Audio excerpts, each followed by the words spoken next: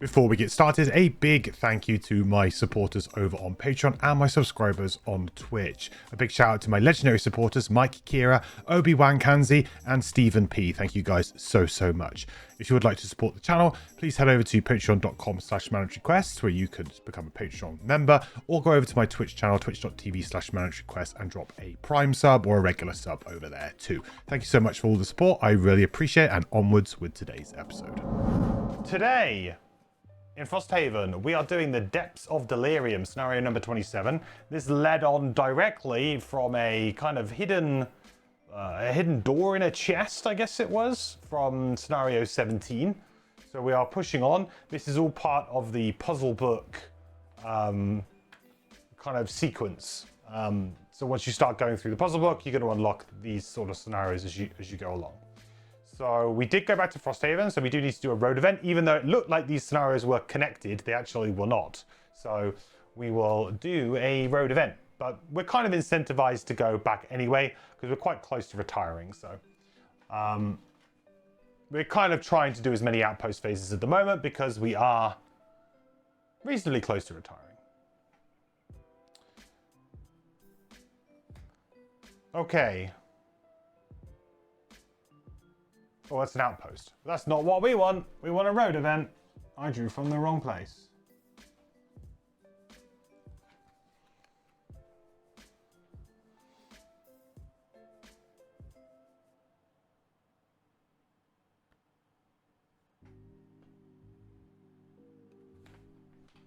All right.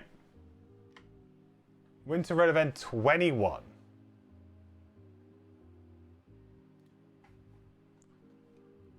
Do.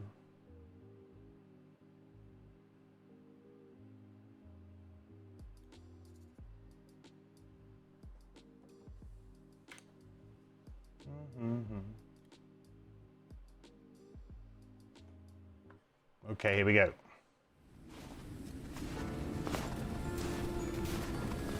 You can hardly see the path ahead of you in the storm. So it's a surprise when you nearly run into a woman coming the other way down the road. Startled, you ask if she needs help. Funny you should offer. It's actually about to clear up. As she says this, the winds calm down and the air clears to reveal a middle-aged human draped in layers of fur. I'm a seer. Or rather, an apprentice seer.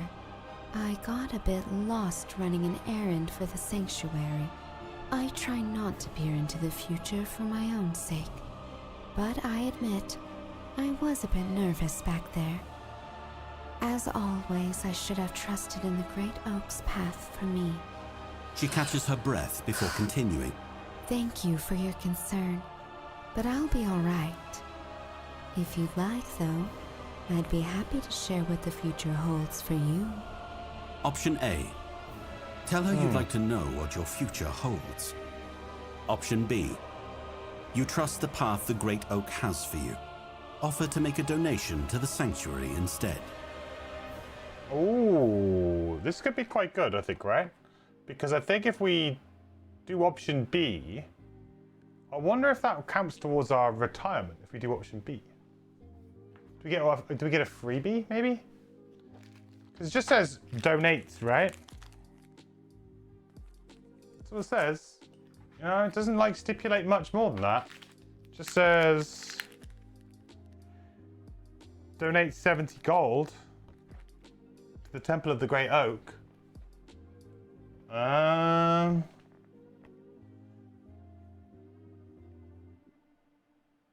guess the sanctuary is different to the temple. It's probably a bit, yeah, probably a bit cheeky there.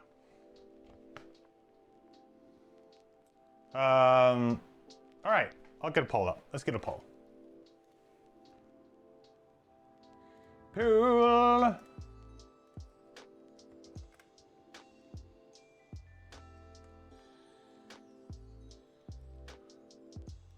Right, option A or option B?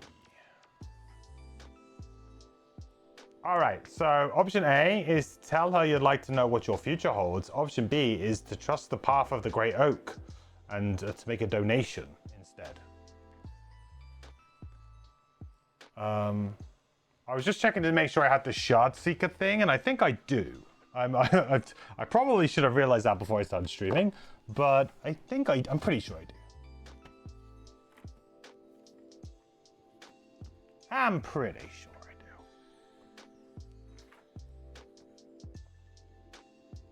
Yeah, I got the Shard Seeker. We're good. We're good.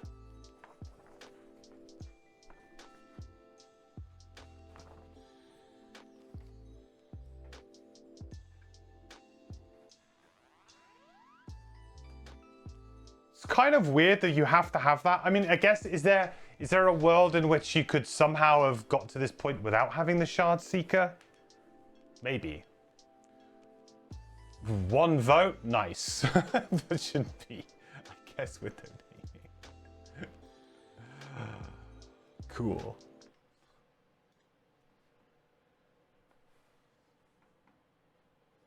Lose 10 collective gold, sure.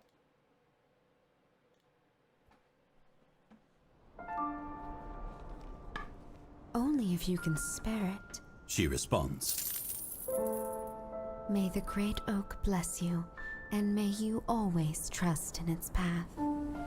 As you depart, the wind picks up again, obscuring your vision in a snowy haze. Nice. All characters start the next scenario with 2 blesses and ward. That's pretty good.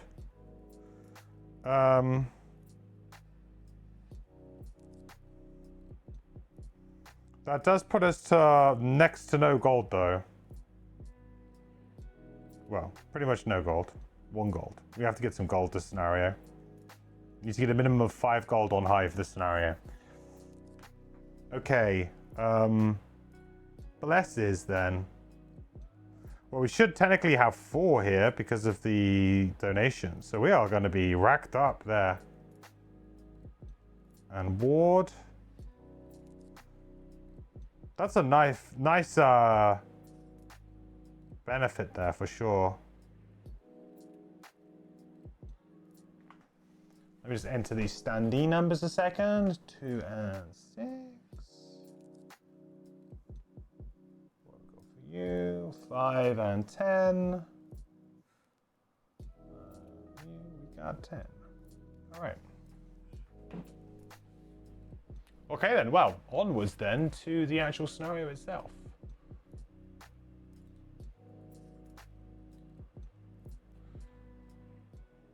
This is a big scenario, this one. The carved relief and the glowing tomb has been at the back of your mind since you first saw it, and now, standing in front of it once again, you understand why. You move closer, raising a hand to feel its intricacies. But a familiar sensation suddenly comes over you. The shard.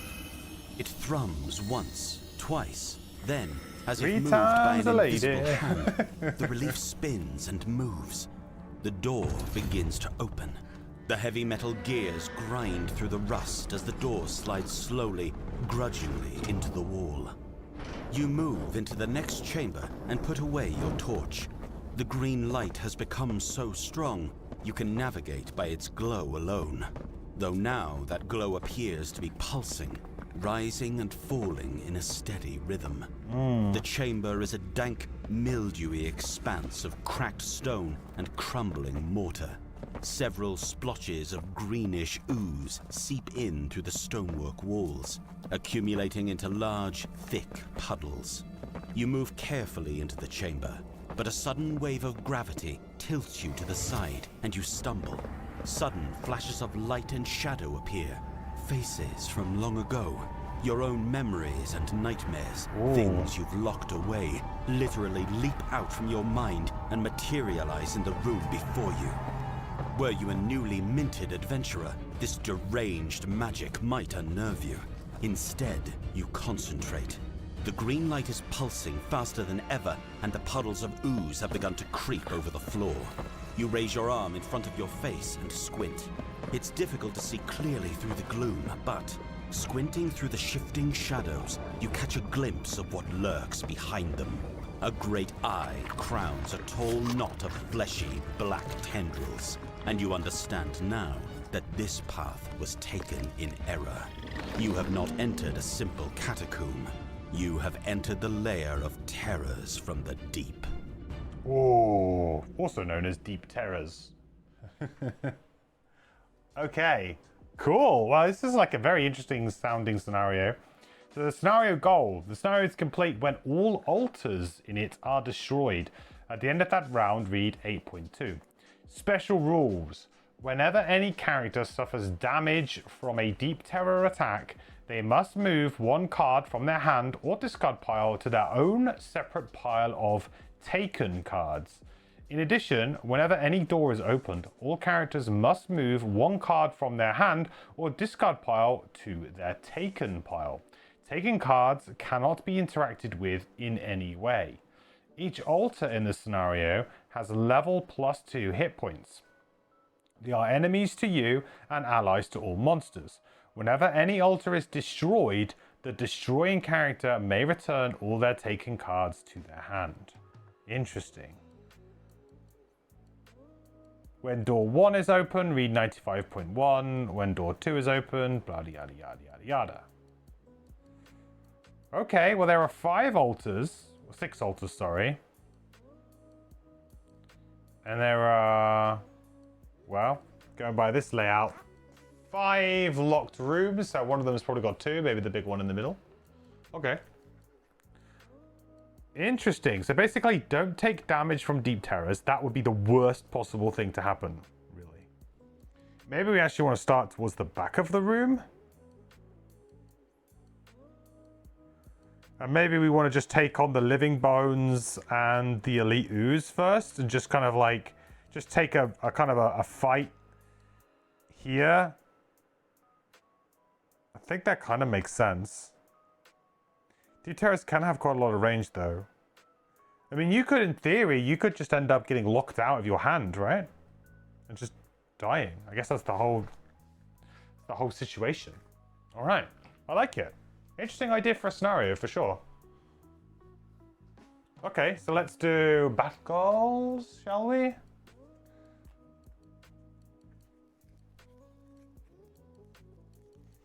See how we do with our battle goals. Starting with ward is going to be quite nice, actually. We could maybe start on the back rather than this far forward. I'm not sure. Maybe, maybe not. We'll see.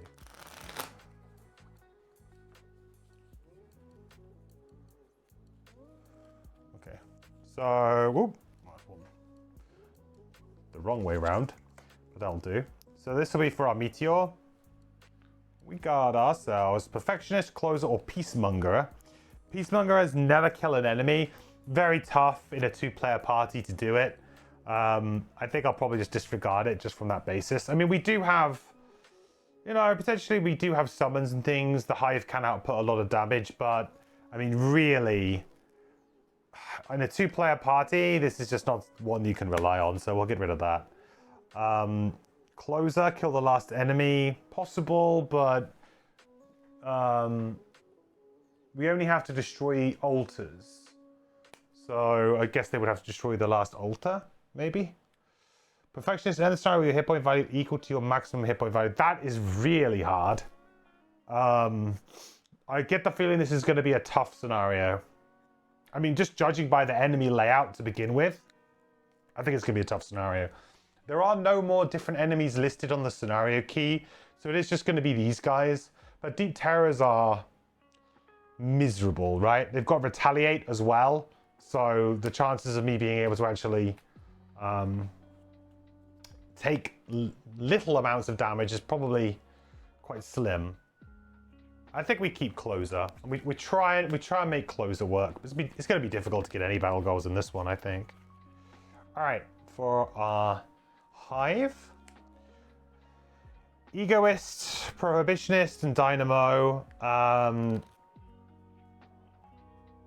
Egoist is very easy one to do on this character because I actually actively want to loot on this character more than I want on any other two. So I think Egoist is just a slam dunk easy pick because we will definitely be chasing after loot this scenario anyway. So I'm kind of happy with that. That's fine. Challenge, if we choose to accept it. We have Combustible. Whenever any enemy dies, one character closest to it suffers 1 damage or 2 damage for scenario levels 4 and 7. I think we are in scenario level 4 now, just, which makes that pretty brutal, to be honest.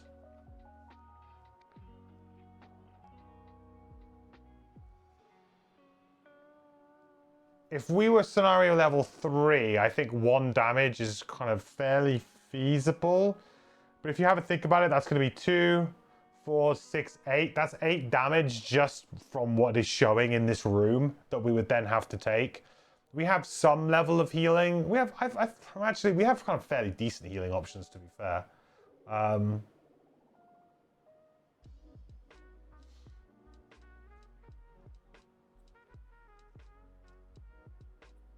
The problem is that if we're like swinging for the, you know, like I guess this feeling like if we're going to be like swinging for the win, and then we kill something, but then we die because of the damage. Yeah, I think we're just gonna have to skip that challenge for now.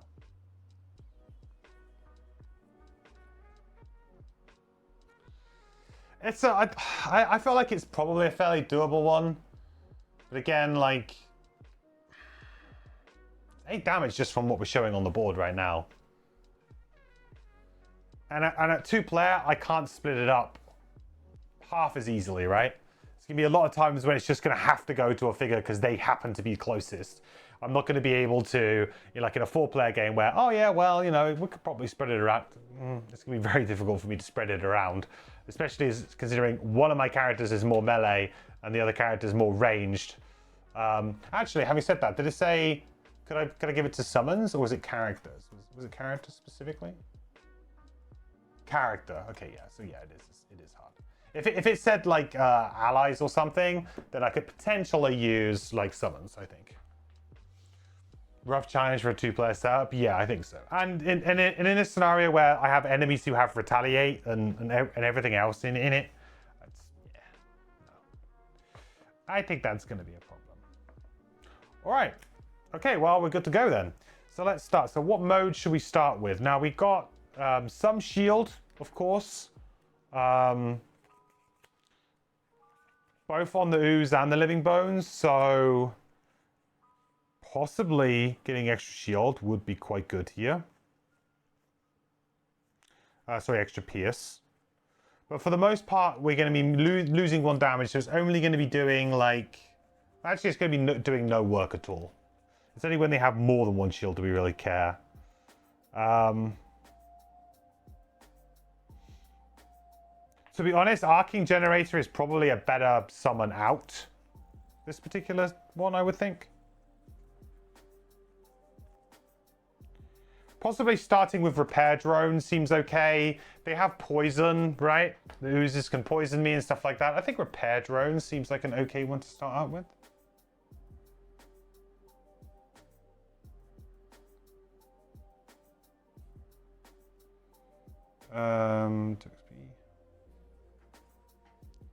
Seems reasonable. A reasonable pick. Hey Dylan. And the oozes split would make the damage even worse. Oh, good point. Didn't even think about that. Yeah, that makes it way worse. That's actually, yeah, that's a great point. I'm glad I decided not to even attempt because, yeah, that's like a huge deal breaker. Suddenly it's even more damage, right? Yeah, that's a great point. That would make it pretty much... Wow, it'd make it very, very difficult for me. Those unexpected splits. And in fact, when they kill themselves, like potentially, like, because the good thing with splitting sometimes is that they'll end up consistently splitting down and then they'll kind of just end up killing themselves, right? If you get a really nice draw.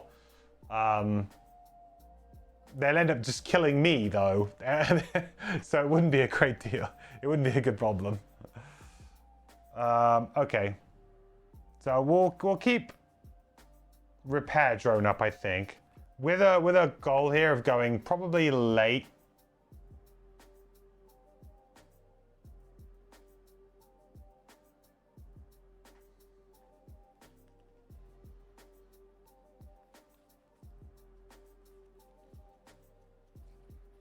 And honestly, I think probably getting... Having said that, getting the Arcing Generator out here would be Machine bolter, sorry, would be pretty good. I could get the machine bolter out behind me, and then I could always just move it a little bit, couldn't I?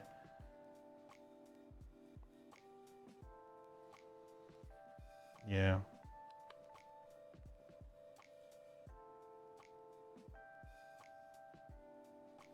Saying the machine bolt was going to be rubbish. The thing is the Arcane Generator is terrible against the Deep Terrors. Like, actually awful. It's just going to end up getting killed so quickly. Realistically, yeah, the bolt is probably the better thing to get out as my first one. Okay, get the bolter out. That makes sense. And then potentially just do a bit of that.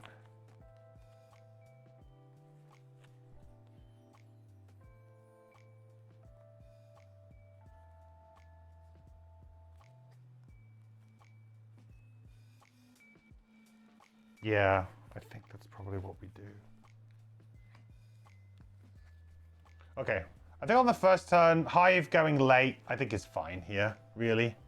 Pyro, this could just be a great time to just slam Igneous Path on the very first turn of the game and just get a bunch of hazardous tiles up.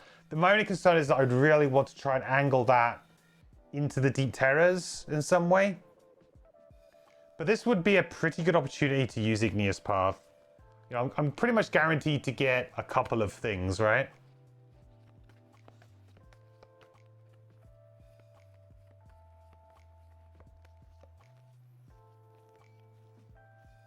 It would be a very explosive start. It's either that or we go like Rain of Fire, which could also be pretty good.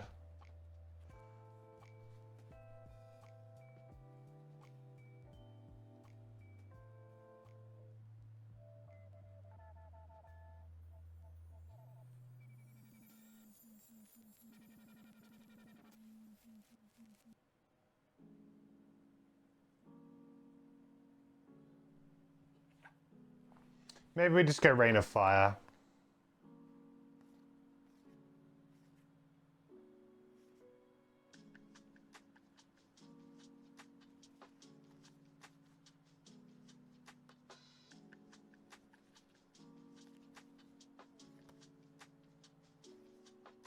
Seems kind of reasonable to me.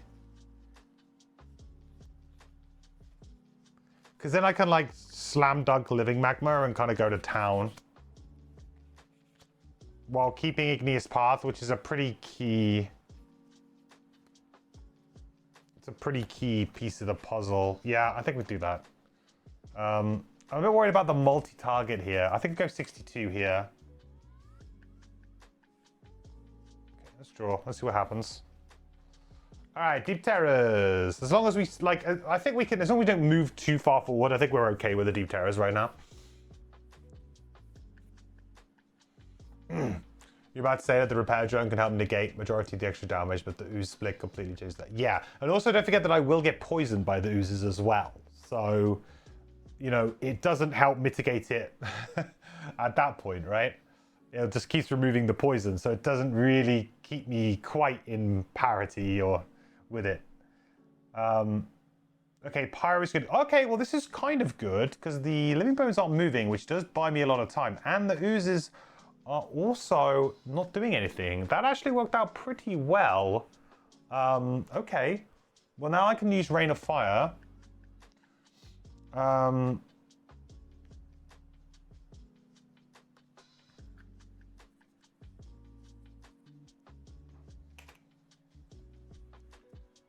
I want to move now? And actually, I think I do, because I would love to get the ooze here as well. So I think I'll just use a default move 2 with the bottom of melted armor. I think that's probably better here.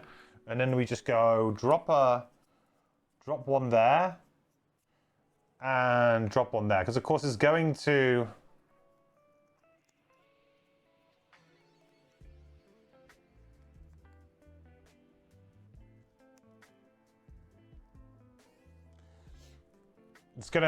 do an extra damage to the one that kind of shows up, right? I think that's fine. So that's going to be one damage to kind of everybody here, really. One damage to you, one damage to you, one damage you, and we're going to gain an XP.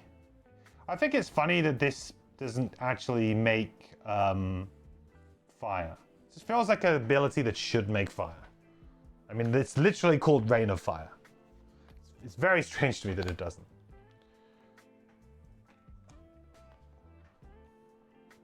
Okay. So Living Bones not going to do much. Hive's going to go next. Which is kind of funky because I don't quite get to do what I wanted to do. But so we're going to play out our Machine Bolter. MVP summon. Love this little guy. I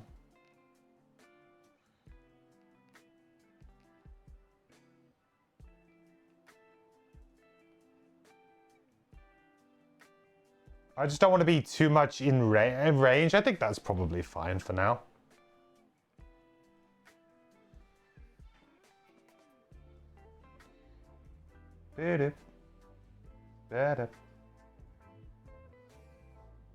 Couple of XP.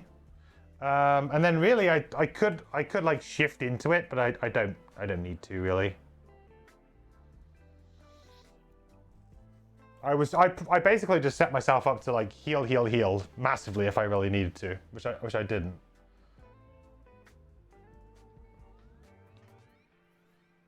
But it also has the word rain. Okay, smartass.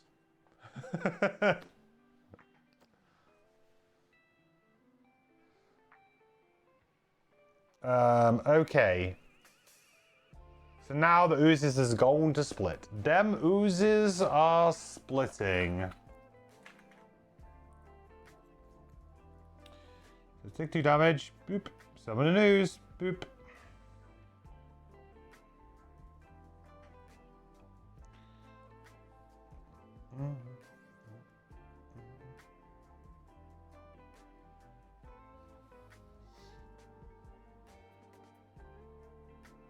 All right.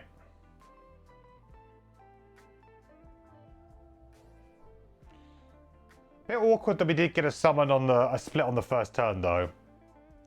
Not the nicest thing to happen, but I mean I guess it bought us some time, but it's we got 1 turn to set some stuff up, which is quite good.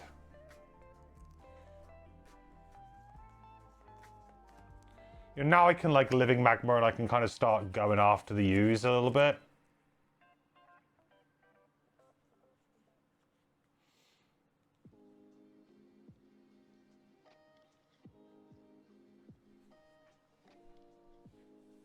I think killing the ooze here is pretty important.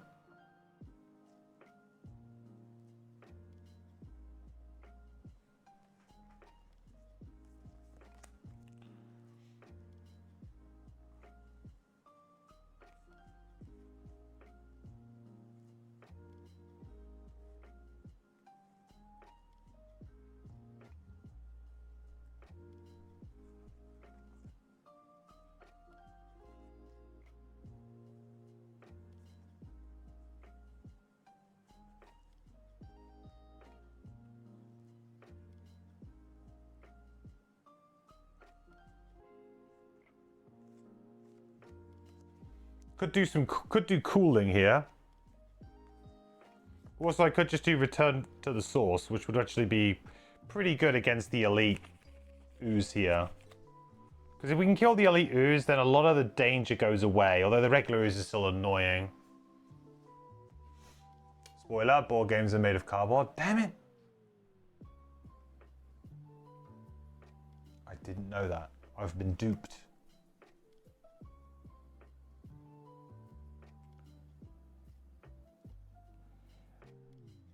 Return to the source could reasonably do about 9 damage. Could do it with a decent draw on the ooze. That definitely kills the elite. So I think we just have to play that, right?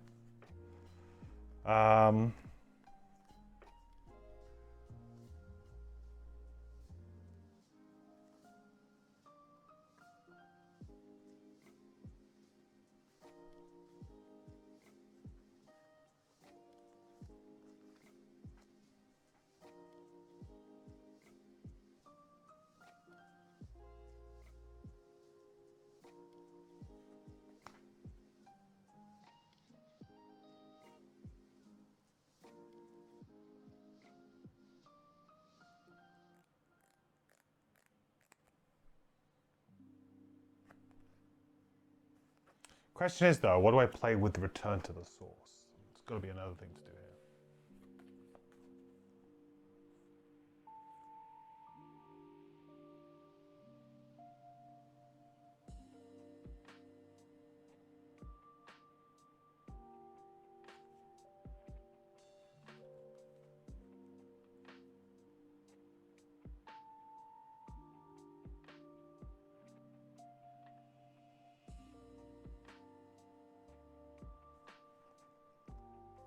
Then maybe Living Magma bottom.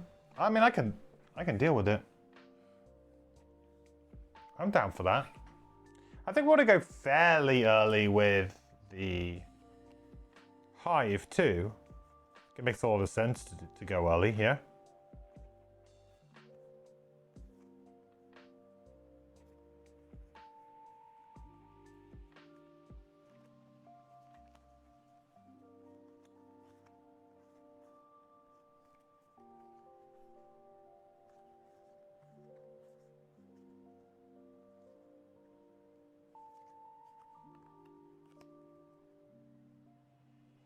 Probably just high impact projectiles, right? And maybe a move and shield. That'd be fine too. 16. I mean, we got ward anyway, so. Okay, cool. Yeah, this looks fine. As long as the deep terrors aren't doing anything crazy, are they? No, we're fine. Okay, so I think the first thing we're going to do is we're going to return to the source. We're doing attack 3, range 4, pull 3. So we're going to do it on the elite here. So we're going to attack the elite. I mean, I'm going to do quite a lot of damage here, regardless if I use advantage or not. Yeah, we're talking about potentially 3, 6, 7, 8, 9. He's got 1 shield, so I have to draw a +1. I guess considering that the rest of my damage is probably going to be whatever. Although I might want to use some advantage attack on the deep terror. Let's not use any items. Let's just go in without any. Okay, great.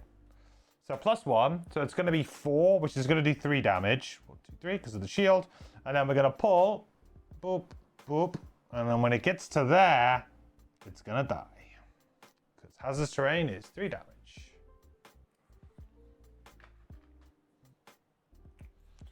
All right, that's good. Elite Ooze dealt with. That's the scariest enemy in this room for sure. Everything else we can kind of deal with. So I'm pretty happy about that.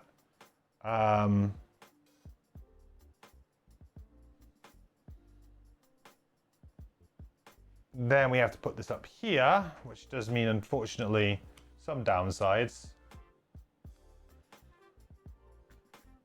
Then the next enemy would suffer damage from entering a hazardous terrain hex, negate the damage. Then we got Magma, which I can use now to move this hazardous terrain, which I think I will probably do.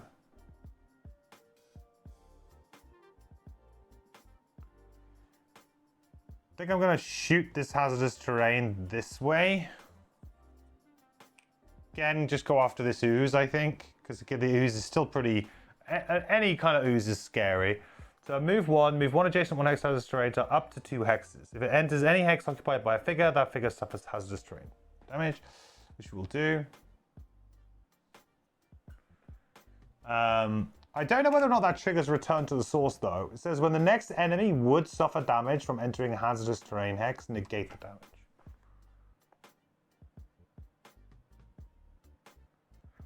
If it enters, I think it works.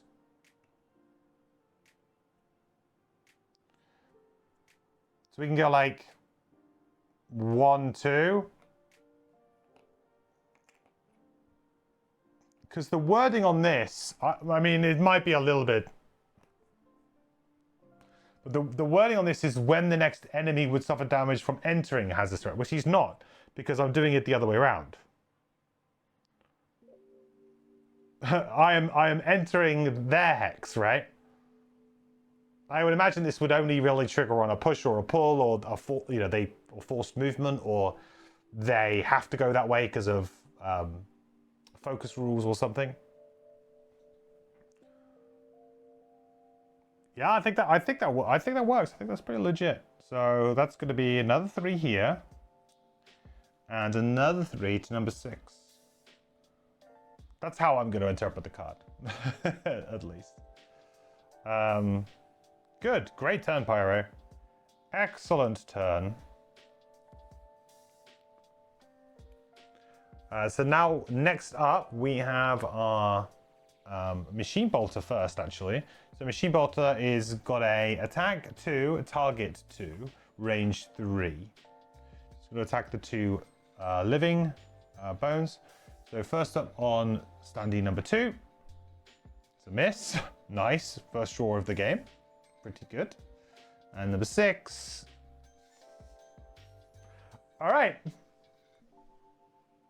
I'm pretty sure the app is supposed to shuffle. I'm pretty sure. Okay. Well, I mean, I guess we'll take it. So that's 3 damage to number 6. Oh, that's enough. Well, I'll be. Boom. What a draw.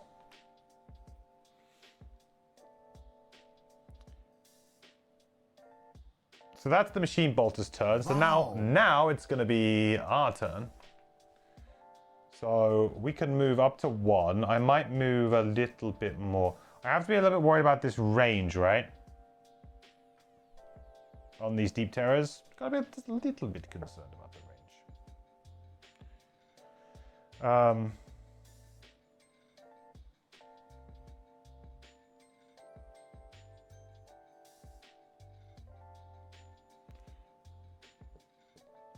Plus, I really want the loot, right? Really want the loot. Oh, but awkwardly, I can't attack the ooze if I do that because of the. I mean, I guess I can with disadvantage.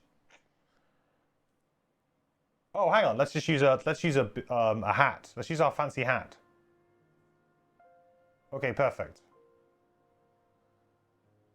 Oh, it works great because of the shield too, right? Yeah. Okay. So tricorner hat.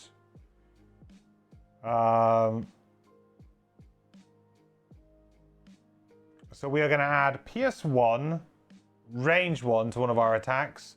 So that means from here we can get both of them. So we'll attack Skeleton number 2 first, I guess. That's +0, so that's just going to be straight up 2 damage. But he does have a shield, so that is only going to be 1 damage. That's bad. And then the next one does have Pierce. So it's a +0. So it's going to be straight up 2 damage to the ooze. But we also drew the Outpost ability, grant one of your summons a move 2, which I think I will do, because, you know, when you get those for free, it's pretty nice.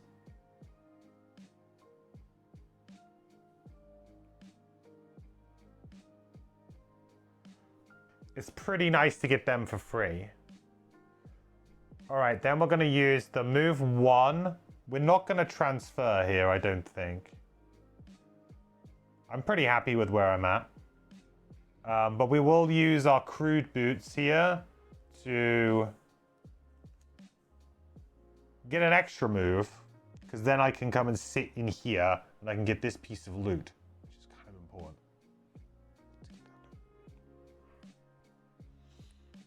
And now we have shield 2. How many hats do I have and what styles? Well, I have a tricorner hat. I think that's the only hat I have right now. In my personal hat collection, I have very few hats because I'm not really a hat guy. I have one Chicago Bears baseball cap, which is very old, which I have not worn. It's a very old Mitchell and Ness cap that I got probably about 10, 15 years ago. So I have not worn that in a long time. I have like woolly hats for winter. I have a couple of those. But I'm not really a cap kind of guy. How many caps?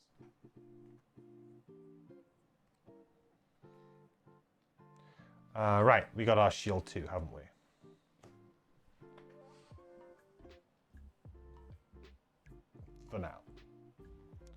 Loots. Give me the loots. Give me the loots. Money? Money is all we're looking for here. Oh, something drew there, but it seems to have crashed because it's gone to 19 out of 20. Ah, 2 money. That's fine. That's good. That's the kind of thing we want.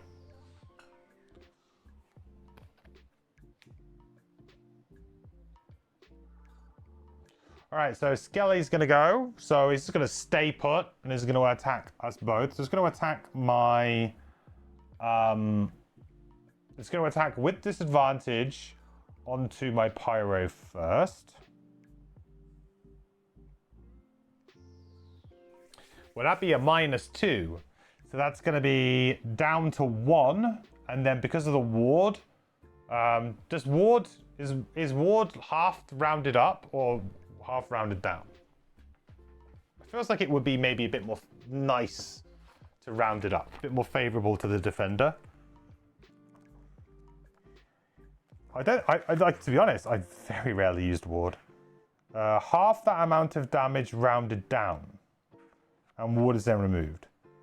Oh, so half that amount of damage. So half of 1 is 0.5 rounded down. Yeah, so it's no damage. Sweet. Hells yeah.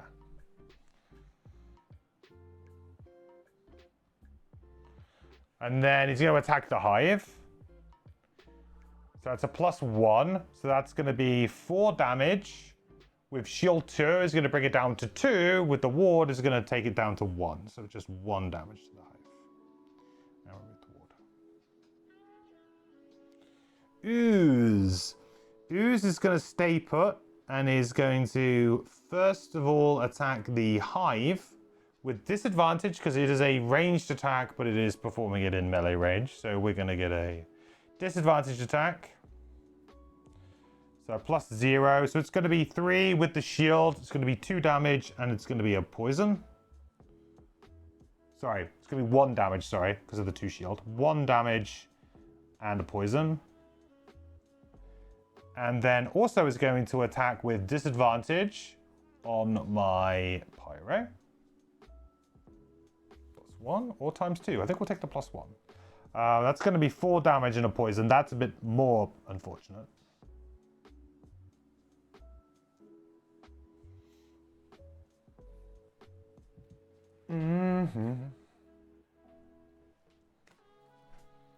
Cool. Again, Deep Terrors do nothing, just the way I like it.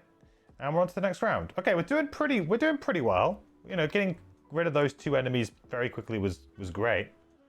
But we did take a bit of a beating on our Pyro that turn. And now we're like poisoned, right?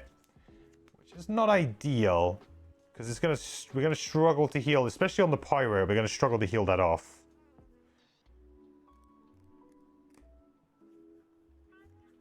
That can go back there now.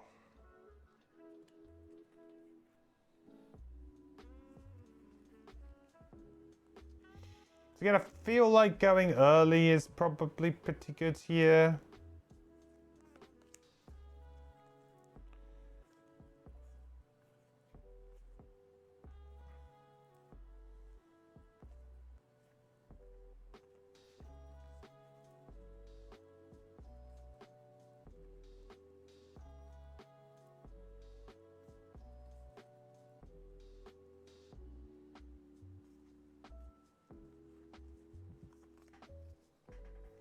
Could use cooling. Cooling would be pretty good here. It would do 2 direct damage to the living bones and to the ooze, which is pretty nice actually.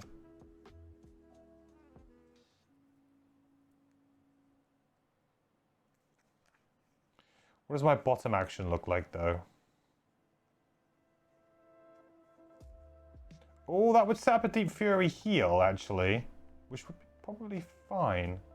Or actually we go for the double attack, but that's going to be on 47 initiative. That is not an initiative I like to say out loud. 47. Oof.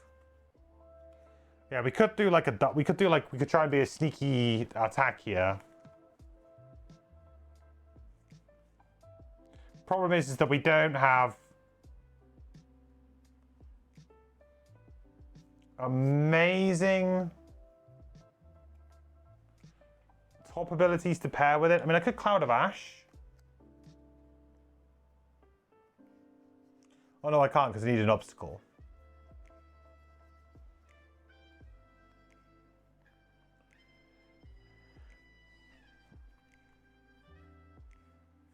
I mean, the other thing is to just go for Cooling Top, which I think is pretty good because it's 4 damage, 1 XP, creates Earth, which is, you know, it's not really an element that I actually care about. But then I have to pair it with something to go early enough to make that matter.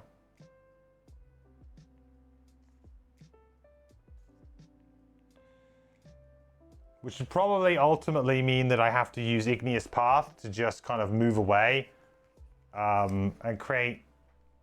Yeah, I think that's probably... It's the safer play. I don't love it, but it's the safer play and it actually works out fairly well. And if we go reasonably early here with Hive as well, we kind of, you know, we kind of get there with the combination of all of the different attacks and things that we have.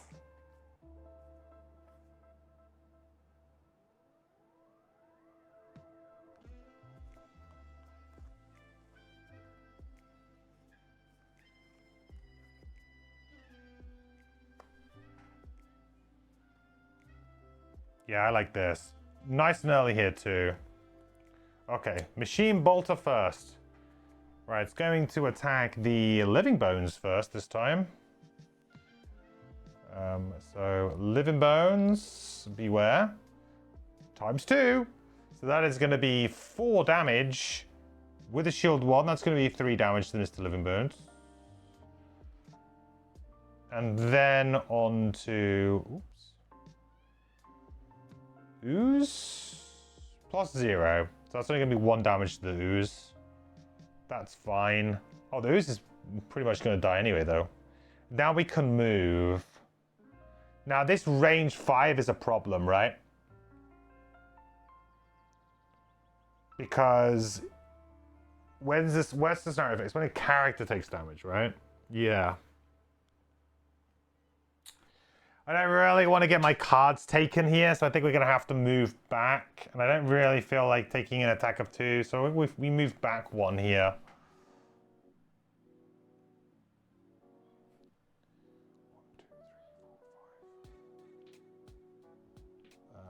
This guy doesn't have line of sight to this X, right? So I think we're good there too. Okay. Right, Hive is going to remove the poison with the heal 2 at the beginning of the turn.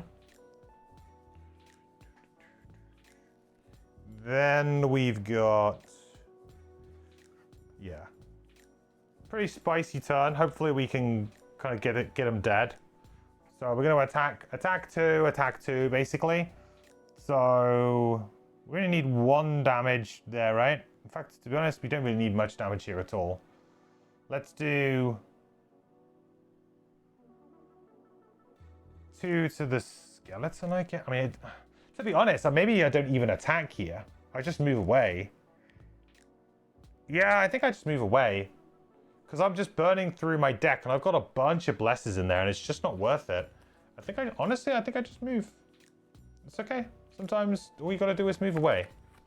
Sometimes that's your lot in life. We kind of did pretty well with the draws from this. Great. So a bit of a lackluster turn, but, well, I mean, the bowler had a great turn. Pyros go. So the first thing we'll do is we'll do Cooling. Place 1 hex hazardous terrain tile in an unoccupied hex within range 4 with 1 hex obstacle tile. All enemies adjacent to that tile suffer 2 damage. Great little ability. I need some rocks. Give me rocks. I like the dirt rocks for this purpose. Like kind of like rocky dirt rock things. If I can actually find them. Where the heck are they? Ah, there. Boom.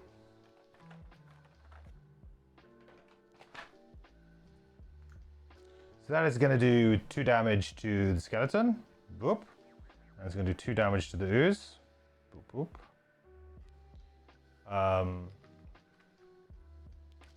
So do.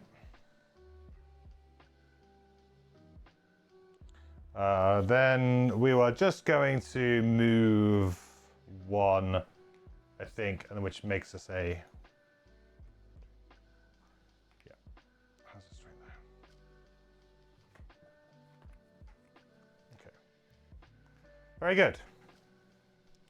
So the Deep Terrors not doing anything again. They don't have range or line of sight. Then the ooze is going to suffer 2 damage. No, I'm dead. Perfect.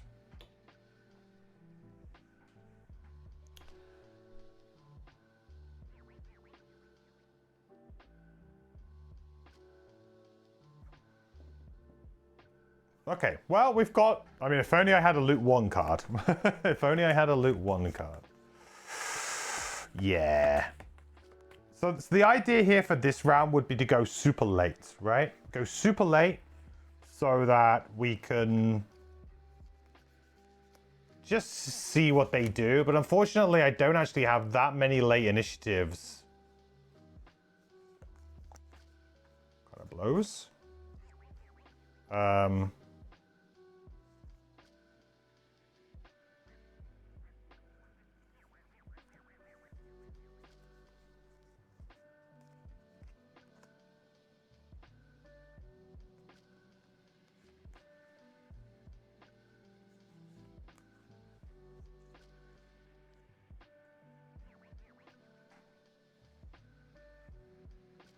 I can go kind of late here.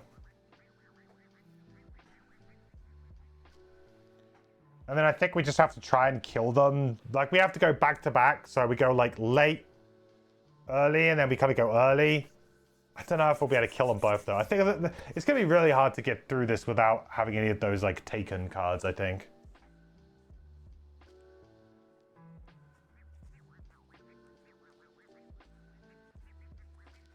Will 47 be late enough? I don't think it will be.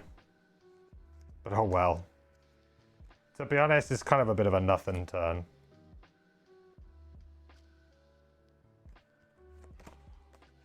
Yeah, no. It's okay. The goal here, I think, on this round is just to try and remove the poison.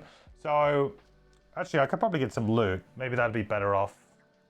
Heal 2 or get some loot.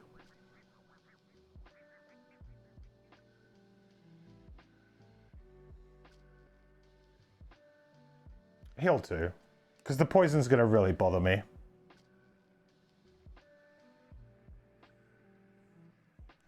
So we're going to default move 2 with this, and then we're going to use the top of Deep Fury. Because we are occupying hazardous terrain, we're going to heal 2 self. So, okay, so it's a nothing turn, really. He's just got to do anything. Machine Bolter can't do anything. But here's the plan. So now we're going to move 4. I'm actually going to move 3 because I want to try and get this bit of loot. And then grant one of your summons a move 4.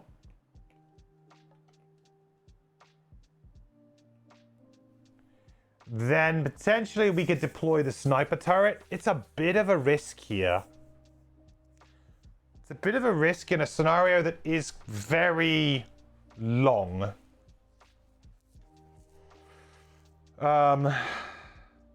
I guess we could just kind of use this as a bit of a base to fall back upon.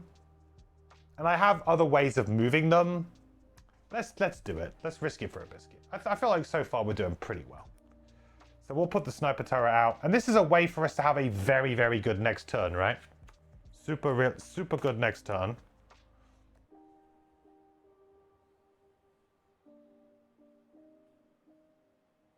So the sniper turret is now out as well.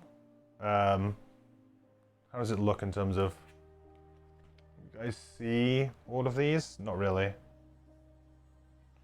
Let's put the mode up here. Feels like the mode... Oh, I should have healed 2 as well on my hive, sorry. Boop. Stop getting them heals.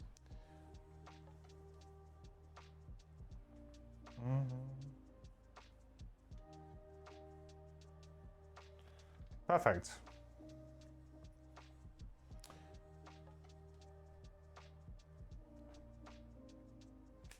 Get that bit of loot.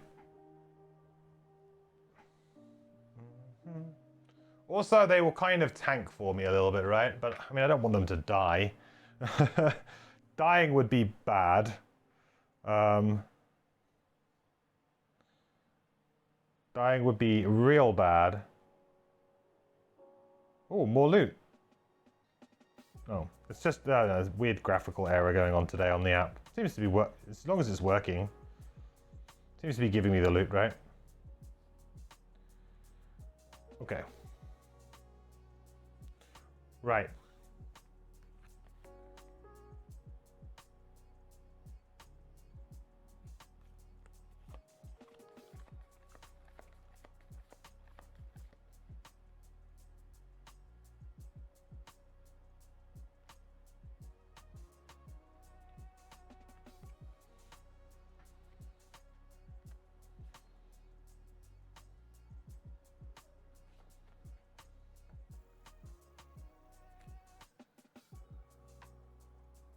Yeah, I'm on a weird turn on the pyro here again.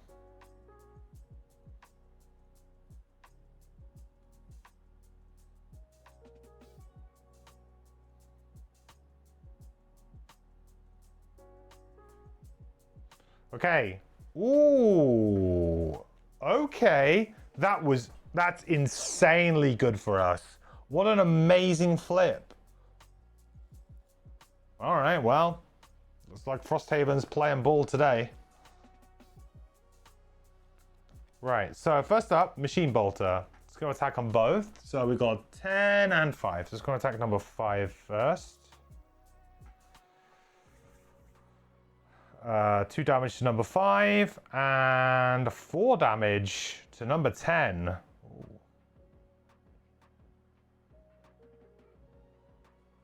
Well, they're going to absolutely wreck them here. Then it's going to be the sniper turret, who's going to target number 10 with just an attack 2.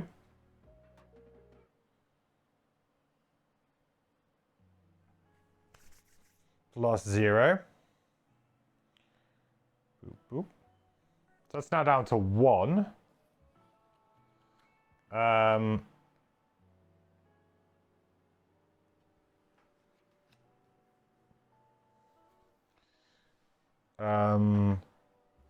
I'm then going to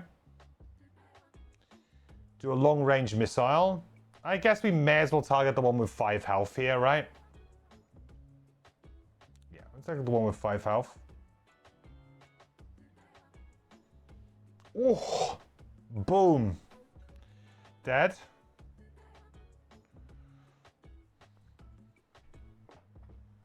Wow. Okay. Okay. Deep terrors? What deep terrors? Don't know what you're talking about. And then I guess I'm going to do a move 2 here to get this loot. That's really good. I mean, we may be, you know, getting into a harder spot soon, so... Lumber. All right. Take lumber. I think we've already got the 5 gold that we needed. Okay, great job, Hive. Pyro time. I mean, Pyro literally has nothing to do now. I guess. I mean, I guess. What I can do is I can move. And I can destroy... Designating a hex containing an obstacle within range 4. Destroy the tile to perform an attack 1, which I can do to just create earth and get 1 XP, I guess.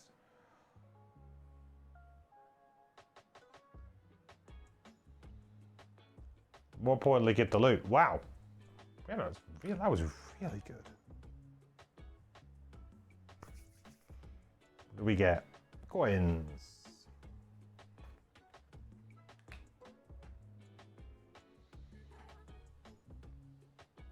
All right, next round, I guess. Nothing is within the, you know, the targeting pattern. That's crazy. Okay, so we're gonna actually long rest on everybody here. But because of our Hive's remote overdrive, we can choose what initiative we long rest on. So hopefully we can, well, we can definitely go before that. We get to choose when they're revealed as well. So we can guarantee going before the Deep Terror, which is fantastic.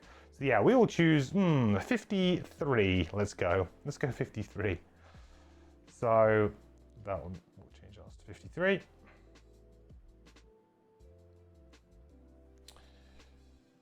So now our turrets go. So first up, the bolter.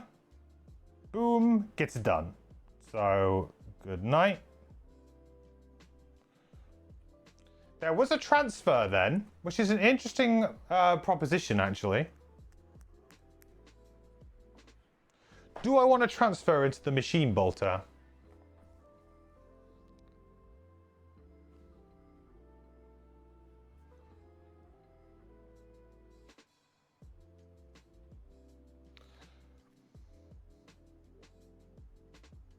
I kind of do. Because then the healing drone can kind of just like hang out for a little bit. I'm going to long rest, so I'm going to get long range missile back, which is going to work really well with Machine Bolter. Sure. I think we do it. I think we transfer.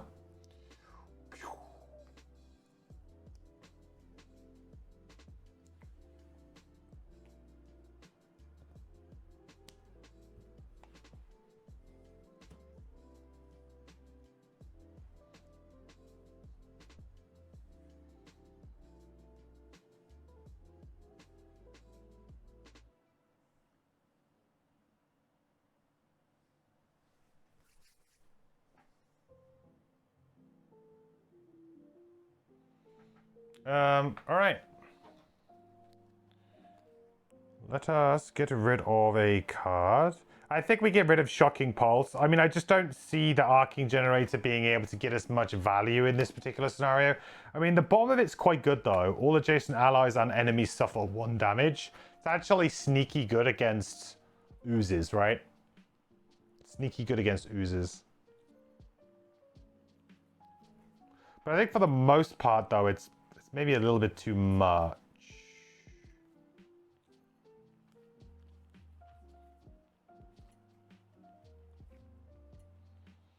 Yeah, I'm gonna get rid of that. I think there are other ways and means.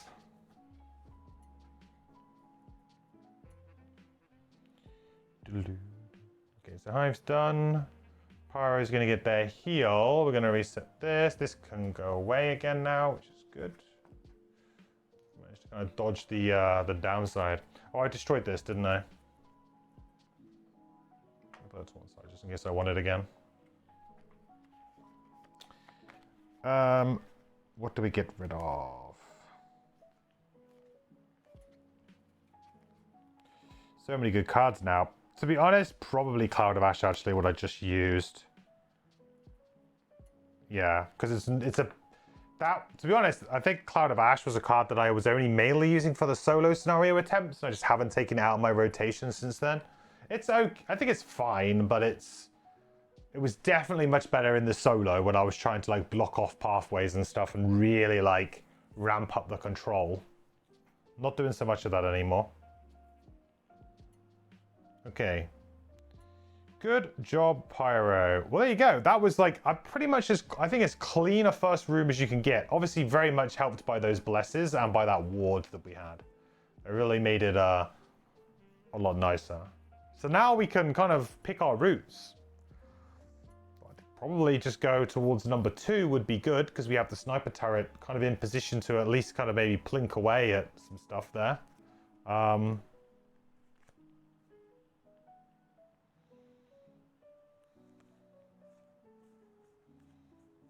think I'm going to have to probably open the door though with my... reset these. Probably need to open the door with my Hive, I think.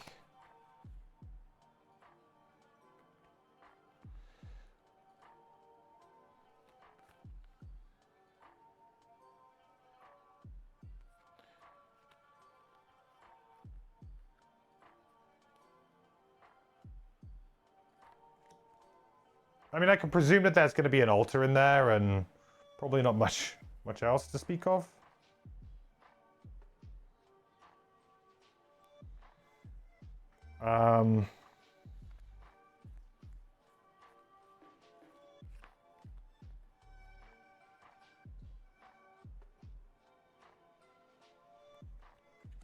Okay, so unfortunately, the sniper turret's not going to get to do anything. Oh, the repair drone, I could move it 1 hex closer, which I will do, I think. Why not? That also will do a heal 1 on the pyro, which is kind of nice. Nice little bit of value there. Okay, so then we're open some doors. Move 4. 1, 2, 3, 4. I might need to use my crude boots to give me an extra bit of movement here.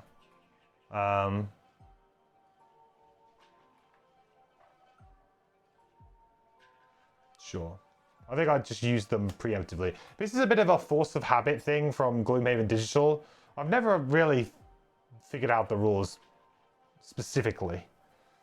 Which is like whether or not you can add an extra movement onto the end of a fully done move. In Gloomhaven Digital, it's like, no, you've performed your action. So you have to declare it before you go to that final hex. As soon as you go onto that final hex, it's like, yep, movement over. No chance to use boots. But I guess this gives me the option to jump back onto this loot as well, which is kind of good. So I'll just do it. I've probably got good use for it. Right. Door number 2, which I believe is 68.3.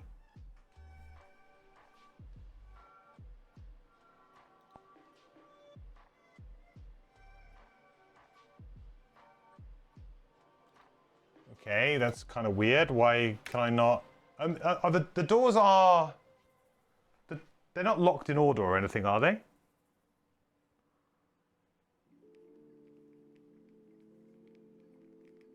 No, they're not locked in any kind of special order.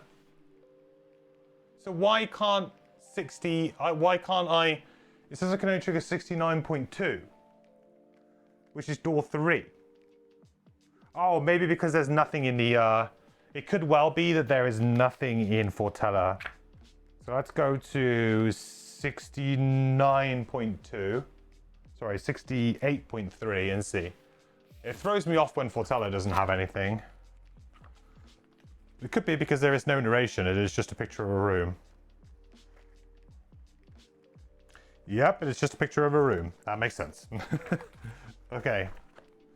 Bye-bye. All characters must move 1 card from their hand or discard pile to their taken pile. Ew. Well, I'll move the taken pile.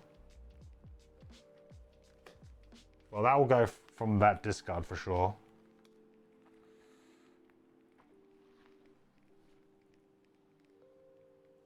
Where did I put the altars? Over here. So we've got an altar. We got a standard Deep Terror and a standard Living Bones.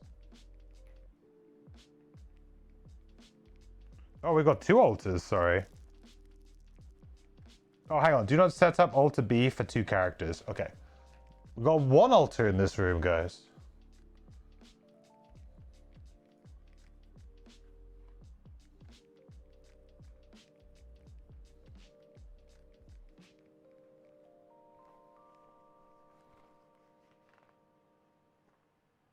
Cool. All right. So I need to lose 1 more card from Eruption for sure. I guess my taken power. So the only way to get taken cards back is by destroying the altars. So whenever you destroy an altar, you get the card back, right? The altar's got 6 health. Whereas all of your cards, not just 1 card, it's all of your cards. So you can kind of like maybe lose a bunch of cards and then just get them back. Interestingly, that you could almost use it as a weird stamina like dump, right? Because in a weird way, what you could do is you could lose cards to the taken mechanic from your discard pile and then kill it, which would then return them to your hand, which kind of acts like a stamina boost. So in a weird way, there's going to be situations where losing cards to the taken mechanic is actually fine, as long as you can kill them before you hit that long rest, right? If you can get them back within that window of opportunity, then you're actually probably paying off. It's kind of interesting. Okay, so I have got range 4. Do I want to stay where I am now? I mean, I guess I could... Oh, I suppose I could just use my well-strung bow to give myself range 5 and get the loot, which is probably the play here. So I think that's what we'll do. We'll use well-strung bow. Well, what I'll do is I'll drop back to get this loot, of course. You know me.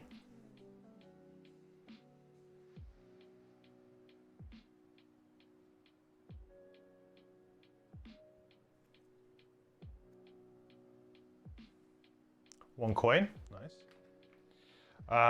And then we'll do a long-range missile. And because I've used the well-strung bow, that gives me +1 range. So I have range 6, range 5, but target 2. And there's no point targeting the altar here, I don't think. May as well just go for the annoying things. And to be honest, I may as well use the tri-corner hat here to give myself pierce against the living bones as well. I don't see any reason why I wouldn't do that. I mean, sure.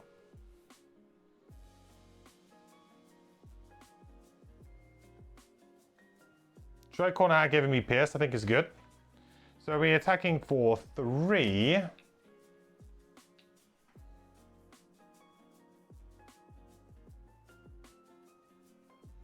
So first up on the living bones. Oh, hang on. Miss, but I have my precision potion. Hooray! When you reveal a miss attack modifier card from your attack modifier deck, treat it as a +2 instead. Oh, thank you, precision potion. So that's going to be 2. Was it attack 3, 3, 4? That's going to be 5 damage.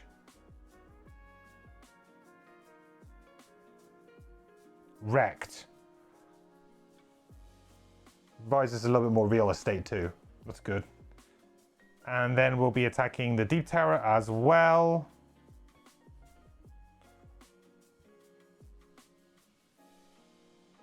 There's 6 damage. Pretty good. Okay.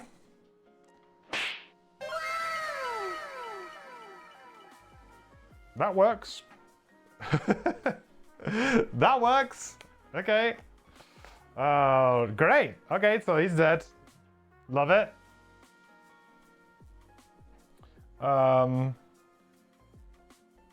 Cool, I guess. Let the pyro do its thing now. Wow. Okay.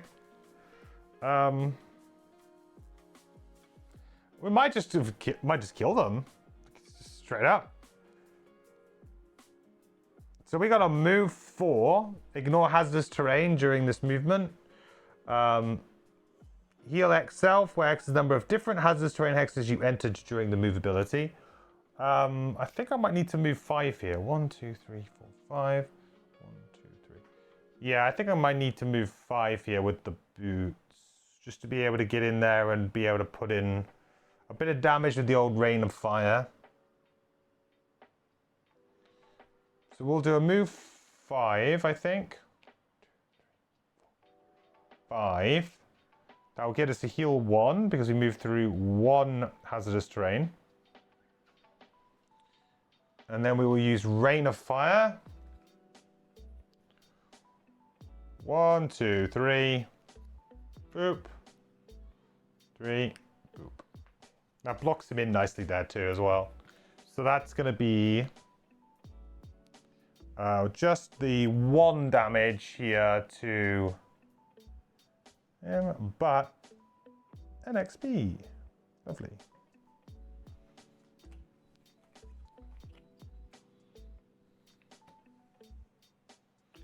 Okay, 11 bones. 1, 2, 3.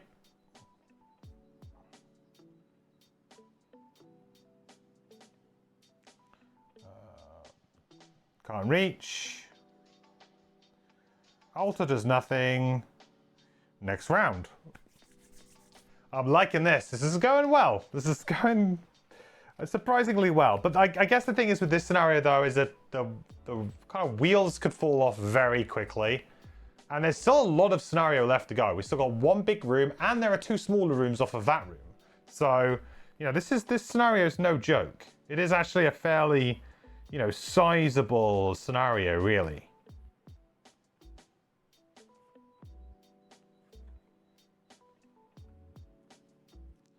I used my boots, didn't I, here? I remember to tap those.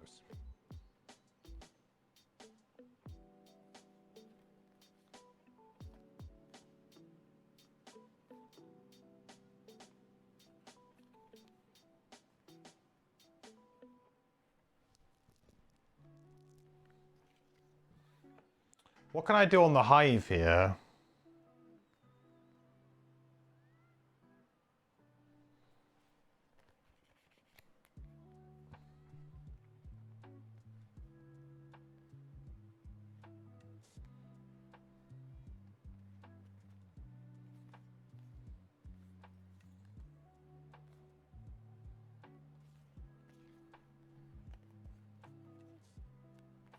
Yeah, I mean, realistically, we could just easily kill here, right?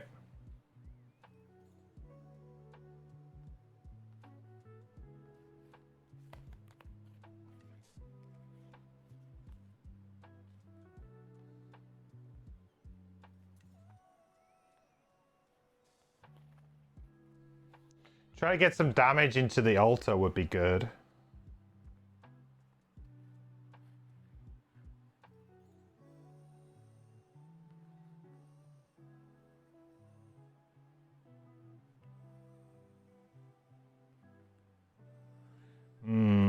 Using my boots there was maybe not the smartest move.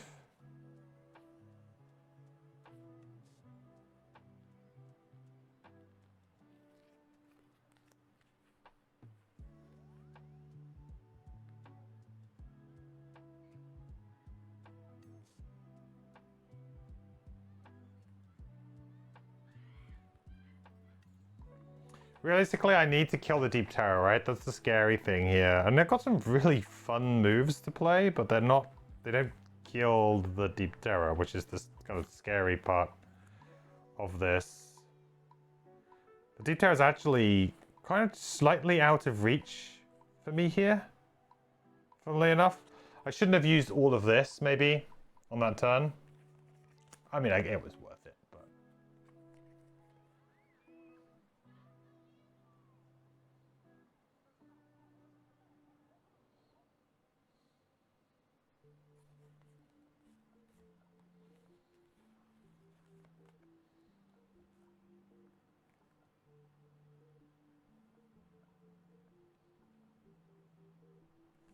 Oh, hang on. No, this works. Oh, no, this totally works. Okay. Yeah, I just remembered that that is a thing.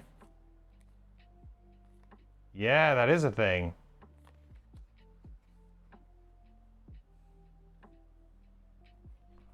So the Living Bones has multi-attack, right? As an innate. That is very interesting.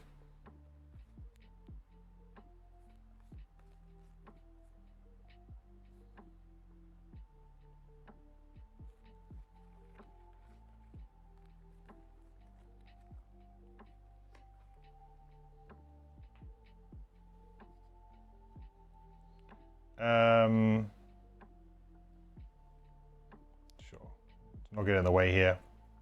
Let's not get in the way. So I might actually just move back the other way. Question, how does the card discard work? So in this scenario, whenever you open a door or you take damage from a Deep Terror, you have to place a card from your hand or discard into a separate pile called the Taken. They're Taken piles. A card in the Taken pile cannot be interacted with in any way. It is basically gone. However, whenever you kill an altar, you get to recover all cards from your taken cards, from your taken piles. You get to recover them back to your hand. So there is an interesting dynamic here where potentially you could get a load of cards in your discard and then take damage from the Deep Terror or Open Doors, which would then put those cards into your taken pile, but then you immediately kill the altar, or very quickly kill the altar, before your next rest, and then all of those cards would come back to you. So there's a way that you can kind of like, think of it like the Tinkerer's ability for an ally can pick up all their discard cards, right? And put them into their hand. It kind of cheats a rest and buys you not having to burn a card to some kind of long or short rest. So it kind of buys you a little bit of time. There's an interesting dynamic that, I mean, I haven't had to abuse it yet, but it's there as something that I could see as being abusable at some point. No good on the turret. That's a no-go. Repair drone will move though, but there's no one to heal anymore.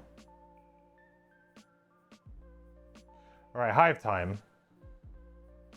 Okay, so comedy. So we are going to use hijack. Control one enemy within range 4. 1, 2, 4. To move 1, attack 2. So we're going to move them over here.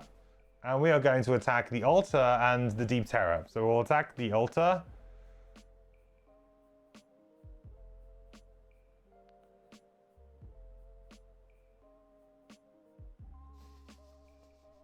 Four damage to the altar.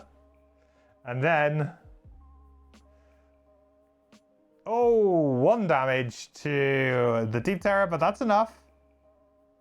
Deep Terror dies. 4 damage to the altar.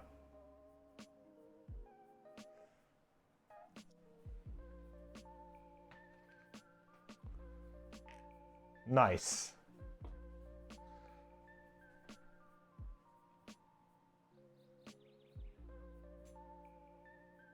That was pretty good. We are going to get attacked here by him, though. I was trying to figure out a way to, like... I was trying to figure out a way of trying... I can't do anything with my top card, unfortunately. I was trying to figure out a way of avoiding, like, killing all 3 of them in one kind of nice, quick action, but it wasn't possible, really. Okay. So I was going to attack Hive here. Hive's got no benefits or anything, so... +1, so that's going to be 3, and then disadvantage against Pyro. -1.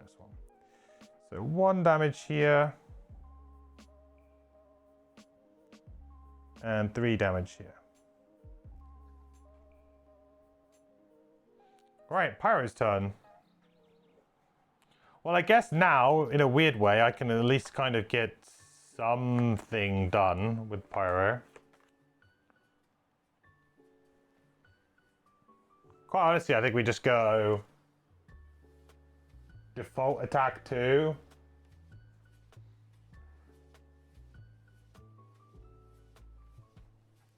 It's good enough.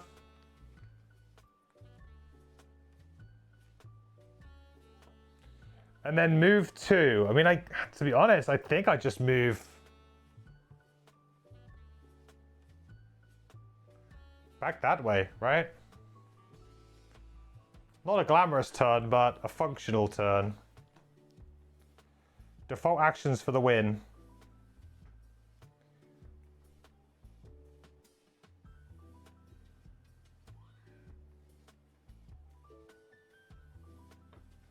Okay.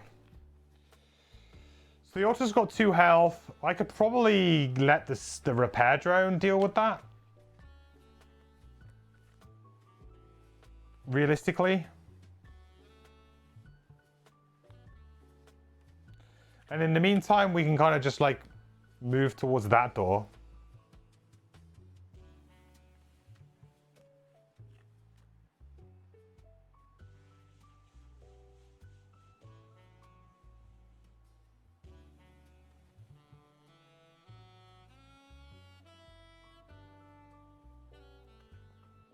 I think so. Just me realizing that I've got just terrible default move actions, and that's all I've got. This party is not good at traversing distances. It really is not.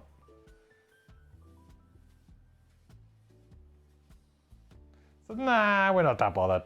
We're chill. We're just kind of default move 2, moving on. Reminds me of that challenge that someone said to me in Gloomhaven Digital one time. It was to play a scenario only using default move 2s. I could not use any other movement abilities. I could use the bottom of other cards, but I couldn't use any other movement abilities. And to be fair, you can play the game that way and do fairly well. You just have to remember to always be moving forward. You can't really take a turn of like not moving. You kind of just always need to be moving forward. But it is possible. Okay, sniper turret ain't gonna do nothing. Repair drone is going to move to this direction. 1, 2. And we'll heal up Hive. Na, na, na, na. Hive's gonna just, I think, from this basis, I think honestly, I'm just going to move 2, and do pretty much nothing else. 1, 2, 1, 2.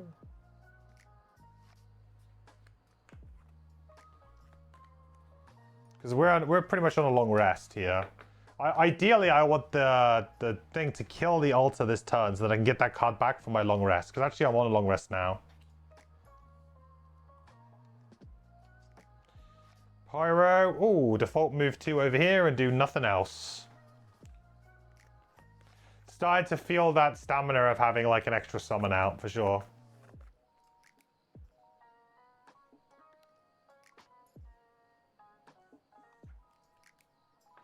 But when we open door 3, it's all going to kind of pay off.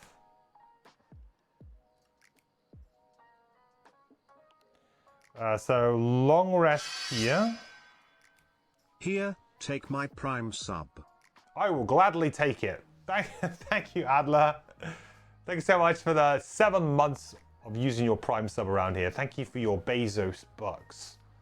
Thank you for taking it out of Jeff's pocket and putting it into mine. I appreciate it. Thank you so much, my friend. The quest continues. Hope you're doing well, buddy. Hope you've had a great week so far. And looking forward to the weekend. So, yeah, again, it's kind of like, well, we just do a default move 2.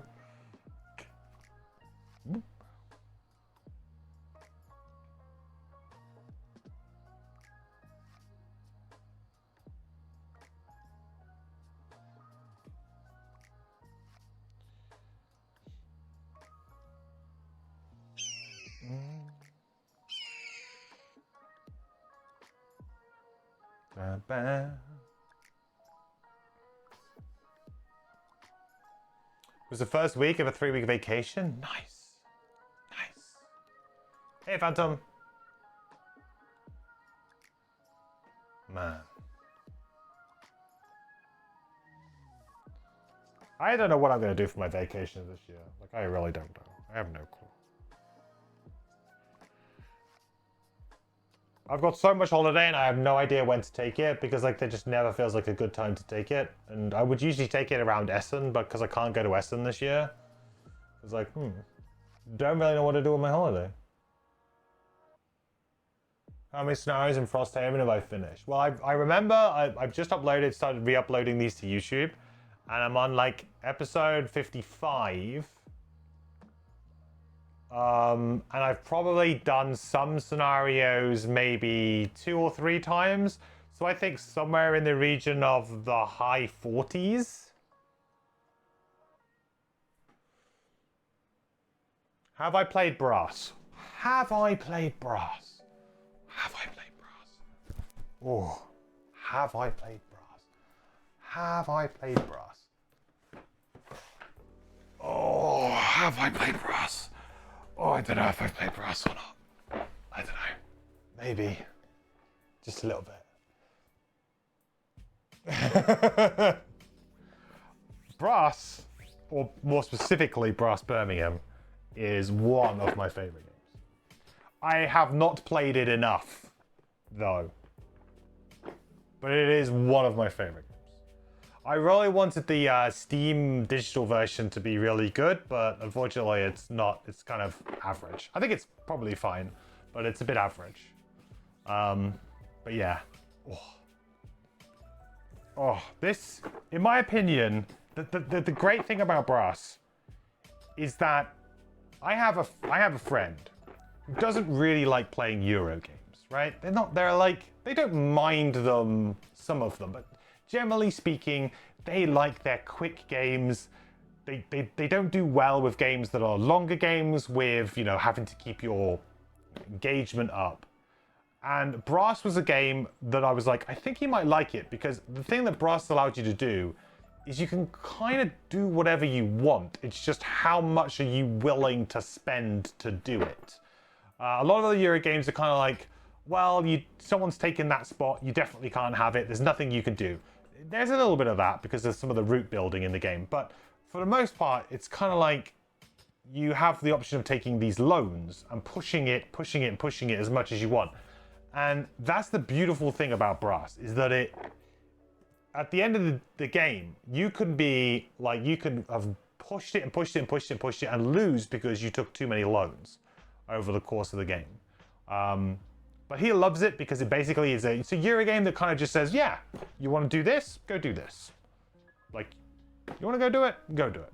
If you sit down to a game of Brass and you're like, I really want to kind of play this strategy, this game, unlike a lot of other games which may require you to have you know, certain cards, or maybe you have asymmetrical powers where you're going to be, okay, I'm good at this, so therefore my strategy is probably going to be based around this. Brass doesn't have that. You get a hand of cards that give you, you know, places that you can build and things like that. But for the most part, you could just be like, do you know what? I'm going to go really hard on pottery this time, and I'm going to build all of the potteries. And you can do that. You can decide that before you start the game, and you can go, I'm going to go into this game, and I'm going to try and do that. And that's possible with Brass. And that's why I love Brass so much, is because whereas a lot of other Euro games kind of like sort of start to shrink your options over time, or you get, you know, kind of like suggested strategies or routes, and if you don't go them, you feel like you're not playing the game very efficiently. Brass is like, you can do whatever you want, but at what cost? And that's what you got to ask yourself at the end of the game. At what cost? Yes, I love Brass. And I haven't played it enough. You were thinking of getting the first one? My advice would be to probably get Brass Birmingham, which is what I've got. It is widely regarded to be the best version of Brass. Some people still prefer original Brass or Brass Lancashire, which is the other version of the newer versions. The reason why I say that is because Brass, although original Brass, although obviously a classic game, does have like, you know, like the graphic design isn't quite as nice. I mean, the availability would probably be pretty hard to get, as well as like the rules and stuff like that. It's not going to be like up to that modern game standard. Most people agree that Brass Birmingham and Brass Lancashire, whichever of the two you end up wanting to go for, just completely replace original Brass. And most people seem to prefer Birmingham over Lancashire, although I think some people prefer Lancashire for a more of a purer Euro game, because the beer that you get in Brass Birmingham, so beer is a commodity and it's something that you can use to basically kind of get more value from your actions in Brass Birmingham. That can sometimes be a little bit more swingy for those super diehard. I want it to be like perfect Euro game. So some people prefer Lancashire because it doesn't have the beer element in it, which can sometimes be a little bit swingy. But I've never found it to be like, it's not, I've never found it to be a problem. You want to throw a chair at you, pick up your unconscious body and throw it at my opponent. Is that the kind of choice? Silver, you've been playing Baldur's Gate 3 for too long, my friend. You've clearly got it on your brain.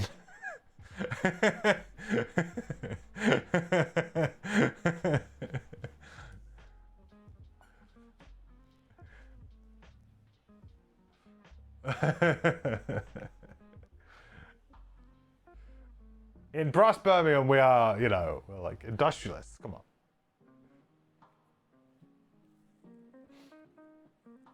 Has anyone played that multiplayer? I have not played multiplayer, but I believe a few people in from my chat have been playing it multiplayer. Yeah, they've been playing it. I don't think they've been playing it locally, but yeah.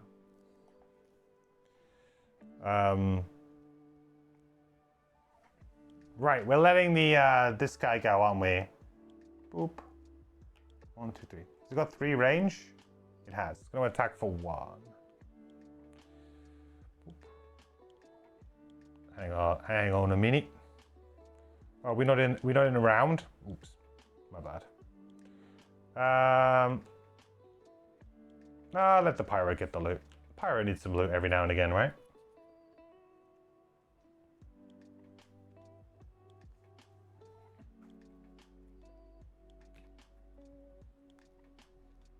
Ooh, lumber. 3 lumber. Nice.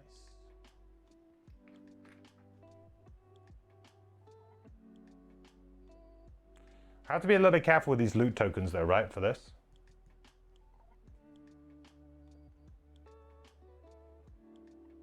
Sniper turret cannot do anything, but then the repair drone, so now the repair drone is going to attack for 1. Times 2, that is 2 damage. 1 times 2 is 2. So that's going to be 2 damage to the altar.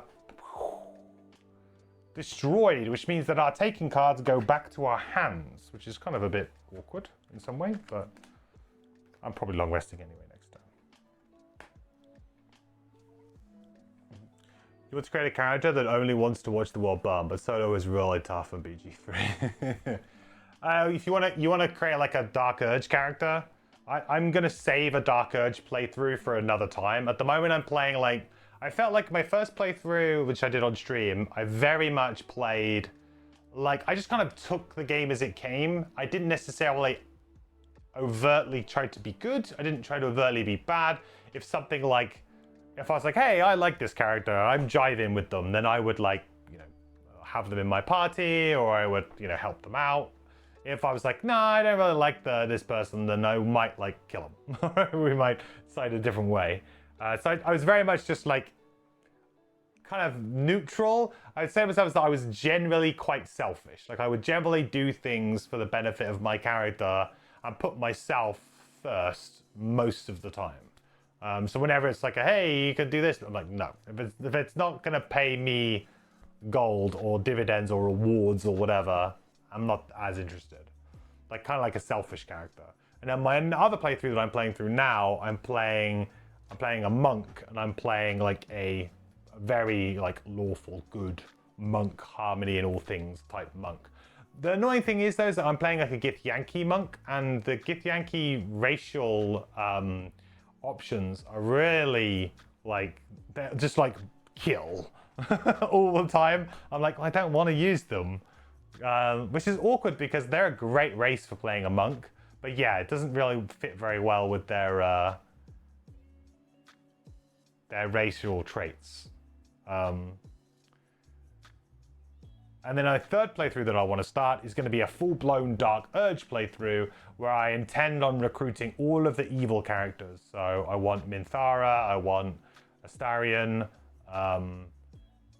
and probably play with Shadowheart in that playthrough, potentially, and go like Shadowheart full Shah evil rather than like Redemption, something like that.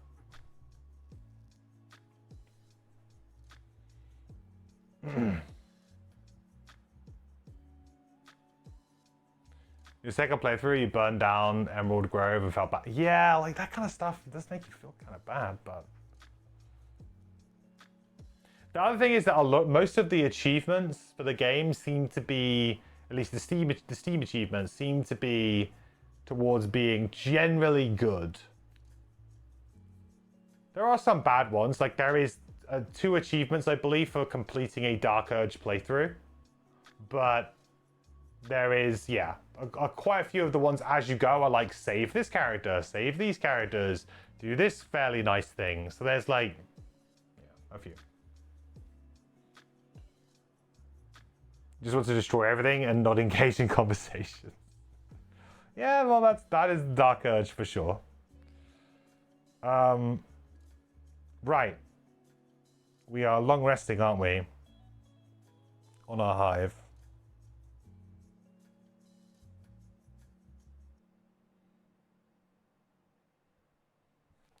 Up we go to 15. Drake on that.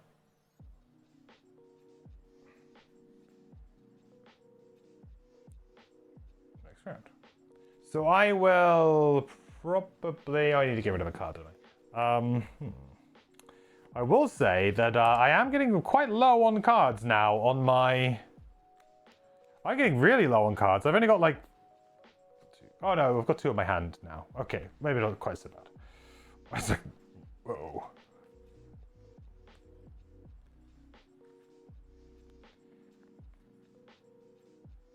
Did we get rid of a hijack? It was really good then. Oh, I'd probably just get rid of Launch Pod, right? Yeah.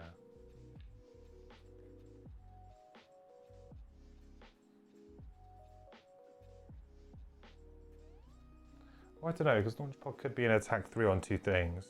An Impact Projectiles is only going to be an attack 2, but I can move my summons with that. Yeah, I want to move my summons.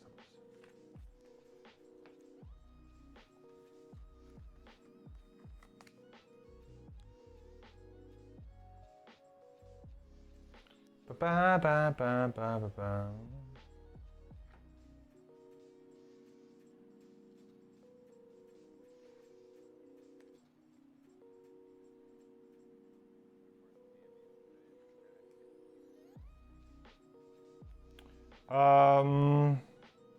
I mean, we're just going to go open the door, right? I think a fairly similar turn to what I had before seems reasonable here. I really like just opening the door, long-range missile play, and just trying to, like, get some good damage in, I think seems pretty good. Faceless Entity bottom gives me a lot of flexibility here too, which I like.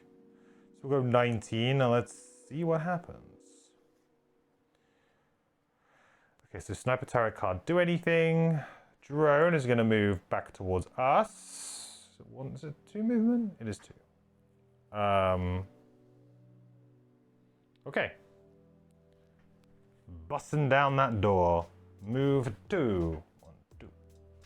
Open. Presumably this is going to be much like the other room, just in the book it's just going to be a room, nothing else, I would think. It is, that was door 1, right? 95.1. Doo-doo. Doo-doo. Yes, it is. So we're gonna, same again. Rinse and repeat. Well, at least we're getting quite good at this. So we got an altar in there. We have a Deep Terror next to the altar. And we have a skeleton.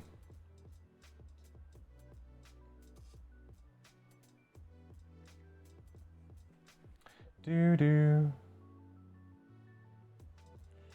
Yeah, so we need to lose a card here into the taken pile.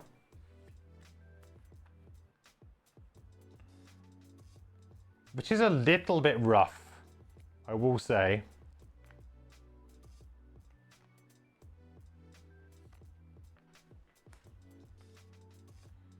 It's a little bit rough for me because that's like straight out of my hand.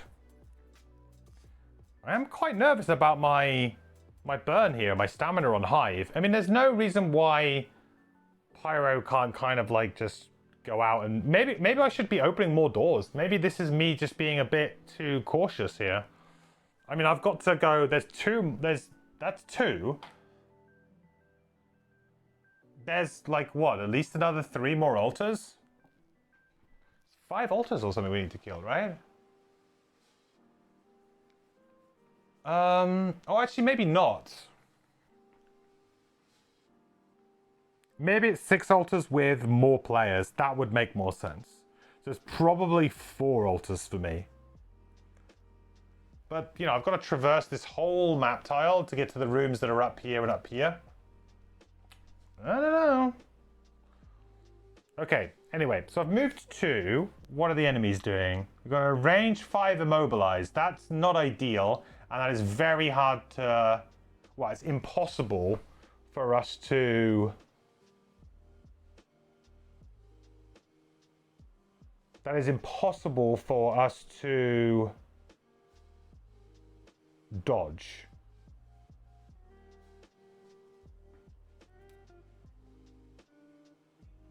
I guess I could try and use my power potion here. Probably a good idea. And try and attack for 5. And, wow, hope that we get a good pull. But I don't think that's... No pull is going to be good enough here, right? Is it better for me to lock cards away here between my hive or my pyro? Well, not from my hive, because if I lock away cards, I'm just dead.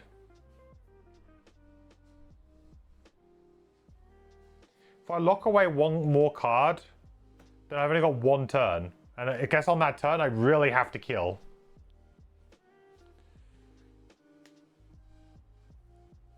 Ooh, I like it. It's risky, but I like it. So if I lock away 1 card here...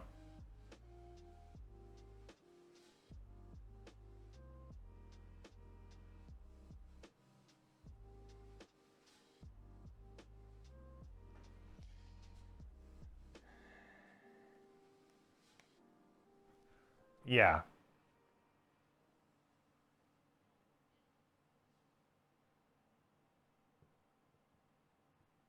I think I attack the... I think I do this, and I think I attack the altar and the deep terror here. And we use the power potion.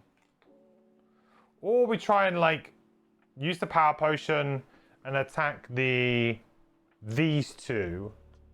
And then potentially... Do I really care about the altar right now? If I kill the altar right now, I get a card back. As long as I kill the altar next turn, it's fine. But that means I have to put enough damage into it this turn to actually matter. Like 6 is going to be 2 attacks, whichever way you look at it. Next turn I have high impact projectiles, which is kind of okay. I would do some damage probably. And I have the bottom of hijack too. Okay, let's attack the deep terror and the living bones. And we'll use the tri-corner hat here to get the pierce on the living bones. Okay, that worked well last time. I'm going to use the power potion as well, I think, because it's just safe. And there's not many opportunities I'm going to get to use that.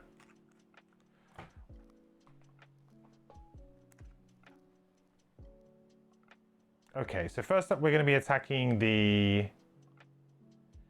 skeleton.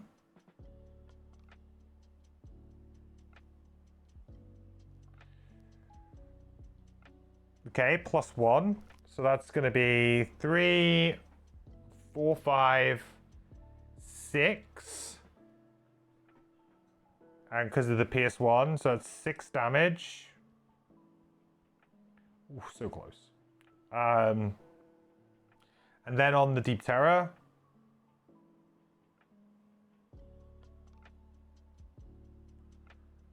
So 3, 4, 5, 6, 7. Oh!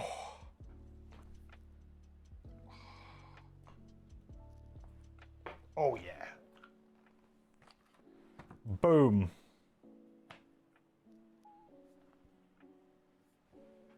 Can you get locked away cards back? Yes, by killing the altar.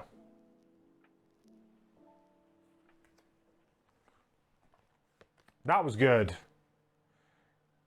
Very good. Didn't I draw a... I drew a transfer as well, which I couldn't really use. I drew a transfer at a weird time there.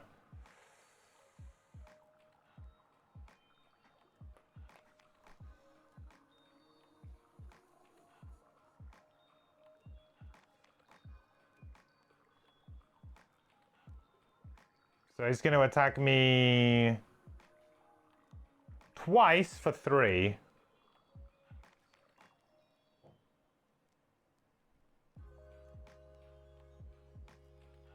Two, 4.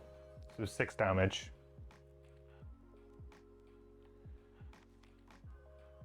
Okay, that actually worked out really well for me that turn. Considering like how things could have gone. I'm pretty happy about that. Pyro's healing up. We're gonna get rid of a card. It's important for me on Pyro to kind of keep some decent damage cards around.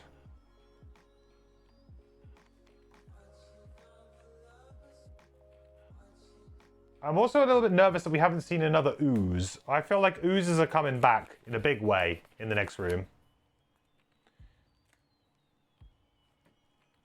Oozes are coming back. Also bear in mind that the win condition is just to kill the altars. I don't need to kill all of the enemies, so...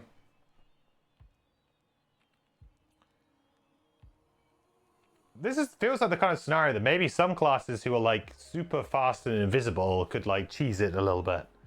But I guess invisibility is pretty uncommon in Frosthaven. But certainly some Gloomhaven characters would make this an absolute joke, this scenario, I think. They're just like, yep, invisible, I'm fine, no one can see me, it's fine, kill the altar, then move to the next room, kill the altar. It would be very easy.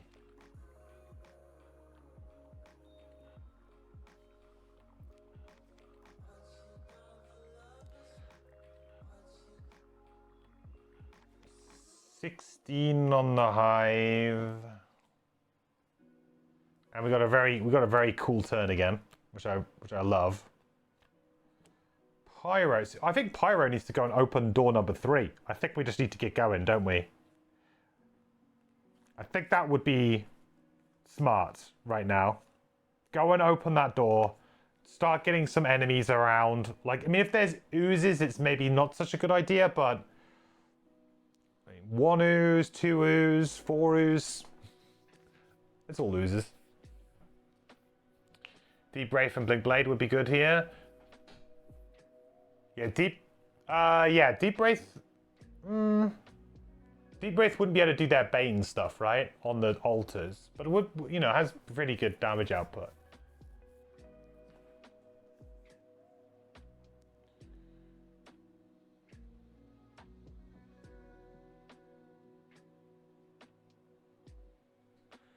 Alright, we want Pyro to go first.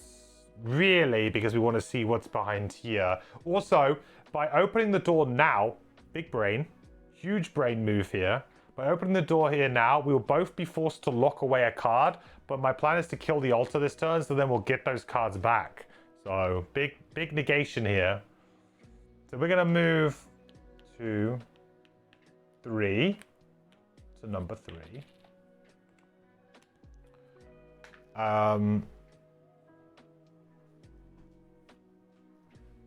This will trigger.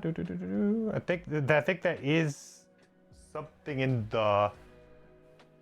Yes, this is actually an audio portion. So we have audio for this. 69.2. Something about this place is sapping your strength at an alarming rate.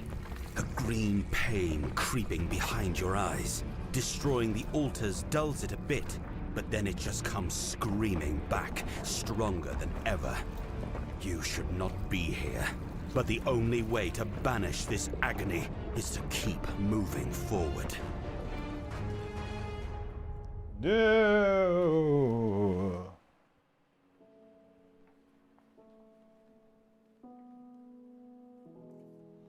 We got oozes again, folks. They're back. I said I was thinking, like, we haven't seen them for a little while. Well, they are back.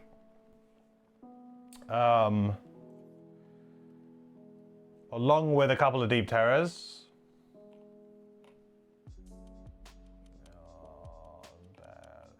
There.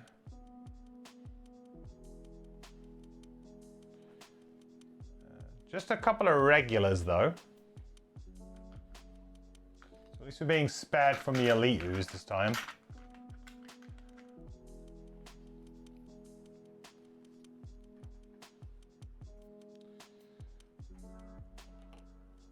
1 and 5.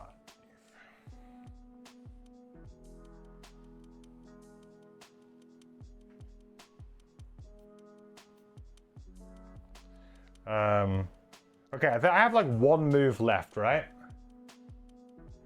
We have to lock away a card.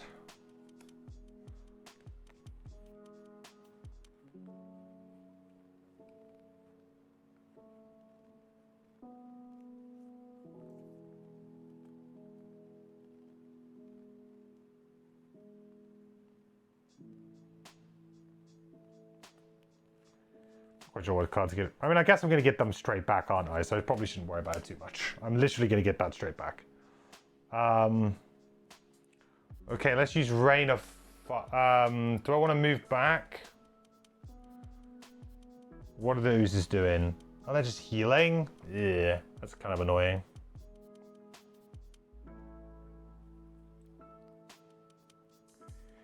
These arrows just doing their big straight line. I mean, I guess I just move back and chuck a couple of these out, like here and here. I mean, what have I got to lose, right? It's going to do 1 damage to this altar. And it's going to do 1 damage here. 1 damage here. And we'll gain ourselves a lovely experience point.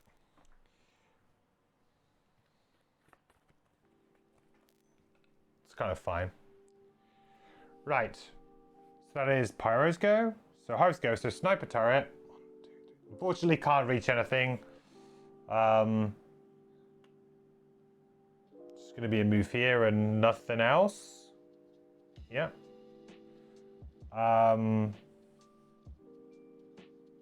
Okay. Now for another fun turn on Hive. Hive with all the fun turns. I love it.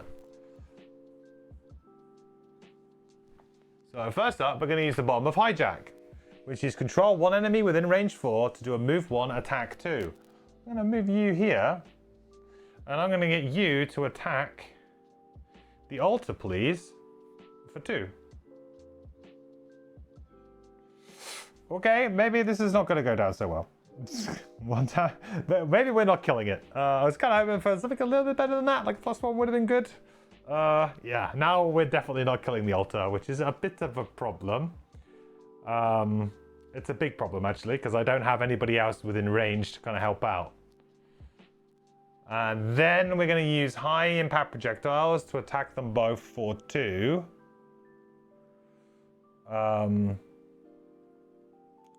first up, the Living Bones.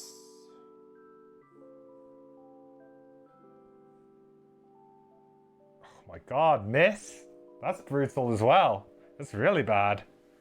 Okay, now everything's gone wrong. And onto the altar. The altar. Wow, that actually ended up being really bad. I got hosed there. I guess I did kind of put all my eggs in one basket, huh? But that's really bad because I was expecting to get those cards back. So I could keep playing. And now I will not be getting them back. Yep. It's starting to look very scary down here. He's gonna heal himself as well?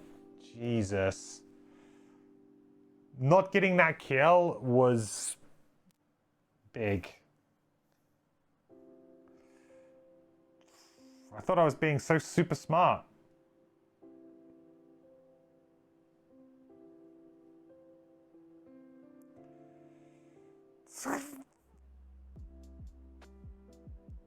Hive can't even take on this. That's not good. I mean, we might be short resting.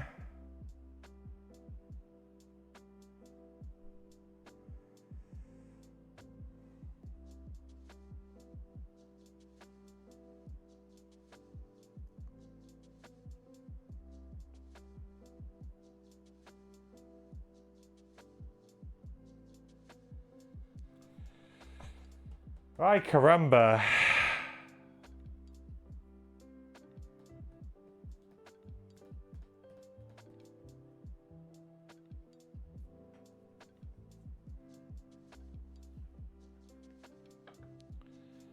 What do I do now? Do I short rest? And just try and...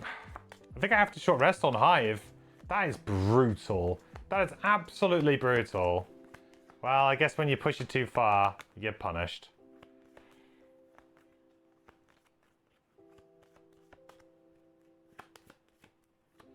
Gonna have to short rest, I think. Otherwise, I'm just gonna take a bunch of damage, right?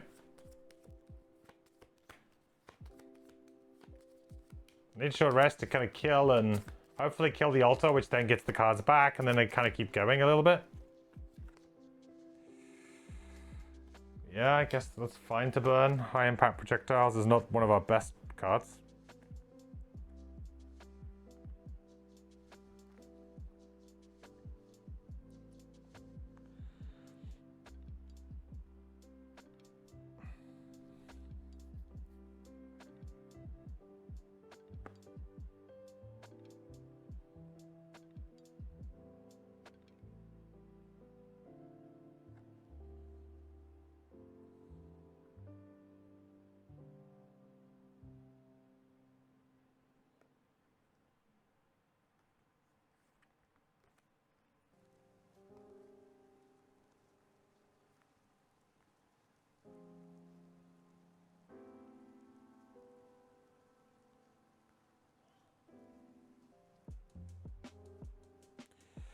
Yikes.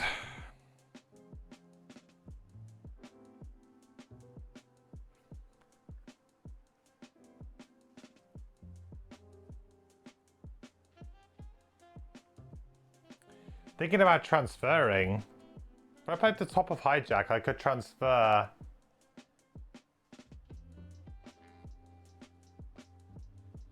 That would be probably pretty good here.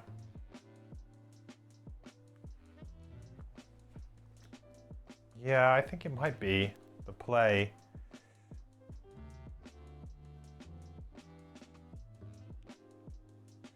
Go early here. We're going to transfer away over to here, but we'll do some damage with hijack. Igneous Path is starting to shape up, but it's not quite there yet. I think ultimately playing Living Magma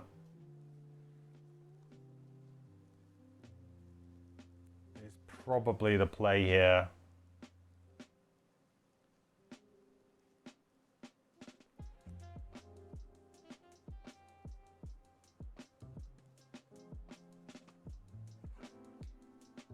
Maybe Melted Armor. Wow. Yes, it's kind of gone south pretty fast. Do I have line of sight, do we think? I don't know if I do or not.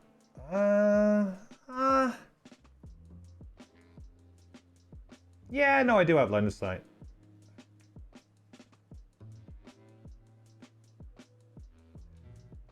I think this corner...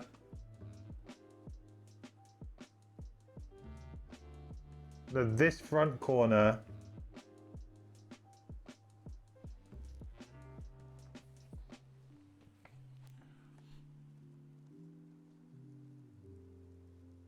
Yeah, this front corner can reach that corner without hitting a wall. Yeah.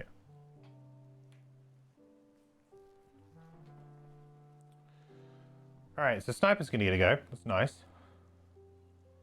Times 2! There you go. So that's 4 damage. It's got shield 1 though. So 3. So number 5. Let's go. Ooze is taking damage as well. Who's splitting, sorry. Who's just splitting? That's a thing.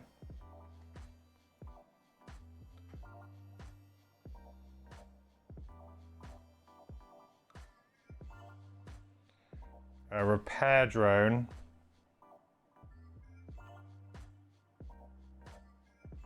What's this range? 3.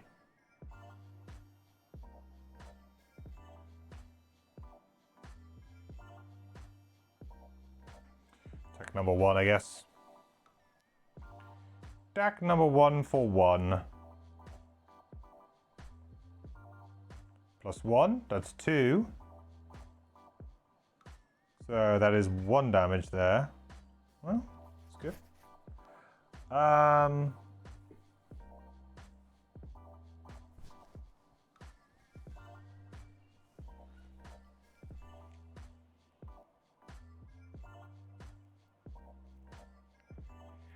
Transfer was an interesting draw there. I don't think I transfer. I need to transfer on my turn.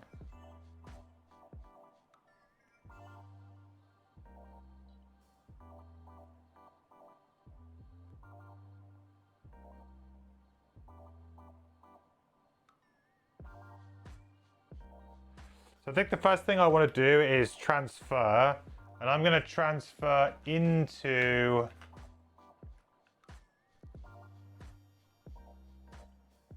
the repair drone.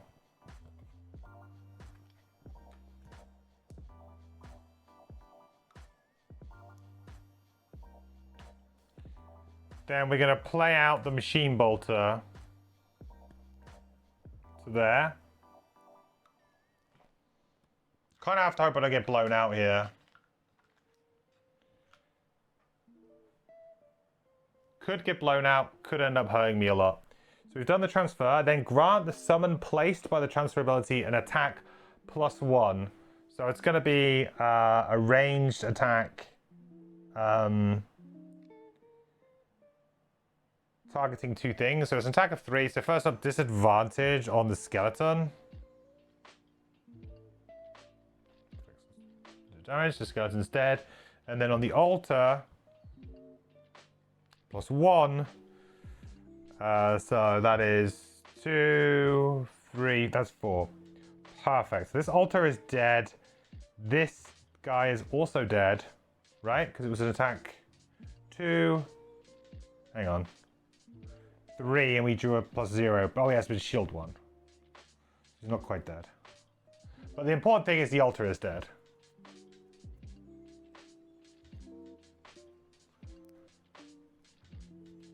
Which unlocks our cards. Thank goodness.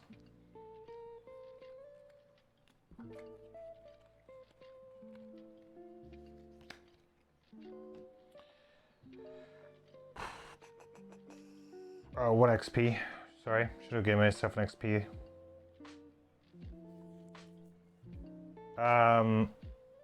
Good. And then the second half of this ability is just move 2, move 2. I guess getting closer is better. They're gonna be splitting anyway, right? They do have a range 5 attack though. Yeah. I mean, it kind of is what it is right now, right?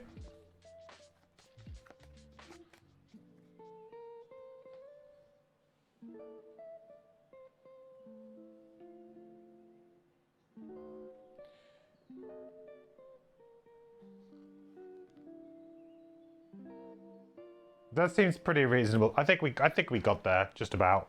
It's a bit awkward, but I think we got there. All right, Living Magma. Now at the start of your next 2 turns, perform an attack while on target 1 enemy adjacent to hazardous terrain, PS2 wound, create fire. So we will attack.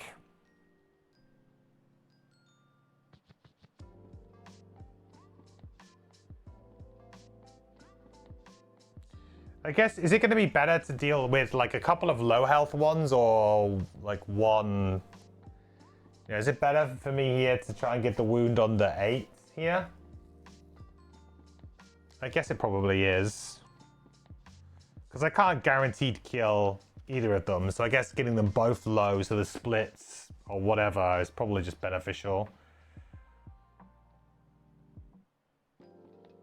So we're attack number 1. Times 2. That's 2, so that's 2 damage. A wound. And we create fire. Beautiful. And the bottom of this I was just gonna use as a move to. I guess I could have used the bottom of melted armor to give myself an additional +1 attack actually, couldn't I? Probably should have done that. Yeah, let's do that. I got nothing to lose. I may as well go all in on this strategy right now. You guys see that there? Whenever I look up at my other screen, it's always showing my other camera, which is really unhelpful. Let's move this up here like this. A little bit easier to see, maybe. To be honest, we should be able to get rid of this room at some point soon, so then we get a bit more space.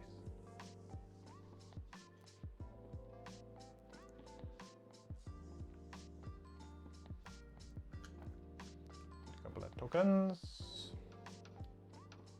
So we've done that once already.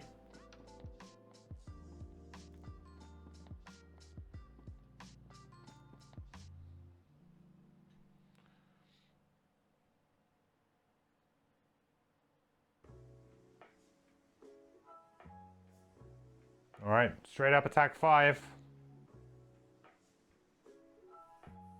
Oh, miss? Hello. I mean, not that it really matters, but it would be nice for that to just kill that and we can kind of move on. Tells you nothing. Okay, so oozes. Take 2 damage. Summon oozes.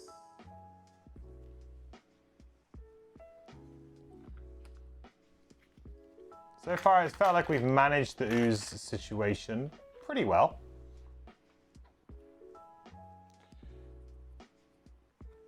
Not expertly, maybe, but pretty well. Did very well with the oozes in the first room. And these guys we've knocked down a decent amount. 6 and 9.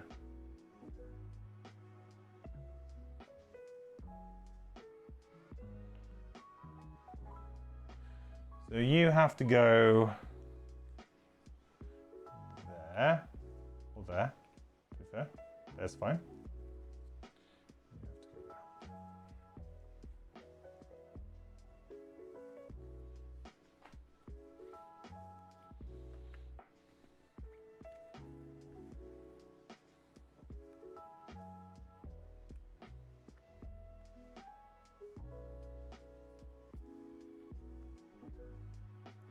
Bear in mind that I don't really want to kill this altar. Like, it's appealing to kill this altar, but realistically, I probably want to go and try and kill the living terrors here. It's actually probably a bit more preferable.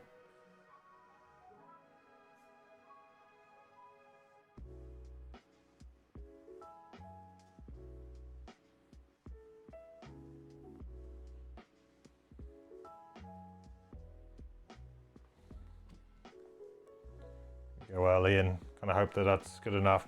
So low on cards now on my hype. I think the burning of the sniper turret was a mistake, because we are going to be struggling. Like we if we're lucky, our hive might be able to be alive for like the second to last room, and then it's just going to be pyro for the whole last room.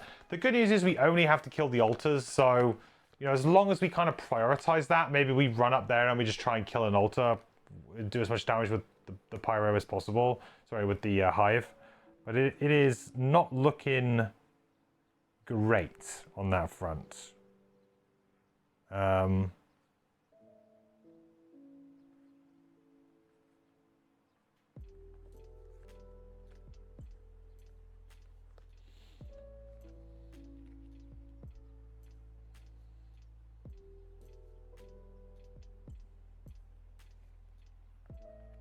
Also, just now that the pyro is, well, not the most agile or mobile of mercenaries either.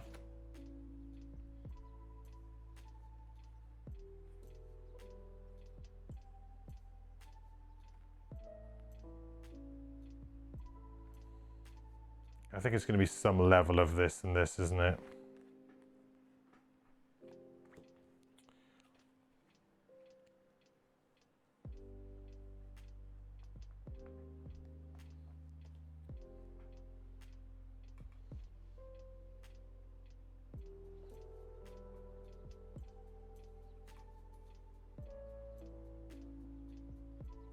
Actually, if I don't go early and these oozes get a turn, that could be really bad. No, let's change that to 18. Well, let's not risk it. Let's not risk it.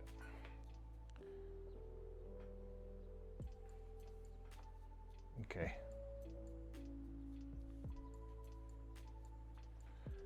Right.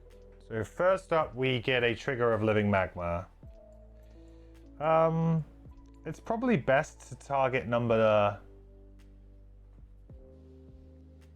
5 here? Number 9, is it? Number 9. It's probably best to target number 9 here.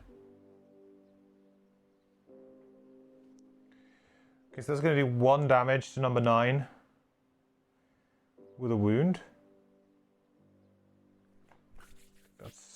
kind of reasonable.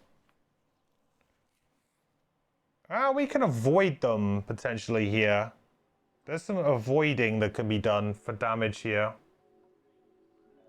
Oh, sorry, that should have been +1 because of this, right?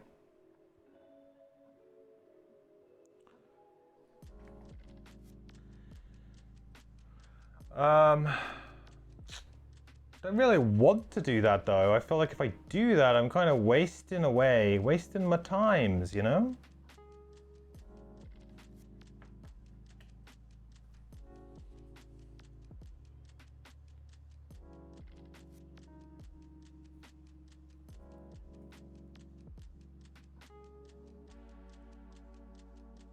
How confident are we that these guys are going to kill? I'm reasonably confident that we can kill that and that and that. So what's the Deep Terrors doing? 3. Now's a good time to get close to the Deep Terror, to be fair. You're not going to get many better opportunities. Alright, consume the fire here. No, because I haven't got the boots. No, I need the boots for that.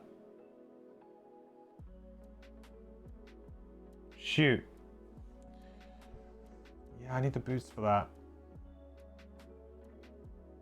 Keep thinking I had these. When did I use these? I mean, I obviously used them at some point. Just don't remember using them this rest cycle, but I obviously did.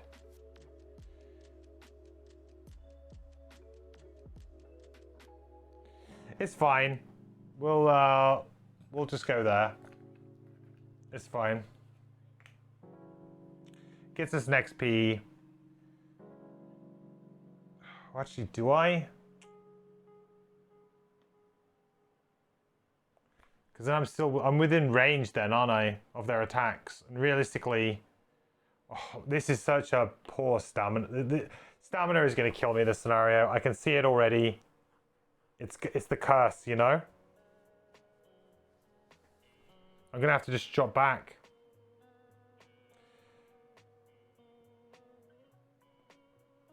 We get that XP.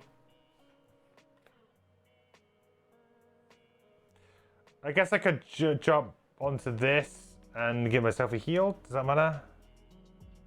No.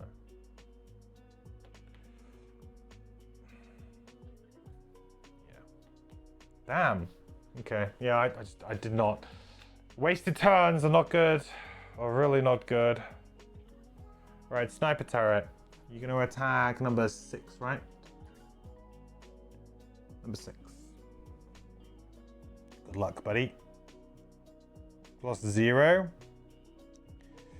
So what's he attacking for? 2 with a shield 1 on these guys, right? Yeah. Then it was grant one of your summons a move 2. We can do this to this now. That's pretty good. Repair drone is technically the machine bolter now. I just haven't replaced it. So that's going to be an attack of... We'll replace it in a sec. Attack. +0. So that's 1 damage. Hallelujah. Thank God.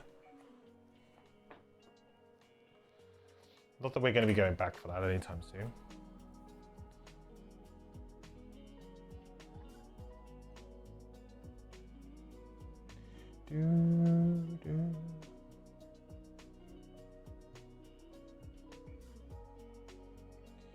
So Hive's time to shine.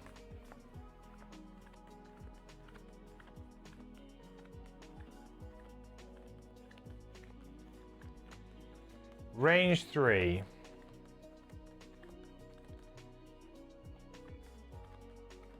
Do I honestly just drop back here and... I mean, 9 is going to die next turn. 1 is very likely going to die. 5 is pretty close to dying. It doesn't feel like there's much to do here. Attacking number 5 would be good.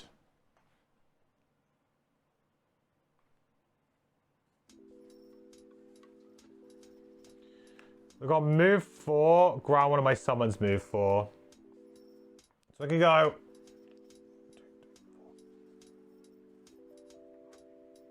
Yeah, we have -1 range, so we can only do that. But so I can attack with my ranged 2. That's good. That's very good. So that's going to be 5, 4 dead. Okay, that's good. That kind of cleanly deals with that at least. Grinding one of my summons and move 4. I'll go.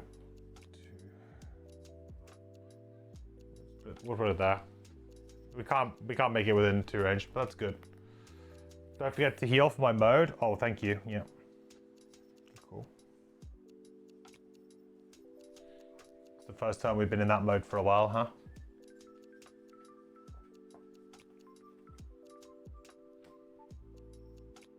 Okay, don't do anything. Don't do anything. We managed to dodge it all. That's good. Next round. Got 1 card in hand. 2 cards in hand on a pyro. Yeah, this is getting rough, dude. Rough.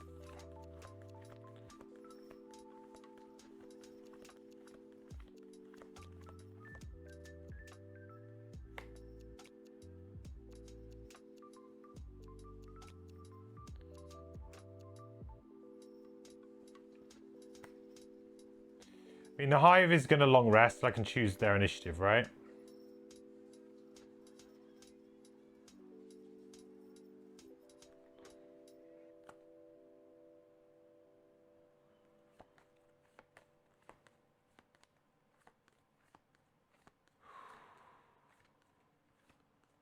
Alright, well, all the oozes are dead, which is good news.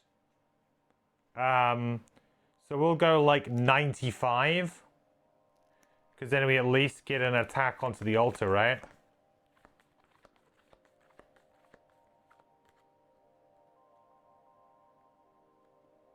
So we'll stick on our same initiative, really.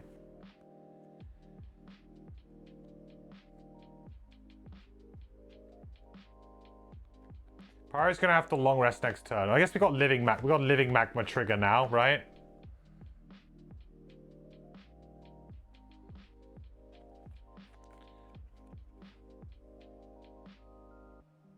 We'll attack number 6.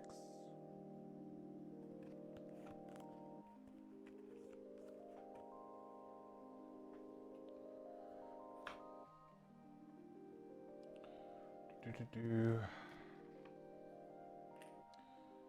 falls off. Gets us the XP. Oh, sorry, that falls off as well. Should have been an extra damage there.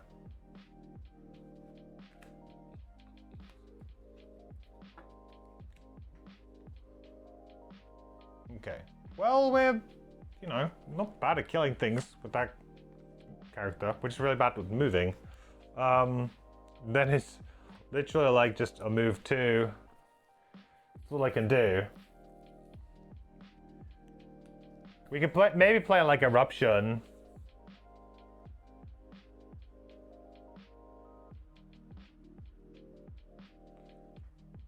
It just doesn't seem worth it. The doors, by the way, are like right at the doors are here. I just realized I didn't put the doors in.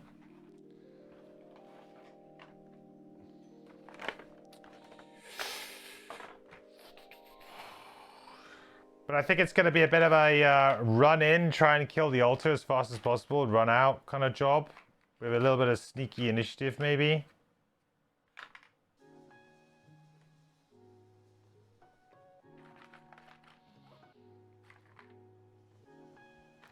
You know, go late, move, go early into the room. The thing is if there's deep terrors in those rooms too, it only takes me getting hit like twice and not being able to kill an altar, and then it's just over. Like, you just lose on the spot. Very quickly will escalate.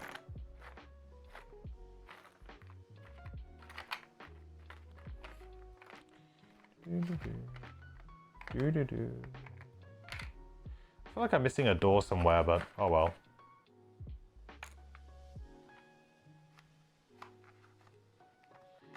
I'm missing, where are my doors? Gosh darn it.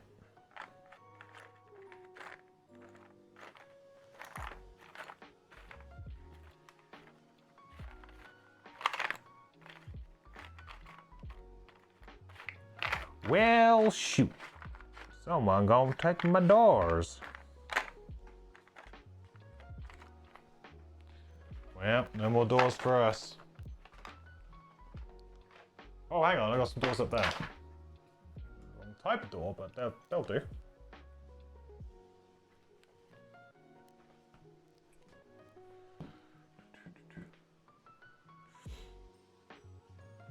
Hey girlfriend, just finished an 8-hour Jaws of the Lion session. You're exhausted. Wow, 8 hours? Dude, congrats. How many scenarios did you do in 8 hours?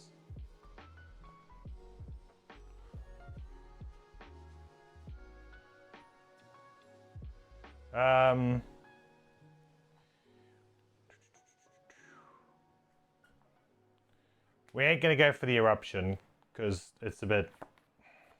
I feel like eruption is something that I need to do in the final, in like one of these rooms, and then go like, I'm out. I'll be long resting next turn.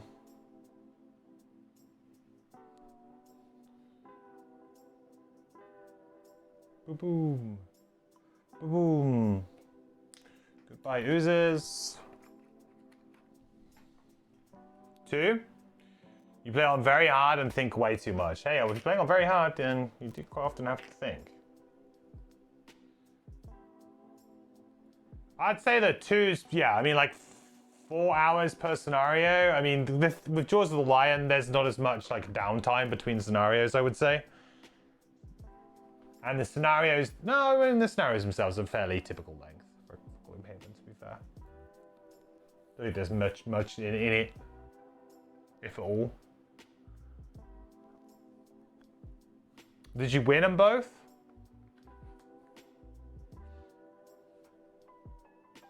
Sniper turret, machine bolter, they ain't doing anything. We're healing up. This would have been a great time for me to have that card that allows me to get all of that other stuff back, which I do not have.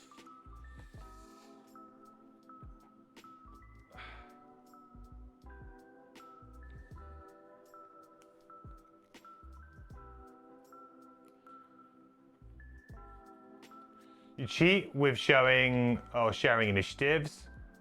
Won, lost one. The communication rules of well, I don't actually know what they say in Jaws of the Lion, because I'm pretty sure in the original Gloomhaven, the communication rules were considered like optional, or it's always been a grey area.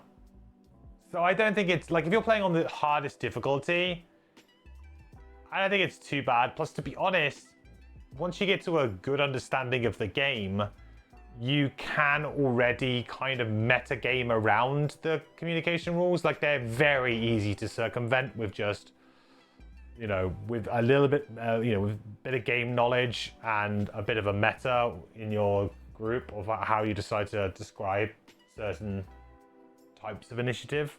So yeah, it's kind of like one of those problems that is initially a little bit of a problem when you're learning the game, but as you get better at the game, really the initiative stuff kind of goes away, really. So, you know, just flat out doing it, you know, and telling people their initiative's probably not that bad on that side of things, because you're playing on increased difficulty anyway.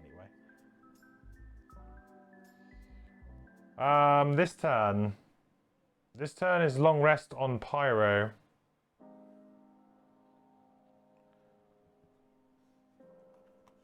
Hive wants to go super late.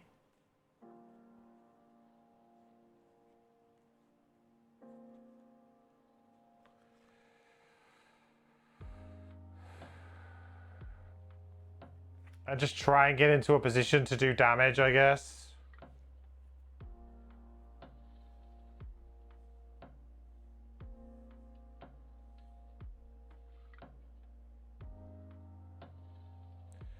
Oh, I guess this would have attacked the altar, right? I should have drawn an attack on the altar. 1 damage to the Whoa, whoa, whoa. We're missing an... Oh, there's one altar there. I was going to say, we're missing an altar. We're not. Thanks, now you feel less guilty. No worries. It's not like that. It's...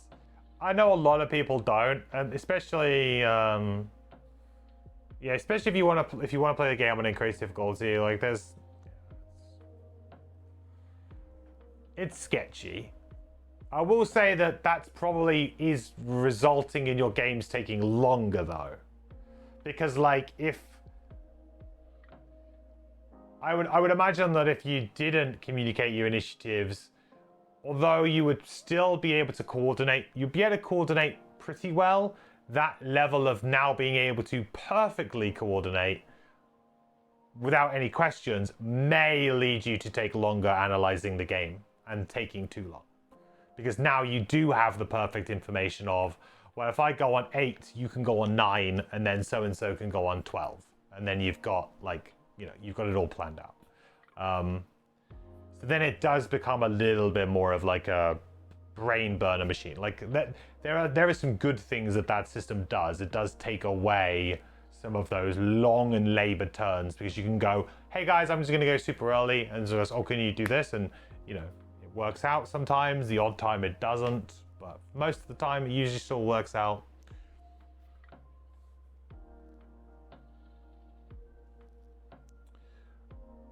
Okay, we're like a little attack on the altar again. Don't really want to kill the altar right now. What's the awkward part, really, of this? I really don't. 4.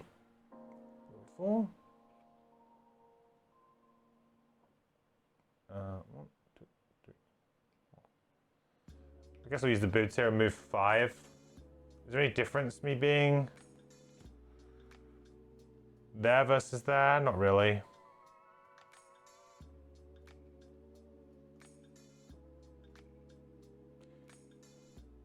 Not really. Oh, I should also remember to heal for 2.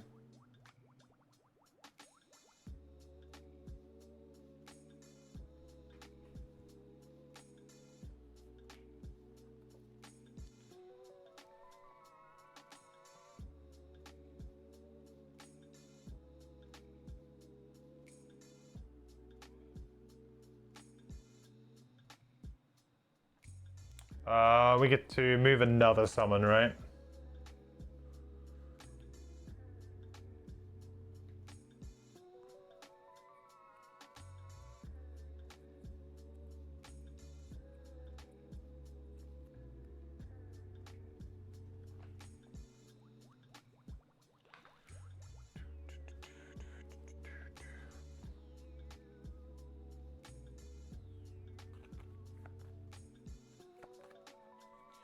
Ooh, some hide. Some lovely hide.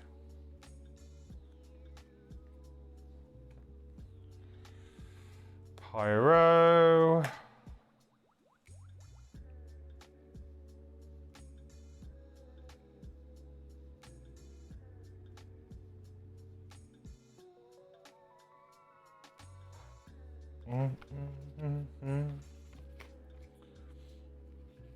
We'll say you can't say exact initiative or card names once you play the game. So it says, I'm going to be fair and hit really hard. You can figure out what to play. Yeah, exactly. Yeah, 100%.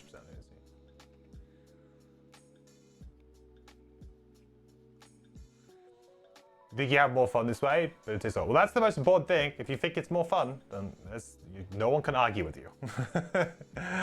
Like, that's literally it. Like...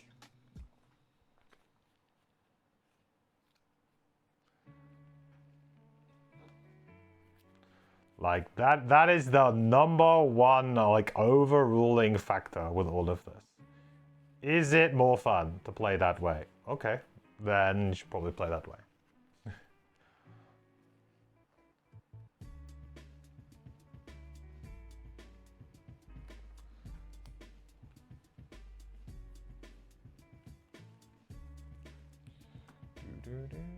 Right, I'm very nervous about my initiatives and just, well, I'm nervous about everything right now.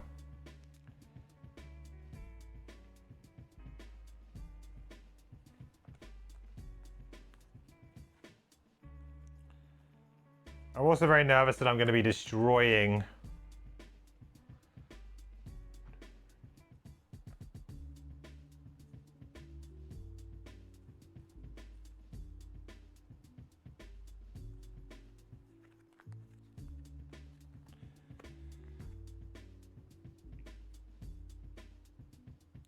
Actually, if I go 14 and 19, this could work really well.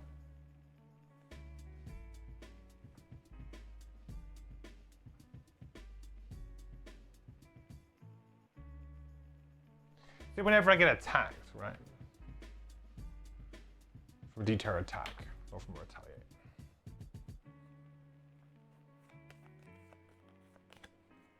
Okay, this is going to be a novel move.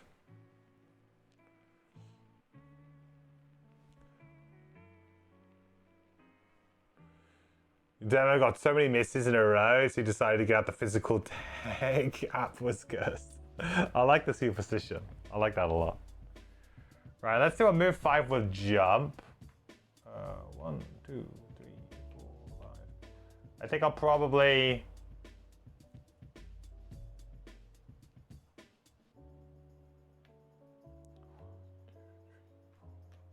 do this.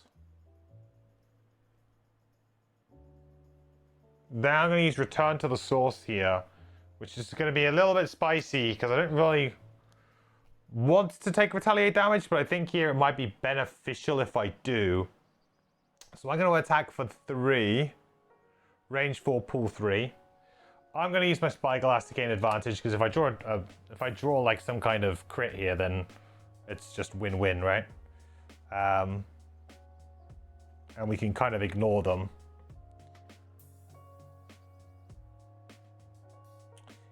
Is it worth me using the spyglass? Because I'm going to probably kill it through other means. Let's not use the spyglass, because I might need the spyglass to kill the altar in the next room before resting. That's very true.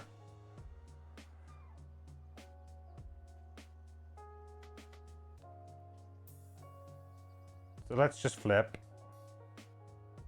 +0. Okay, so it's going to be 3 damage to number 5. 1, 2, 3. And I am actually going to pull it. The reason why I'm pulling it, because it then brings it into range of this. And I think it's worth the 2 damage trade-off here from the retaliate. As long as I kill it, which I should do here. So this is going to come up here, though. Now. It doesn't really matter, I don't think, for now. So that's Pyro. So Sniper Turret is going to plink away at the altar. Going to do another 2 damage to the altar. That's going to kill it. Bit of a shame. I didn't want this altar to die in that way, but it's happened now, so it is what it is. Then the Machine Bolter is going to attack over there. +1. That's good. It's going to be 3 damage.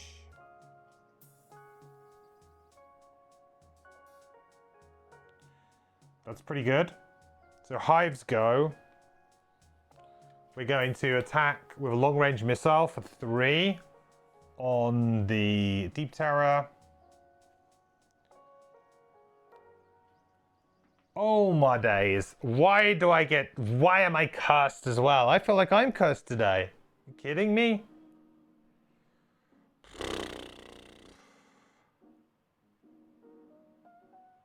Wow. Well, that happens. That's really bad. Probably the worst time to draw a miss. I seem to just be drawing misses all day today. What can I say? What can I say?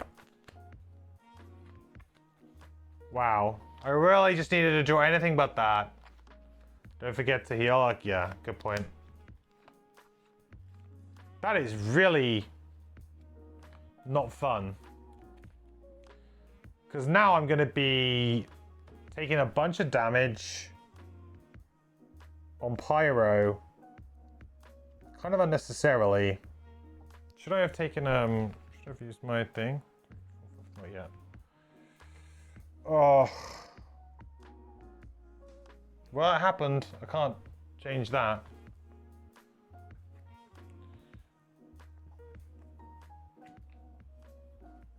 We're basically dead now as well. That's like literally, this is like our last turn, then we have to long rest again.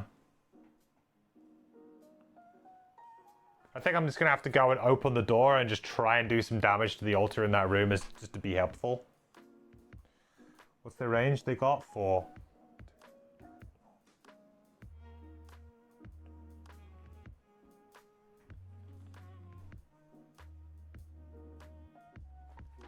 Just kind of hope that we get that. Ooh, random item. We won't do that because for all I know, we're going to lose. But do we still get the random item if we lose? I can't remember. Random item.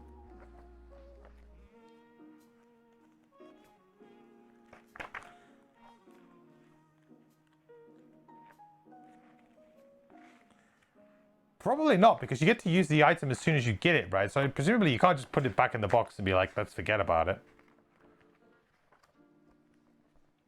And I'd have to keep it at that point in time.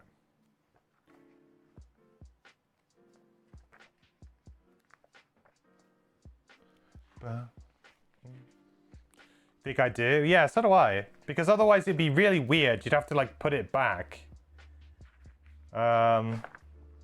Lost scenario.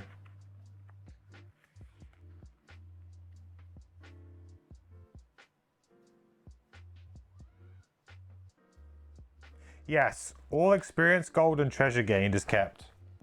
Cool. So random item then. Let's have a random item, shall we? It's been a while since we've done this.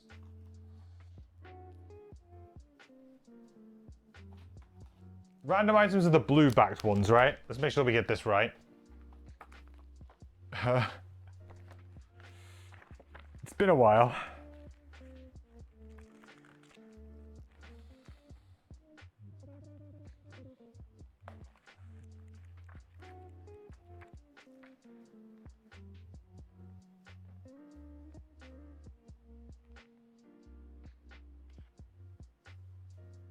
Yeah, it's the blue bag ones.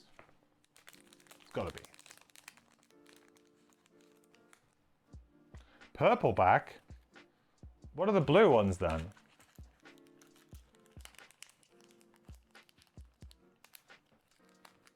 Oh, blueprints. All right. Blue for blueprints. Right. Blue means blueprint.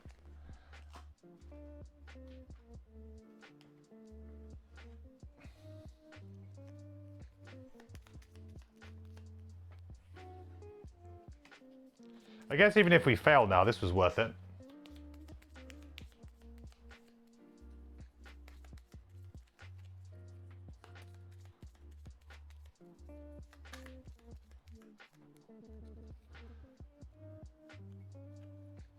We get burst boots. During a move ability, add +4 move. After the move ability, gain immobilize.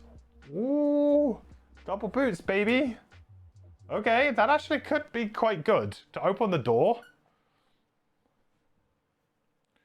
And just try and kill the altar real fast. That could be quite clutch. That could be quite clutch. I like it.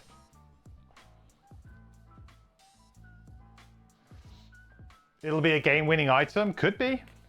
Could be. It's definitely got potential.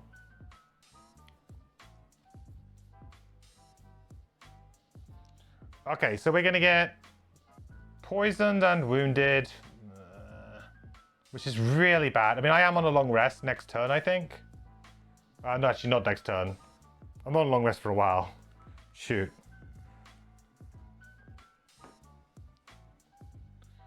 They're disadvantaged attack 3. Come on, miss, please. So 4 damage because of the poison. That's like 4 very unnecessary damage to be taken there. 4 unnecessary damage plus the wound damage that I'm going to start taking. Very unnecessary. Right, well, Hive is yet again on a long rest. Poor guy.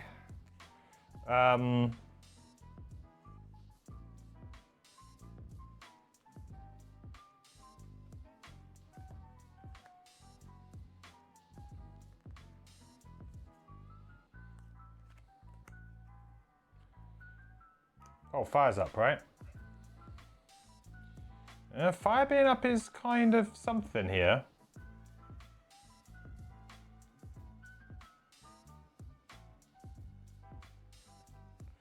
Fire being up is kind of something.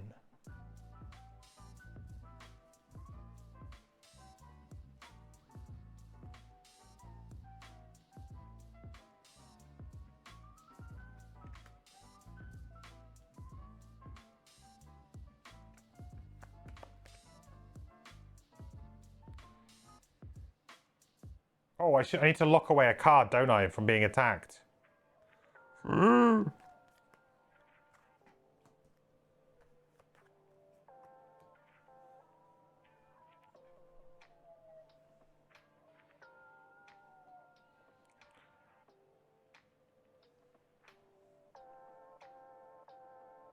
Okay.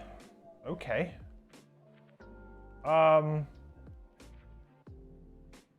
I guess I just let myself go before the pyro here, right? Don't see any reason to not let myself go before the pyro. As soon as I open a door, though, I'm going to have to lock away a card, and that's, like, brutal, right? That basically kills the hive. The hive's going to go and open a door. Like, I guess in an ideal world here, what we would do is we would open both doors. Hive would get one more turn. No, actually wouldn't even get one more turn. So we'd need to open the door first, go in, do as much damage to the altar in there as possible, and then literally just be like, I'm dead. Like, it will be literally dead. And then that will lock up one card, then that'll lock up another card, then we kill the altar in there really quickly in this room, and then we move on from there. I'm probably in a position to be able to move the board down a little bit in a sec, which I think I'll probably do. But this is, yeah. God, this is going to be tight. Having that one card locked up there is not great right now. We actually have a decent amount of cards, but they just don't feel like they're super impactful. I have like Eruption, which could be a game winner.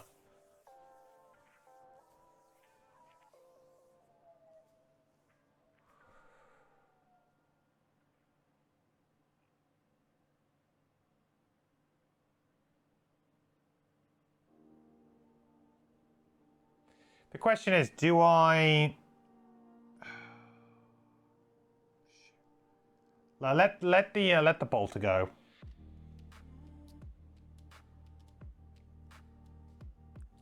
No reason to not let the bolter go.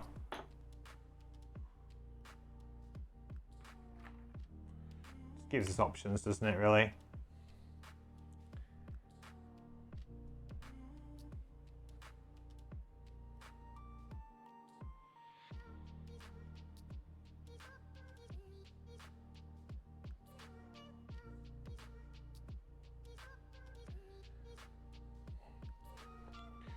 Thinking like, do I want a long rest before I open that door? If I long rest before I open that door, then it gives me some level of security. 2 cards in there. Then we just try and kill them. We get those 2, and then we're just gone. I probably spent too long trying to kill the Deep Terrors, really. Probably been distracted too much by them. We'll see. Okay. This is what we got. I can actually heal pretty well here. So we're going to consume the fire. We're going to go... probably the boots here as well. We're going to go 1, 2, 3. Which is essentially going to leave a bit of fire here and here. Right, because we're going 1, 2, 3. Which we'll use Deep Fury to heal off the poison and the wound. We're going to gain 2 XP for the privilege of all of that, I think. No, we're not. We're only going to gain 1 XP.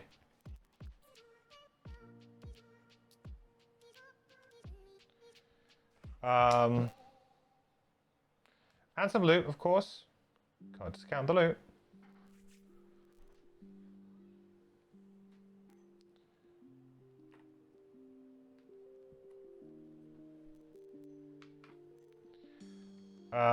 Okay.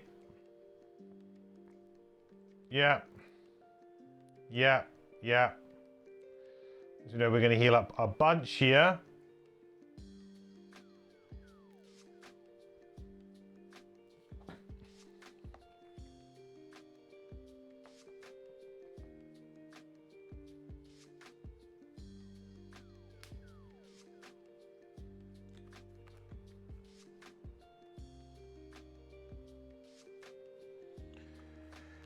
Okay, so I have a weird situation here, don't I?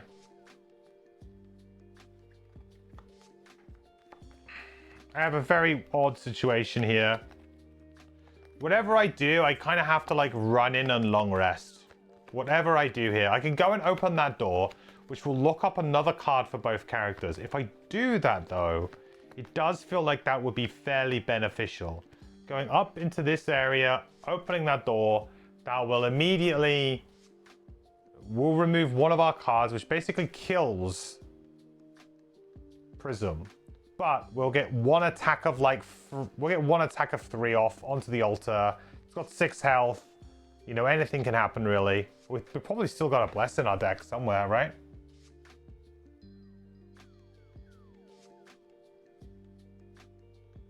Maybe not. Maybe not. We have drawn a lot of modifiers. Then we burn a card there, we burn a card there. That's fine because we can kind of sustain that from here.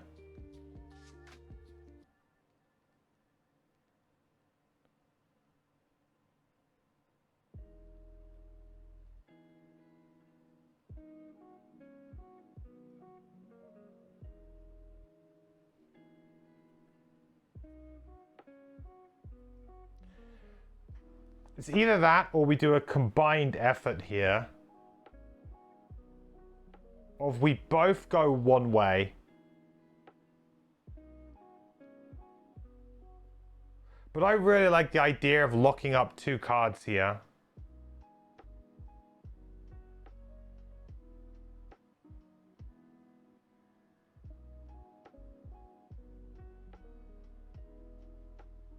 Because that basically, I mean, that means we can't even long rest though if we do that.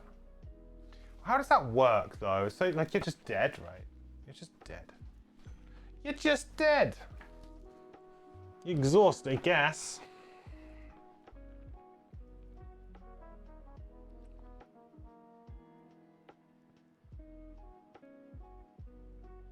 Oh, I've been playing this wrong. Oh, I've been playing this wrong.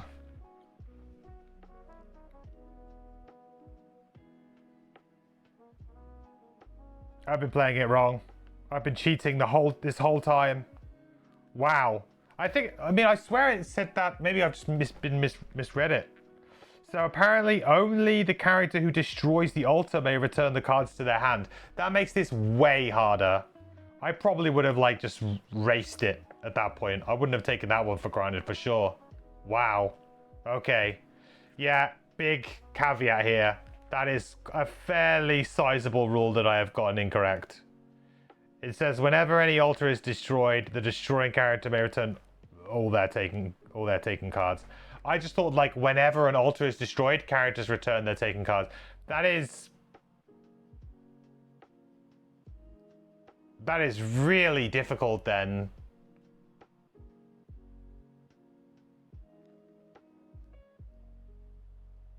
Because unless it's...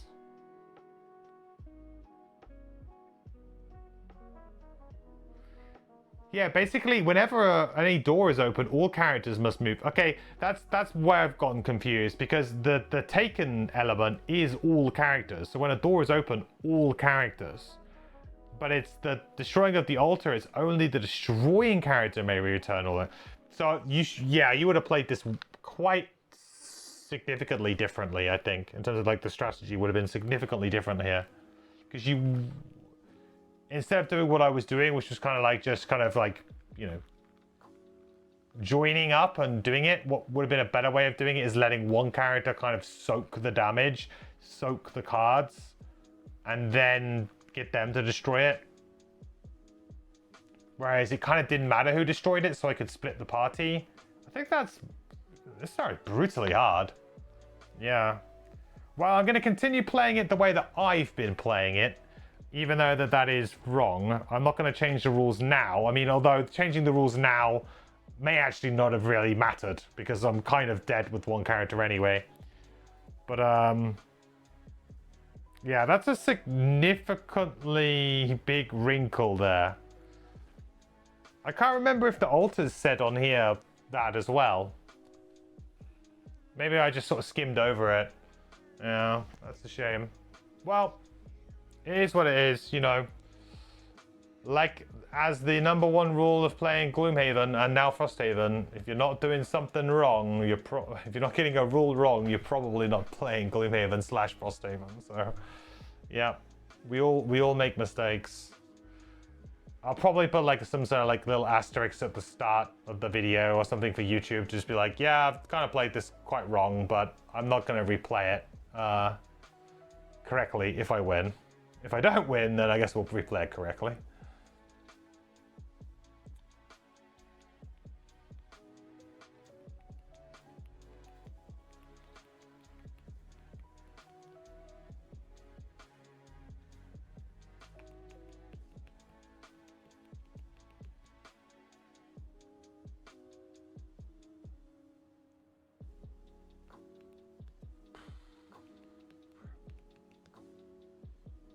But did I have fun? That's what yeah, I know. Yeah, I did enjoy it. I thought this scenario is pretty fun, actually.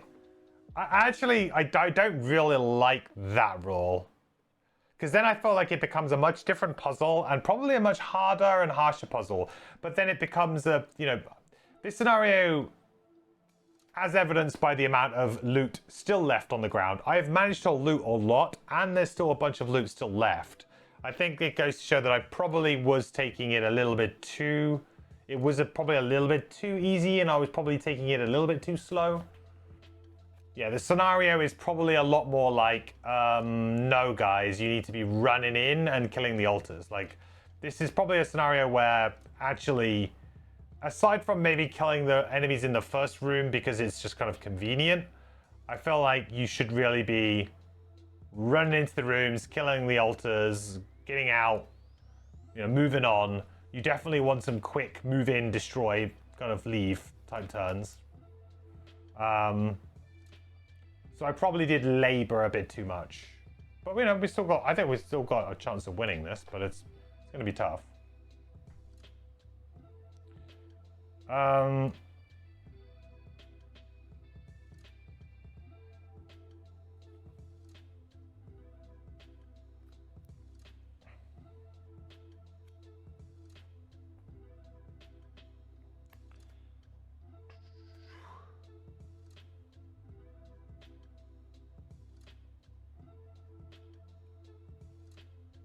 Presumably if I have no cards in my hand or discard, they can't take a card from me, right? I mean, let's just presume that.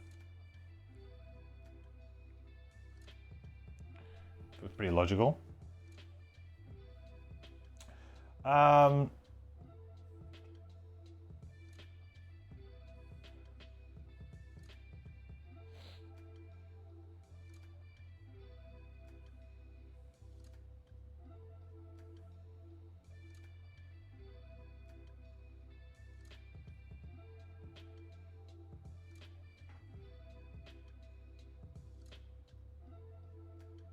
Wow, that's the first time I've hit that this whole time.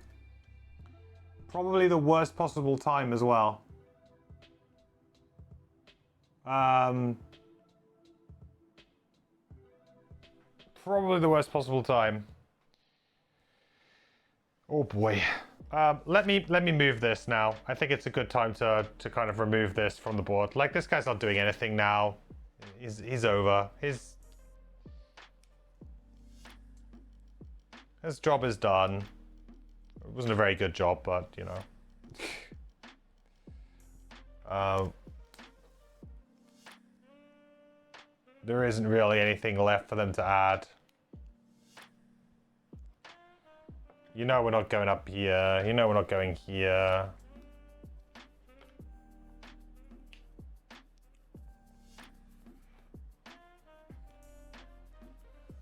Do do do do.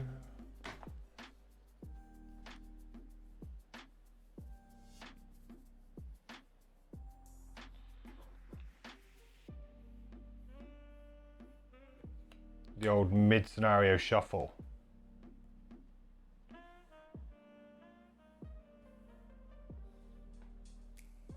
Wonder how many people have to do this kind of thing just on their tables, just to fit Frosthaven on it. Probably a fair few, I bet.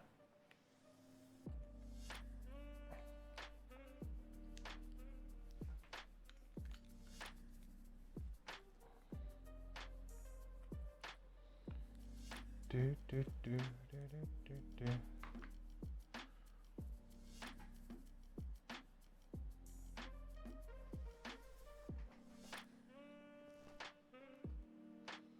Okay.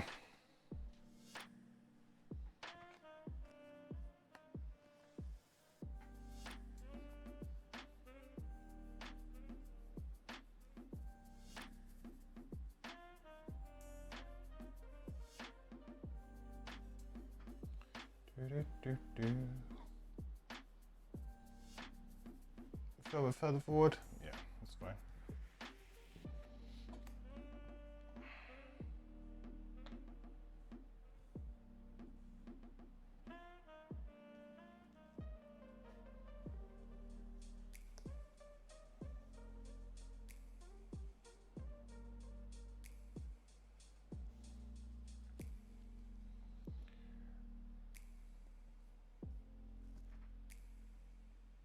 Good, you can see all of that. That's good.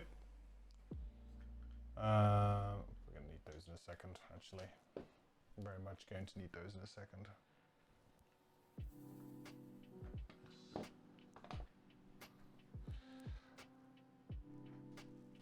Okay. Well, let's do it, I guess.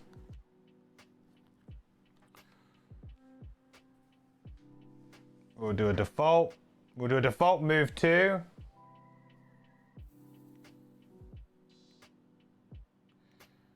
I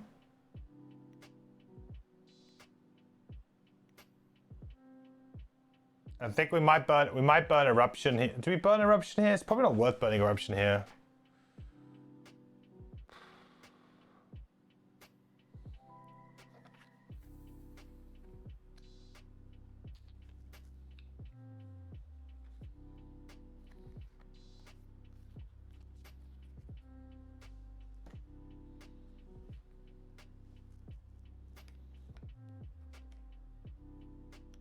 Open says me.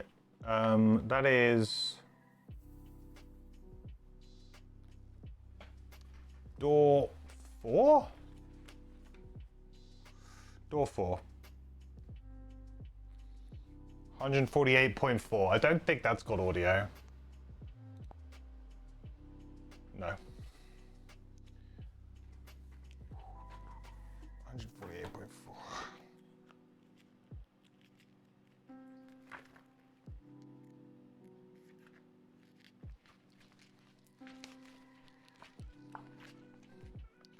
$148.4. Oh Lord. There's 2 altars. There's 2 altars in here? Alright, GG. I assume there might be like 1 altar in each, but there isn't. Yeah, that might be it. Good run though. This is a tough scenario. Even not playing the rules like completely correctly, I think that it's just identified that we really need to rush. But yeah, I don't think we're getting this one, unfortunately.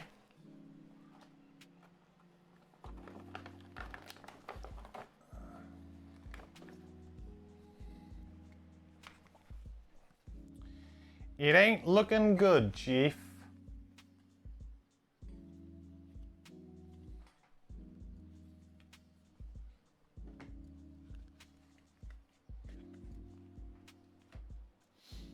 Did it let you know you needed to rush at the beginning?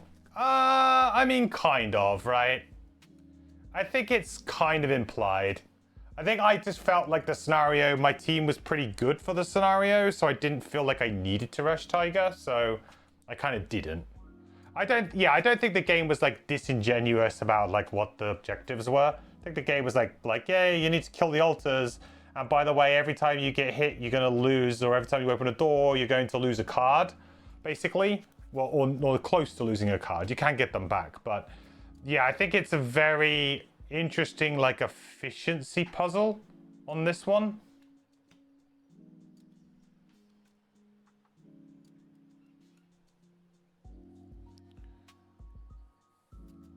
I think they were pretty upfront about it, but because I was sort of doing so well, I kind of just, you know, I didn't push forward as fast as I probably could have. So, and that's on me.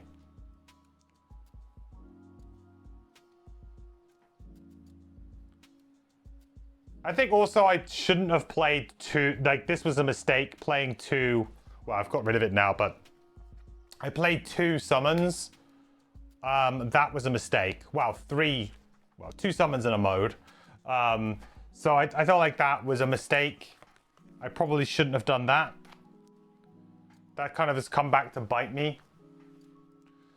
I've ended up kind of just, you know, exhausting probably much earlier than I really needed to or should have. Again, it felt like we were going good and we had a good opportunity to play them. So it didn't feel like that bad at the time. And they did do okay. But right now it's like, okay, this is a long scenario, very long scenario. To be honest, the way that so far that my Frosthaven playthrough is going, I'm getting to that point now where I'm like, win or lose, I think I'm just going to push on to the next scenario. Because like, I'm just... like, brutally honestly, I just want to finish it. And the game is so long that I just don't, like, for me, I'm not that bothered about it. I want to win every scenario that I play, and I will always do that. I'll never not play a scenario, but to, like, I'm starting to get to that point where, like, streaming it a lot, it takes a lot of time. Like, it's going to be the best part of this year. I'm going to be streaming it several times a week, you know? I'm getting to that point where I'm like, I kind of just need to finish the game now.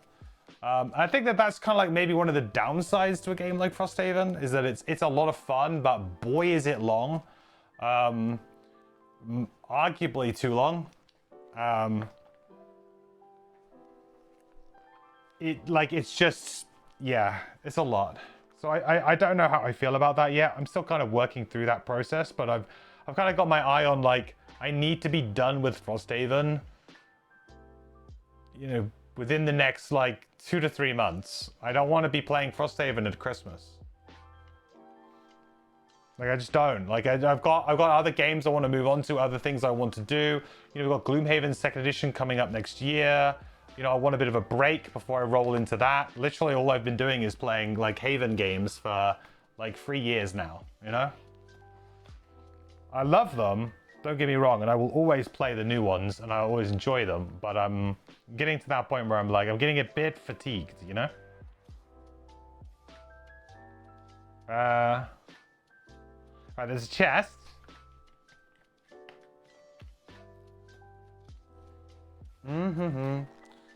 What else do I plan to play? Well, a lot of video games. I've been playing Baldur's Gate, really enjoyed that. Want to play Starfield next week. I want to play the new Cyberpunk expansion. I want to play Midhala when I get that from Kickstarter. I want to play Rove when that is finally kind of available to play again. There's a lot of playtesting and things have been changed with that. I want to play.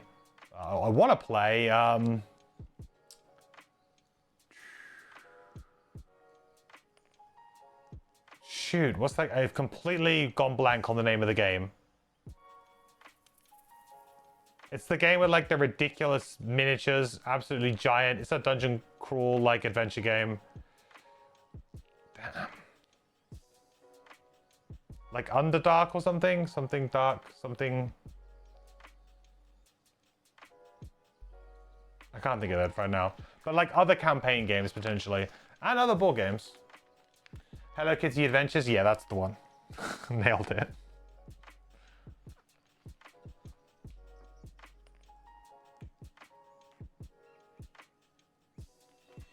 But yeah, you know, I will always be playing them in like the Haven games in some form. But yeah.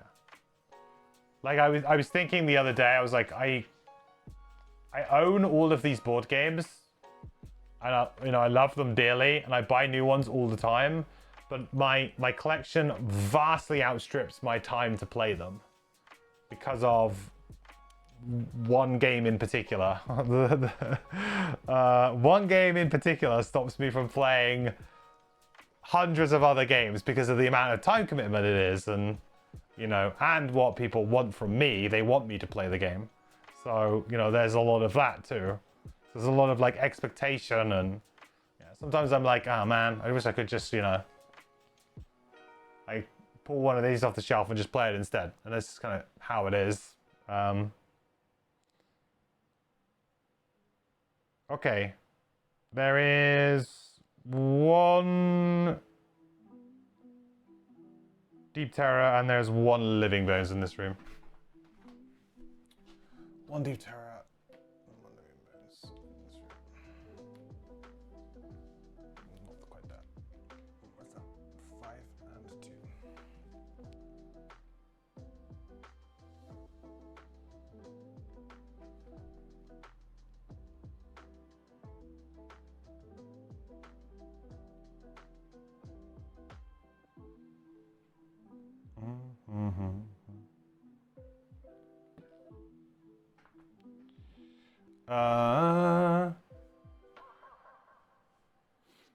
Yeah, publisher Gloomhaven Digital isn't doing Frosthaven, but you wonder if they found a developer for Frosthaven.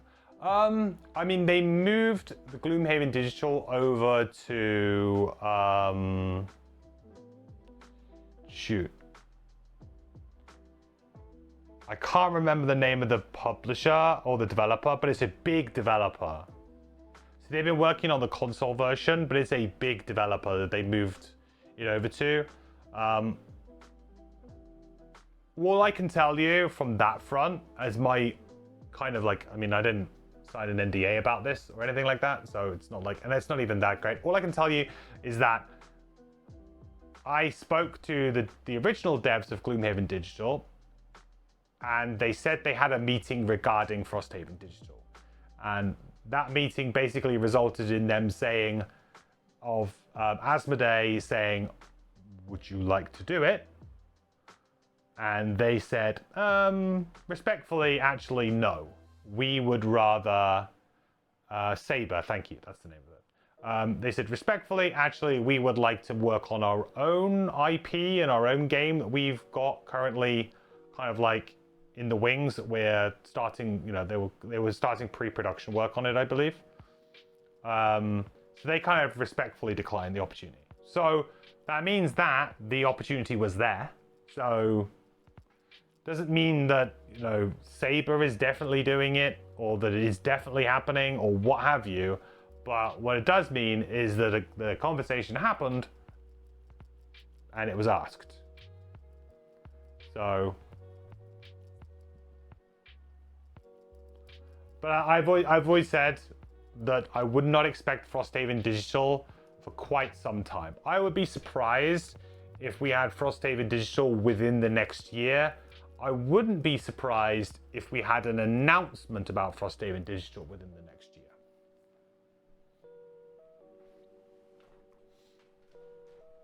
year. Not too surprising. It seems an easy win after a lot of the base has already been built now. Well, that's always the contentious point though, Tiger, is that although it seems like the base is there, and that, oh well, you've got Gloomhaven Digital, right? There are a lot of similar mechanics. Surely we can take this shell and we can build Frosthaven out of it, or around it, or on top of it. The Gloomhaven Digital code is spaghetti. Like, it is held together with tape. It is not a good functioning code base. And I would imagine one of the reasons why it's been so long for Gloomhaven Digital to come out on consoles is because Saber have been fighting with it, trying to get it to work in whatever way that they needed to. I don't think that it's as easy as that. I think that very much Gloomhaven was a lot of manual programming, manual coding that was being done. They weren't building systems. They weren't building things, you know, with a plan that this is going to be a platform for the next 10 years. They were absolutely told, please make a game. And they went, yeah. And manually were like, oh, when you play this, you do this. There's no like internal logic of like, oh, well, we just plug this card in and it will work. No. Everything was programmed fairly manually. Yeah. So I aside from maybe some of the like level design tools and stuff like that they had, honestly, I don't think there was as much of it usable. And yeah, my suspicion as to why it's taken so long for the console port is because of that code being awkward for Saber.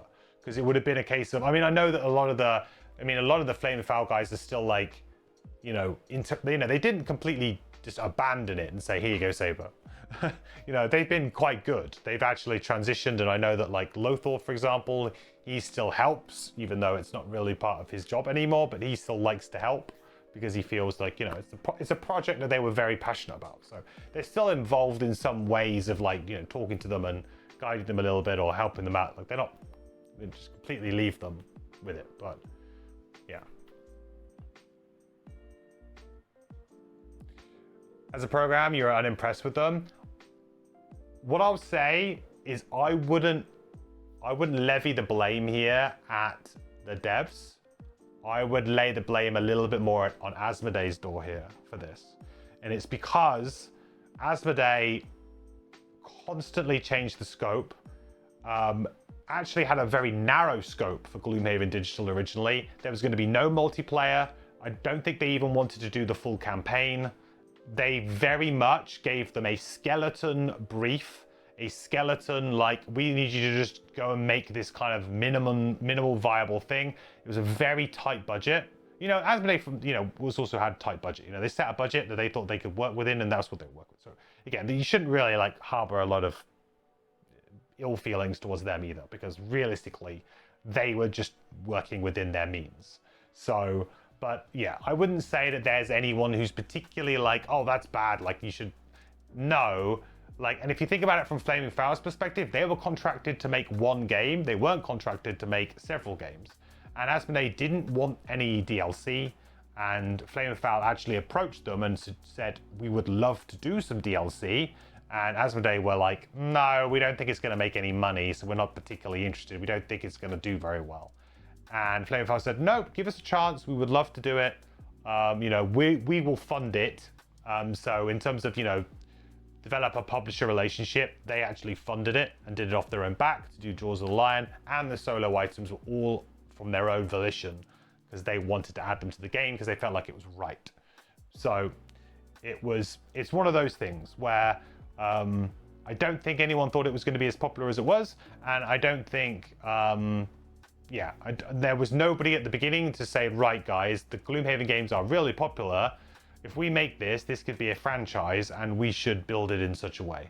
And the funny thing is that now Flaming Fowl, who are now working on their own game, are specifically building a platform around it. Like, it was one of the things that, like, they were like, right, if we were doing this ourselves and we weren't having to, you know, work in this way, you know, now they're building, they've kind of learnt from that experience as well. So their new game, they're actually building like an engine and a platform that will hopefully allow them to develop several games quicker and on the same framework, and have some built-in tools and options that will be really useful specifically for turn-based games. Yeah. Do we know what their own game is called? Not yet, no. They've kept it very quiet. I'm surprised we haven't heard anything this year, actually. I thought they might have like just sort of, you know, done a little sneak announcement or something, but no, very, very hush-hush. Did I ever try for the King on Steam? Yes, I did. Yeah. I like it a lot.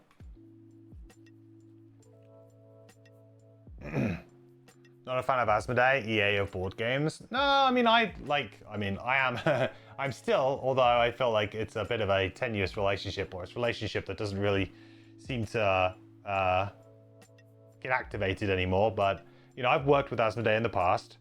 I am as an Asmodee ambassador, or I was, you know, except from me, my perspective, they haven't really interacted with me on that front. They're a big company. They got a lot of things going on. You know, Twin Sails is now the new name of the kind of video game arm to try and distance itself away from just board games. You know, Asmodee is the board games, and Twin Sails is going to be the digital. And they will do digital board games, but it will be. They have their own kind of publishing, and you know they've got their own company going now. So. You know, it's very compartmentalized.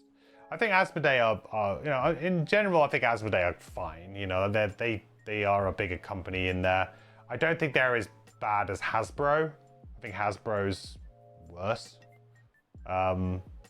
So take that as you will. I would say that Hasbro are the EA of board games. You know, just spitting out. Different monopolies with a different cover every single month. I mean, come on, man. They basically released the same game 2,000 times. What are we doing here, right? Just like EA re-releases like all the sports games every year. Same problem. You got the 2023 version of Monopoly, dude. You know, it's got all the new characters in it. It's got the new hat. It's got the new thimble. It's got the car, you know? Hey, man, they put a new logo on the board, right? Wow, we've got to get the new version of Monopoly. It sounds great.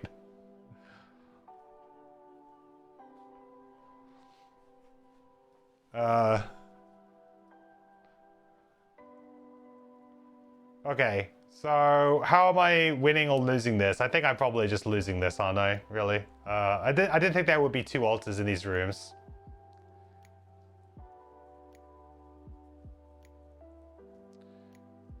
Maybe there's no altar in that room?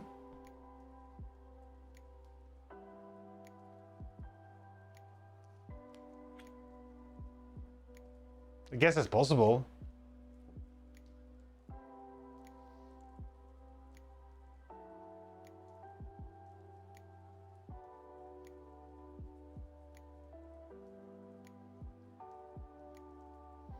Yeah, I don't know. I almost feel like maybe I should just concede here because it's getting late as well. I just realized the time and I actually have things I need to do tomorrow. Otherwise, I'm going to be here for another hour and we're not going to get anywhere with it.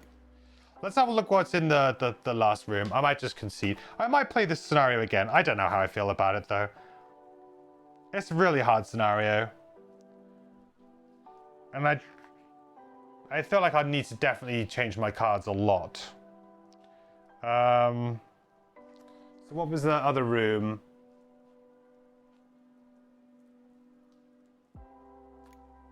It's only 1-5.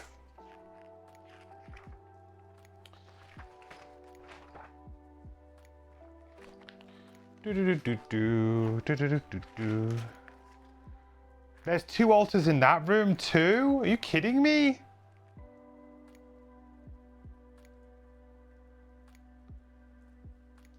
That's crazy. There's 2 chests as well. They're basically mirror images of each other. Yeah, I don't know about this scenario. Seems really hard for third-party comps. I mean, I am playing on +1 with solo difficulty, but yeah, I don't know about that one, Chief.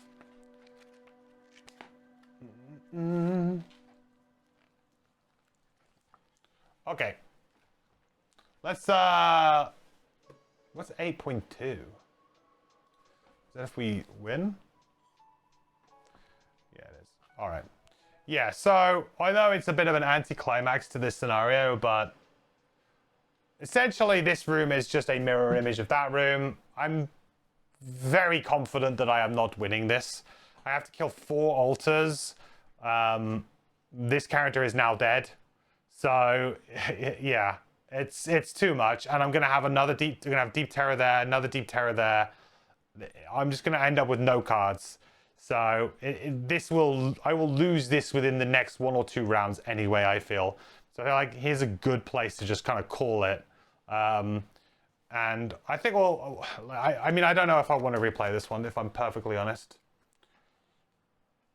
Finally been enough time more than I can chew about time. Well, it's been a while. I mean, we were on a good winning streak, I think, with Frosthaven scenarios for a while. But it's this one's really tough. And I think my only advice would be that if you are playing it, then you really do need to rush the altars. And not only do you need to rush the altars, but the whole thing about only the player destroying the altars gets their cards back, I think is pretty big.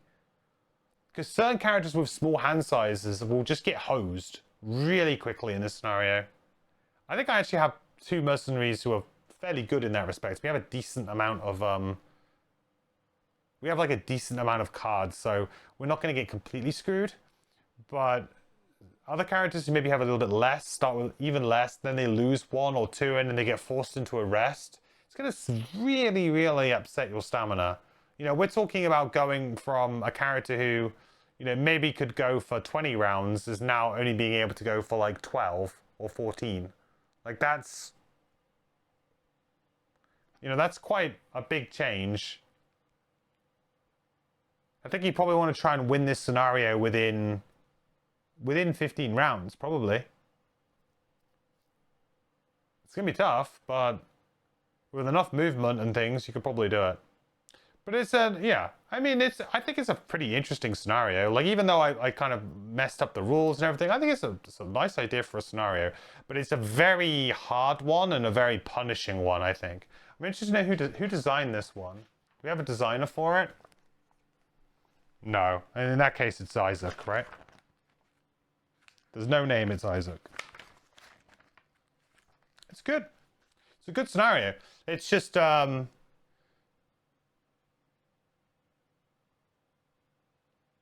it's just like it's quite punishing. It's a scenario which I don't mind these occasionally, the odd one thrown in, which is the one where like you just kind of lose on a turn and you're like, I'm just kind of lost. Like, it's pretty hard to like foresee your loss because you could be doing quite well. Like I was feeling super confident in this scenario, doing well, and then suddenly, you know, I get into this room and then it's like, I need to kill 2 altars there, and then you know what I mean? It's kind of like, oh, actually, this has completely gotten away from me.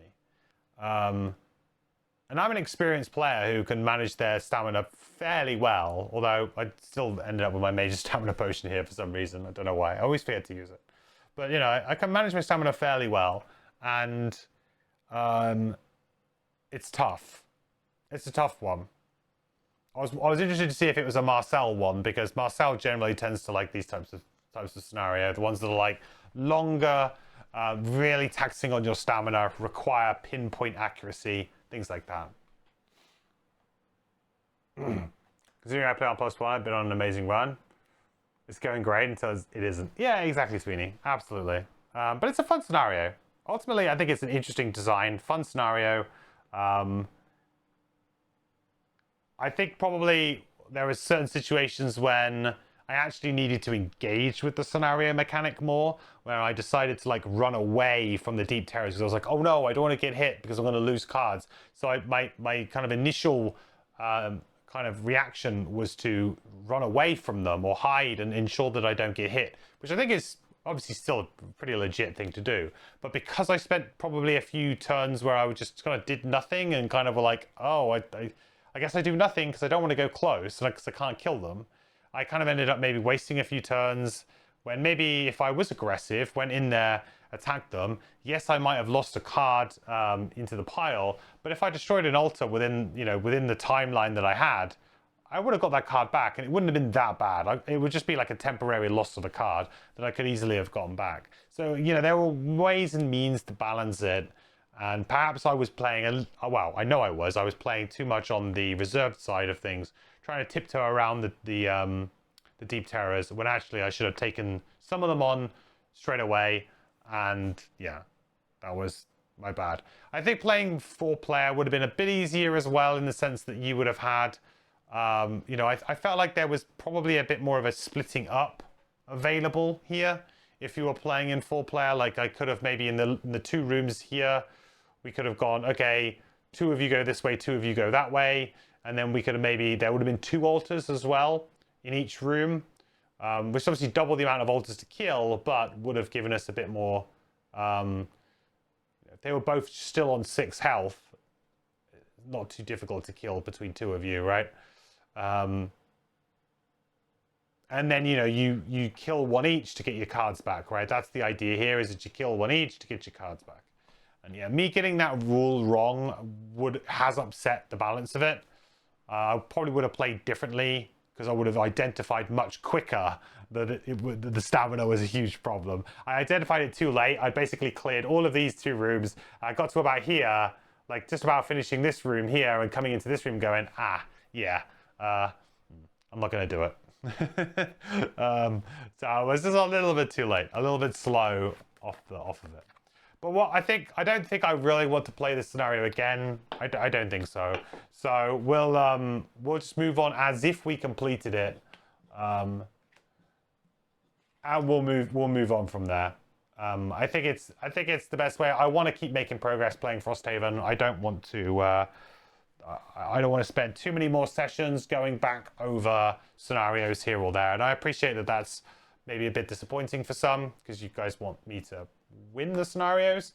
But I think ultimately to be able to keep my sanity of playing Frosthaven for the next, well, however many weeks, months, and actually finishing this thing, I think it's a case of I need to. Because if I don't, then, you know, I may never finish it. And that I'd much rather finish it than not. So, yeah. Cool. So let's go over to Fortella then. And let's see what happens.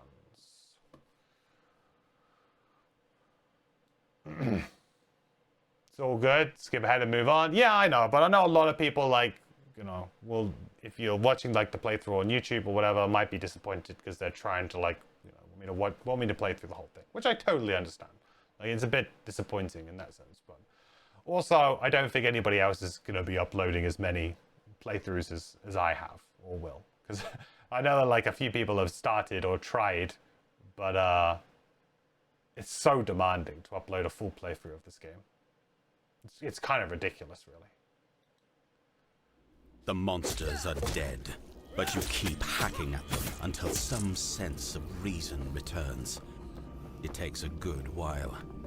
When you finish, you look around and find that the chamber has been reduced to scattered bones and splashes of ooze.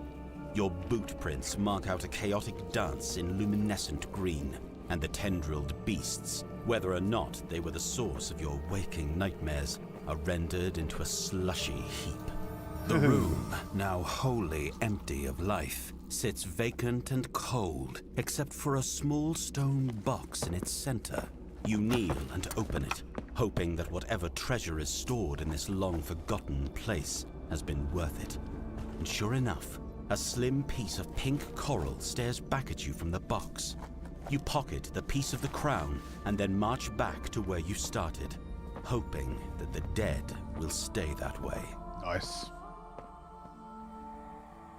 Rewards: gain 10 XP and 1 checkmark each. Gain Coral Shard campaign sticker. Cool. All right, we go to success. I mean, sure, we'll give ourselves a battle goal. We did do this one. We didn't do that one. Finish. Nice. So yeah, we get the where'd the music go actually?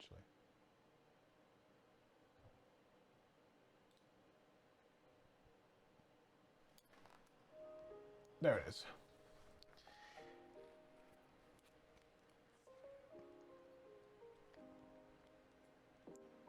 So we're going to gain 10 experience, 1 check mark, gain the Coral Shard. So another Coral Shard. Or Coral Shard is a different sticker. That's not part of the Coral Crown, is it? It's something different. That's something different. Where are the stickers? Where are the stickers? Where are the stickers? Show me the stickers.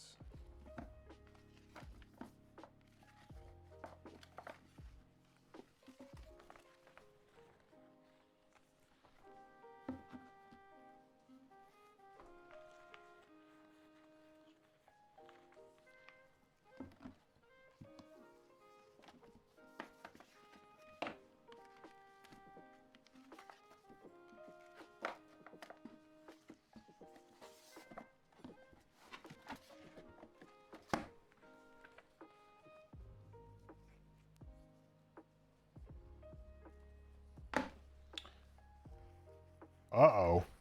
I don't know where the stickers are. Oh, hang on a minute. No, here they are. Aha, I stashed them. In a place I would never forget.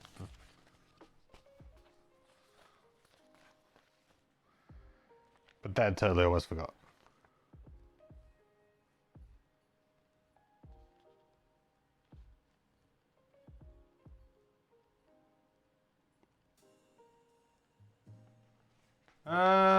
I don't get it. It's not a part of the coral crown, right? Coral shard. It ain't here. Oh, there isn't a coral shard one. Empty dart, charged core. What? There isn't one. Unless I've already got it? No. What? Confused.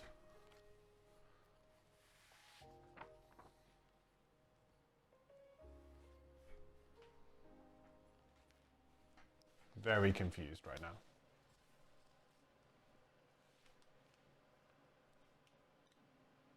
Let's have a look at my campaign sheet and see where it is on there.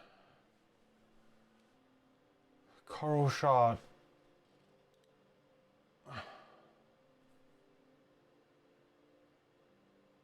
Oh, is Coral Shard the same as... Oh, Coral Shard is the same as the Coral Crown. Okay. It's just been so long since I've done it. It's the same thing.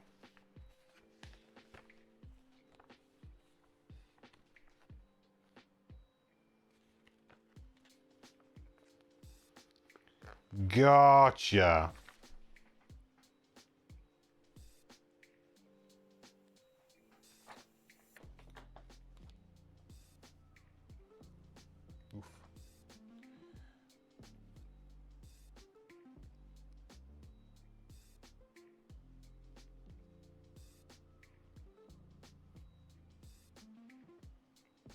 I have no idea how this is all supposed to stick together. This crown just looks kind of weird to me. I don't get it. Honestly, it's kind of just a bit scuffed.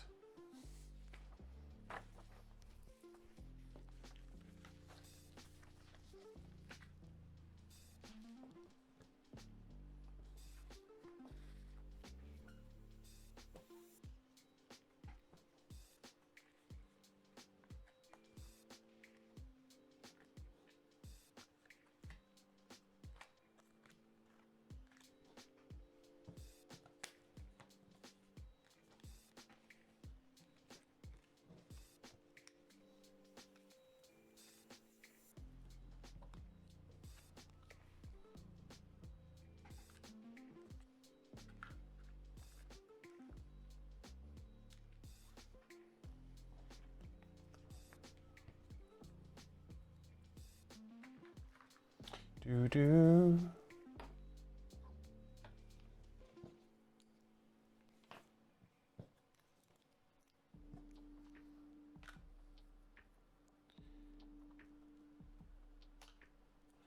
Nice. Right. Let's quickly do an outpost phase. Do an outpost phase. Do an outpost phase.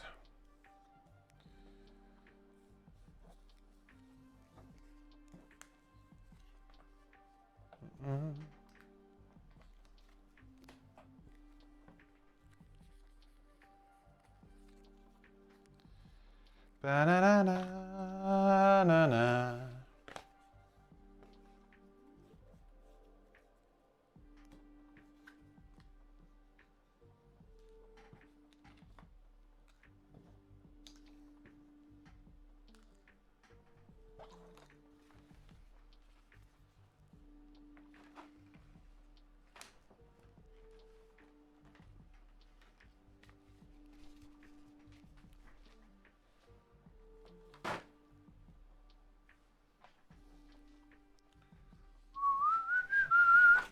Oh, we have some stuff. Oh, we have to read one more section as well from this book, I believe. There was another thing we had to do here. Read 36.7 now. Whoa. 36.7, ancient technology. You find a pile of scrap machine parts in one corner of the cavern, along with a single sheet of frail parchment. Oh. Oh. Yeah, yay! It's more puzzle book stuff. Hooray! It's the language thing again. Okay. I guess I should probably take a photo of that or something. Or I'll leave it out. I don't know.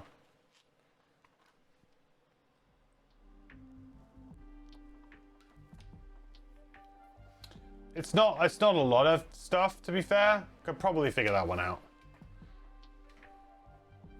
That's probably acceptable levels of puzzle booking for me. It's like, yeah, sure. I already know how you work that out. That's fine.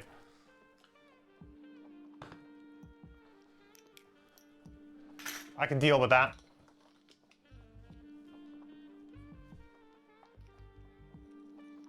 Just don't be coming at me with loads of new puzzles.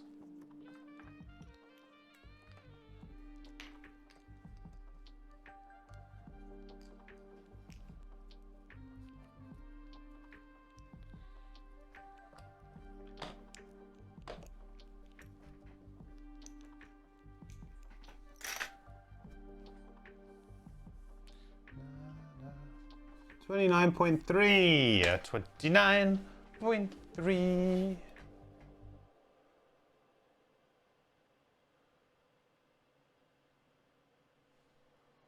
What do we have? What do we have?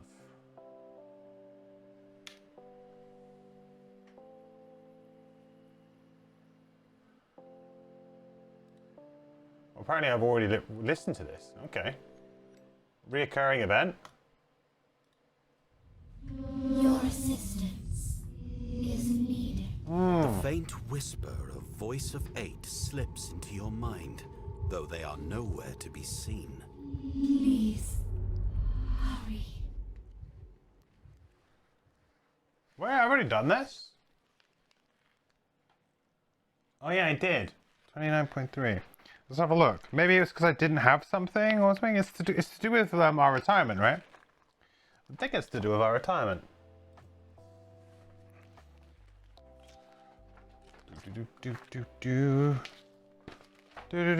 Do.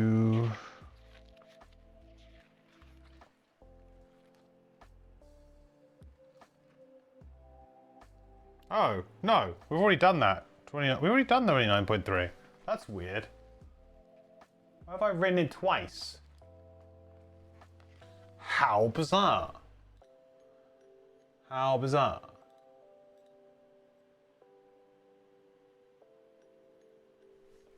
Huh. Yeah, we've already done that quest. Okay.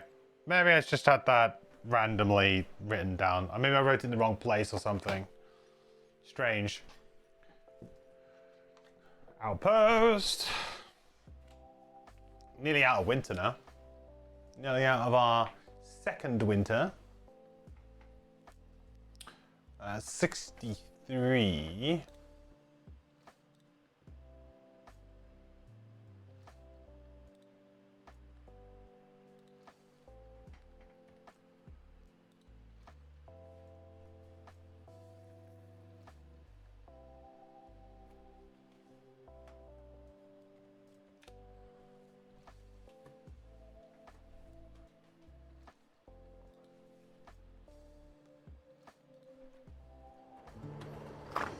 You enter Satha's cabin and are surprised to see the expressionless metal mask of the orphan greet you. Hello. The orphan says, Hello. I was just explaining to Mayor Satha the collective inefficiencies of Frosthaven's organic workers, and merchants, and soldiers, and leaders. Satha is doing her best to keep her patience, but the effort is exhausting. A new friend has a lot of feedback. She grimaces. This has been a long conversation. Yes, The orphan agrees. I have had to speak much more slowly than I anticipated, but the unfettered are here to help, and I have prepared an exhaustive list of potential improvements over your current mismanagement. No more. Satha blurts, jumping out of her seat. I think our friends here can help direct your efforts. I need to, She hurries out of the cabin, leaving you with the overly helpful automaton. What will you have us do? The orphan asks, unfazed. Option A. Ask the unfettered for help collecting resources.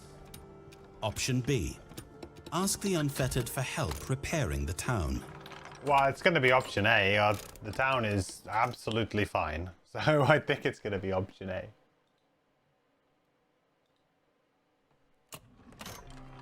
The orphan nods sagely. Organic workers must sleep. This is a key weakness.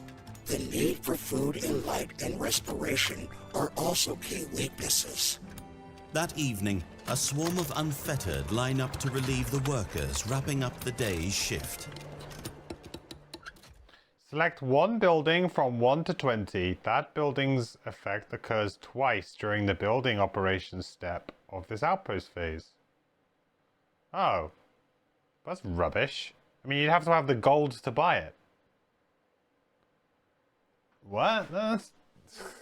I mean, at least give me some... I have to spend gold.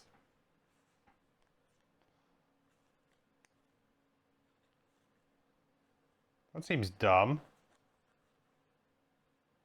From 1 to 20. Can't use the garden.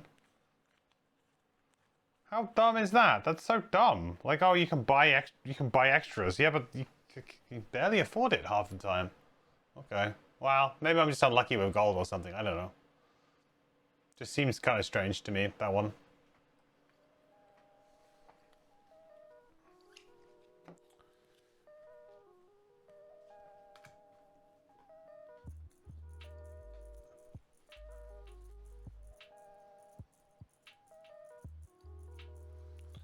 Okay. What do we need? We need to, well, we were going to upgrade the craftsman, weren't we? I guess we could upgrade whatever we need for the craftsman. Craftsman is 643. What do we have? 551. 425. So we probably need some wood.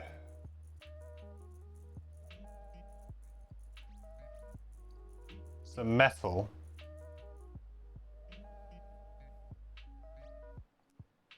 I guess we just buy what we can buy normally and it doesn't really matter. Just buy what we can normally buy and we'll deal with the rest later. Okay. Oh, what do I need for those boots actually? We're gonna upgrade the boots, won't we?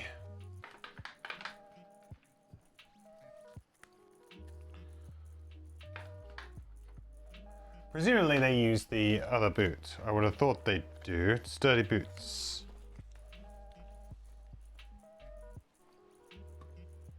Let me turn off this output.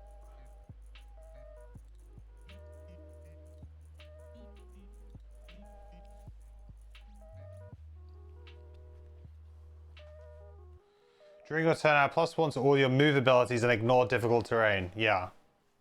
That's what we want. And it's 18, which I presume is the boot, right? No, it's not the boot. Oh. What is 18? Curious. Okay. I thought it was just a straight upgrade to the crude boots. Seemed like it would be. Do we have 18? I really need to sort these and have them in a file like I had my other ones. It's kind of just a bit of a... I kind of put off buying anything in this game because I just haven't got the shop organized. It's like, yeah, I can't really be bothered to search through this stack of like 500 items to try and find like something useful. Oh, just whatever. It's kind of a shame, really.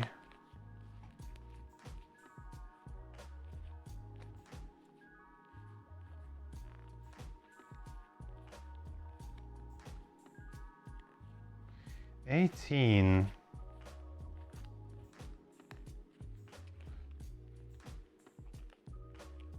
Maybe it's like standard leather boots or something.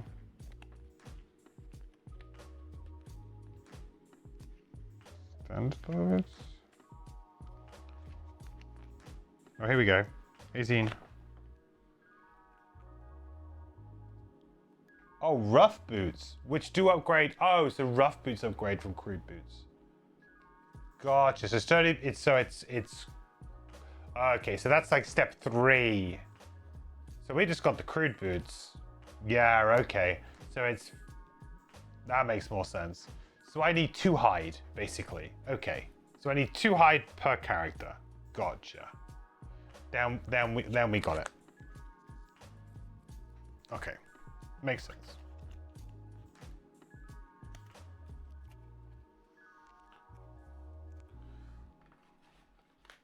So in order to get our sturdy boots, we're gonna need 2 hide.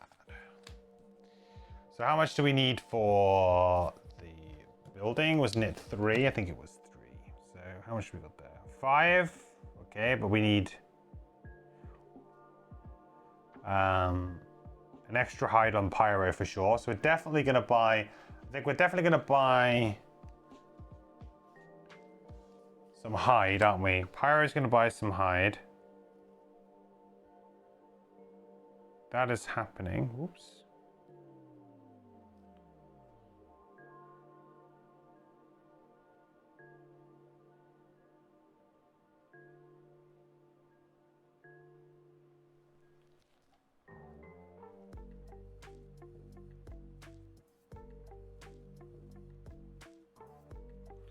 May as well buy like 1 more or something.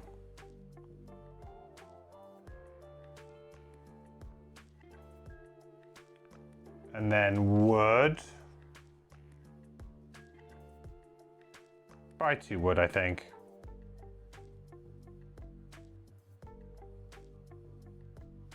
Okay. Then that's all good. That's all done. Boop, boop, boop. Temple of the Great Oak. 5 gold. Hive. Okay, good. I think that'll do for operations, really. So then we will buy. So we'll do some sturdy boots. Oh, we get garden triggers. We need 1 herb from the garden. We had flame fruit, don't we? Yeah, we have flame fruit. That's good. We need flame fruit.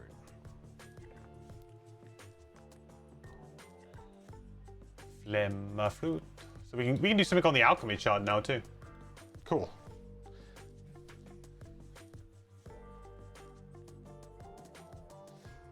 So let's buy the boots.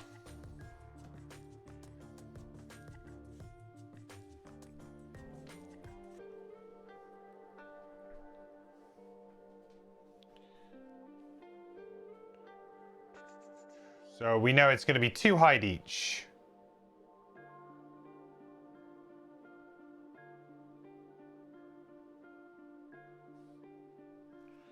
And we have to turn in our old boots.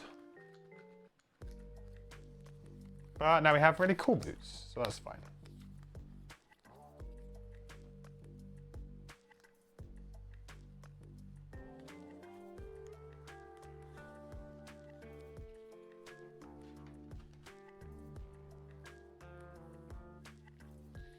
And we can do a little bit of alchemy.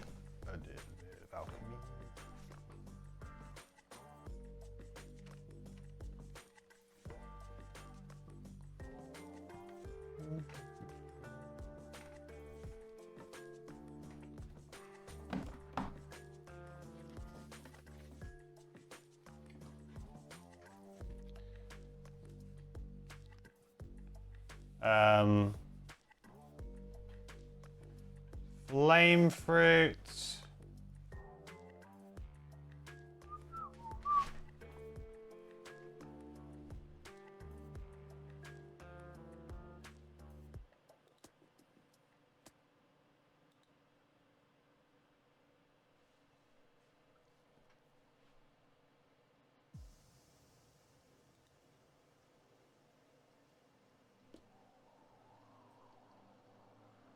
What should we do?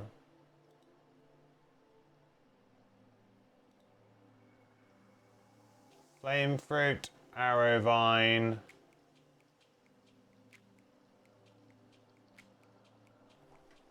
Just anything with flame fruit, basically.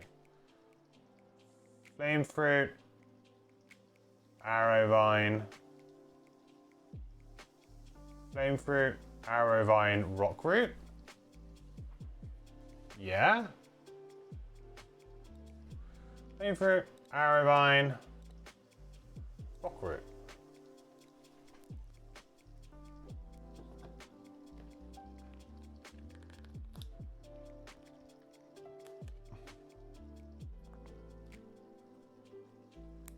$109, major renewing. That sounds kind of cool. 109.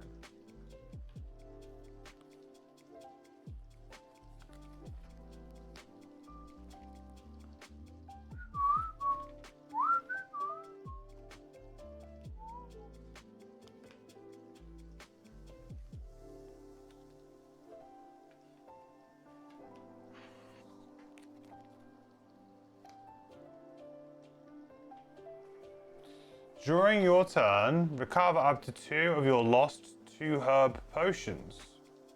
Huh. 2 herb potions. What's the best 2 herb potion then, huh? Power potion is pretty good. Stamina potion, of course.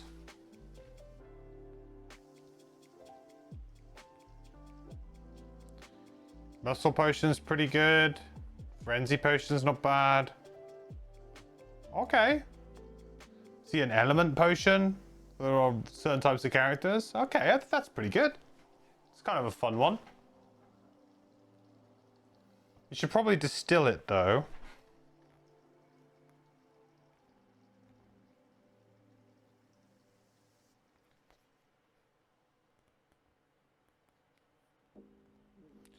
Probably take the flame fruit back. Distill them and get the flame. Distill one and get the flame fruit back, I think. That'll then allow us to do like a flame fruit axe nut next time. Cool potion though.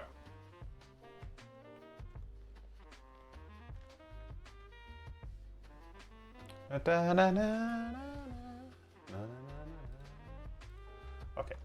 then fruit. Alright, so then the only thing left to do then is going to be construction. So we'll do construction.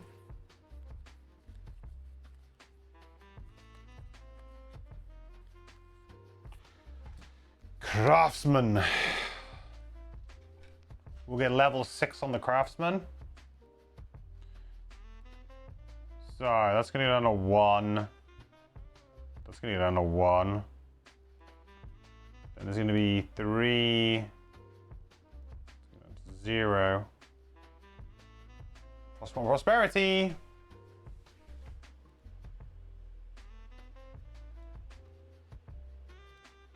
Ooh, baby, we are 2 prosperity away now from getting prosperity level 6. Nice.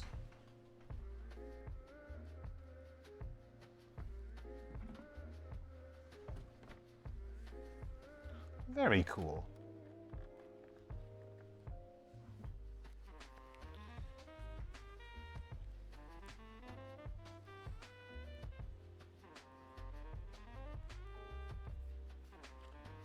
Level 6 craftsman.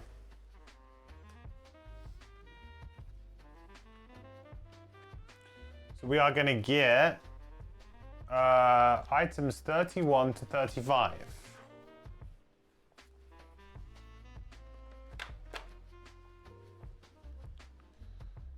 Do, do, do, do, do.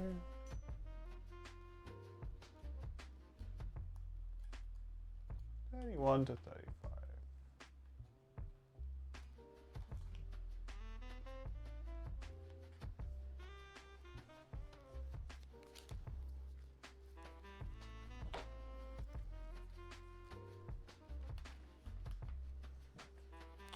All right, first up we have Deathproof Charm. When you would suffer damage from any source, negate the damage, throw away, head slot. Not too bad, but generally speaking, like damage negation, it can be fine. I guess the problem here is that it's a head slot which may compete with something else. Terrible though. Shell Armor. During your turn, perform Ward Self. Tap. So basically, once every rest cycle, you can get half damage on something, which is kind of, I guess, equivalent, especially at high level. This scales better than like Shield 1, for example. I still feel like I like the charge bases on shield items though. It's just fun to just kind of, you know, have the charge thing going on. Like this, you kind of have to go early and play it at the right time. And then obviously the enemy needs to actually draw a decent attack against you. There's a lot of ifs and buts to make this work, but this, I guess, is still equivalent to a very good armor. The other thing is that this does not require, it has no negative perk effects to it, which is kind of interesting. So it could be equipped by any character, which makes it quite versatile as well. I don't mind it. I mean, like, it's probably better than like leather armor for disadvantage, right? Well, it definitely is. Except for the fact that like the leather armor, you can give them disadvantage or whatever I have, the special armor that I have right now, that gives them disadvantage twice, which advantage and disadvantage can obviously have big swings, but you kind of balance it out to be like it saves you a point of damage over the course of the scenario every time you use it. Something like that. So like it averages out. Unless you're playing like curses and things like that. And this could potentially save you a bit more than 2 points of damage per rest cycle. That's an interesting item for sure. Again, I think the problem that a lot of items have, and in Gloomhaven had the same problem, and Frosthaven has unfortunately not been able to solve that problem, which is that there are just too many items. There's so many items, and they all do variations of very similar things, but might be situationally better in this versus this, but it's like, yeah, but I'm playing a campaign, and I'm not changing my armor out after every scenario, you know? It's kind of similar to, I think, a lot of problems games have, video games have, where they're like, oh, you need to buy resistance gear to be able to play. Like, oh, okay, you're going to the fire area. Oh, you need to make sure you equip your character with the fire resistance. Like most of the time when you play the game on like normal, hard difficulty, whatever, you don't need to worry with that stuff. Like it's fine. Like you really don't need to change the gear every time. But you go in the game and it's got all these different sets of armor that are supposed to be like, oh yeah, this is good for this, this is good for this, this is good for this. But actually, realistically, you can usually just find one that's a kind of a jack of all trades and just run that the whole time and never have to worry about it. It's kind of like thing that like kind of bothers me a lot about video game RPGs is that they generally tend to do that. What I loved about Baldur's Gate is it didn't necessarily just do that. It didn't take the easy way out. Actually, a lot of the armors have unique things about them that make them more interesting or better or what have you for different characters and classes. So, yeah. 2 copies of that. Only 1 copy of the Deathproof Charm. Interesting enough. Unless somehow I've lost the other copy somewhere. Volatile Boots. Up to once each turn during your move ability, add +1 move, then flip this card over at the end of your turn. Ooh. That happens if I don't yeet it onto the floor. Up to once each turn during your move ability, suffer 1 damage, then flip this card over. Oh, okay. So it's gonna do...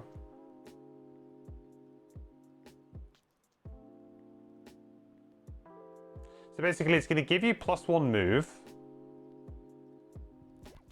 But then it's going to flip.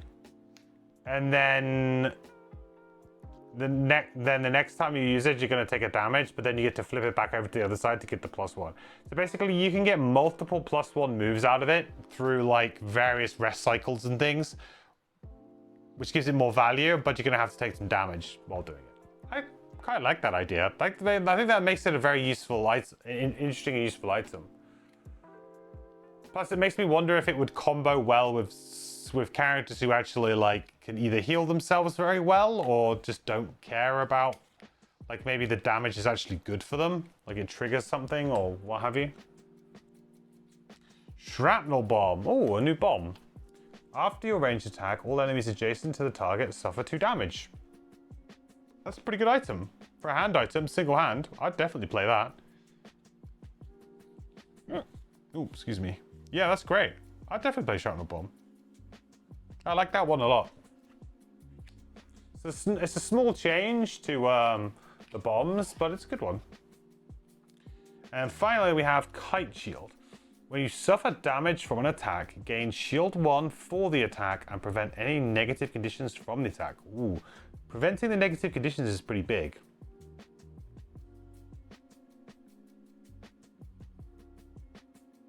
I mean, like, if you could prevent a disarm or a stun or even just like poison, wound, cut, like anything really, immobilize that could hose you potentially. I like that. Kite Shield's great. That's probably the best one of the bunch, I reckon. Unless there's some sort of combo that you can play with this. That's great.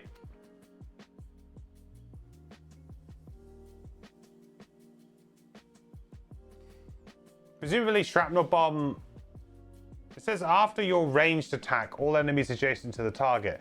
Presumably this then works with AoEs, so maybe it makes it even better. Because if all the enemies are next to each other, then maybe they take 2 damage.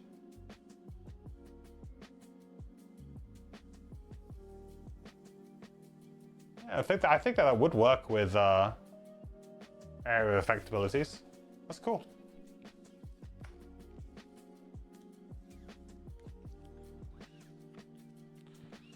There's some nice items there. I think the Craftsman seems to be adding some really nice new items, actually. Should have upgraded that a bit sooner, I think. It's just a shame I don't have characters that actually use, like, use the items necessarily. I guess I could probably use the Shrapnel Bomb with Hive. Yeah, I could probably use the Shrapnel Bomb with Hive. It'd probably be pretty good with Hive, actually. Right, stickers. Sticky stick. So we haven't unlocked a scenario yet, supposedly, although...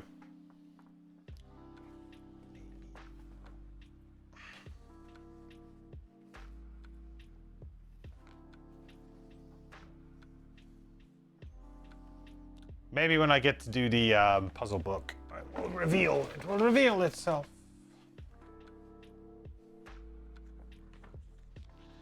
There are still so many levels of the Craftsman left to go. Me not having the Enchanter's Hut.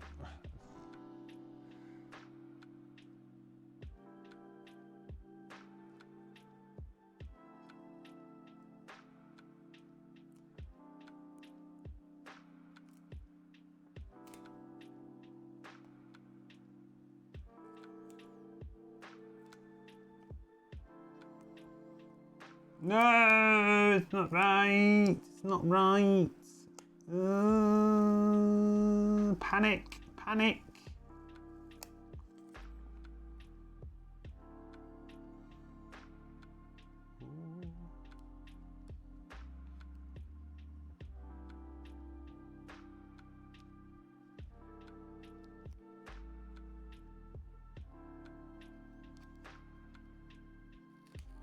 This is like... it's like an optical illusion. It's got to get there, but then if it goes onto that there, then how does that fit there?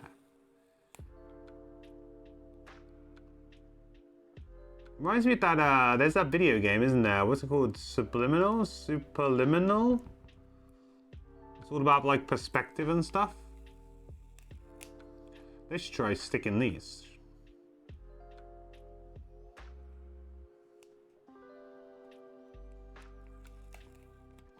It's like if I line it up with, I need to line up this here.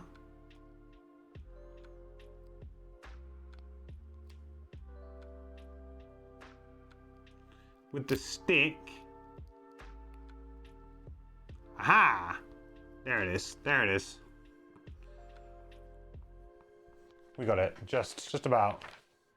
Good enough. It's good enough. Cool. Well, I know I said I was going to review the drill character today, but honestly, today's stream's gone on quite a long time. I started late, and it's now 2 o'clock in the morning. So, yeah. I am fairly tired, and I have to get up tomorrow, because tomorrow I have my... it's one of my close buddies' birthdays, so we're going to do some pitch and putt, a little bit of golf. Then we are going to a board game cafe to play just a couple of party games for a few hours or something, just to like hang out. Then I got my fantasy draft in the evening as well with the same group of guys. So tomorrow is going to be probably a pretty long and beer-filled day. I think probably by the time it's all said and done. I think so. Yeah. Oh, Scout that's the blessing from Jam. That's the blessing from.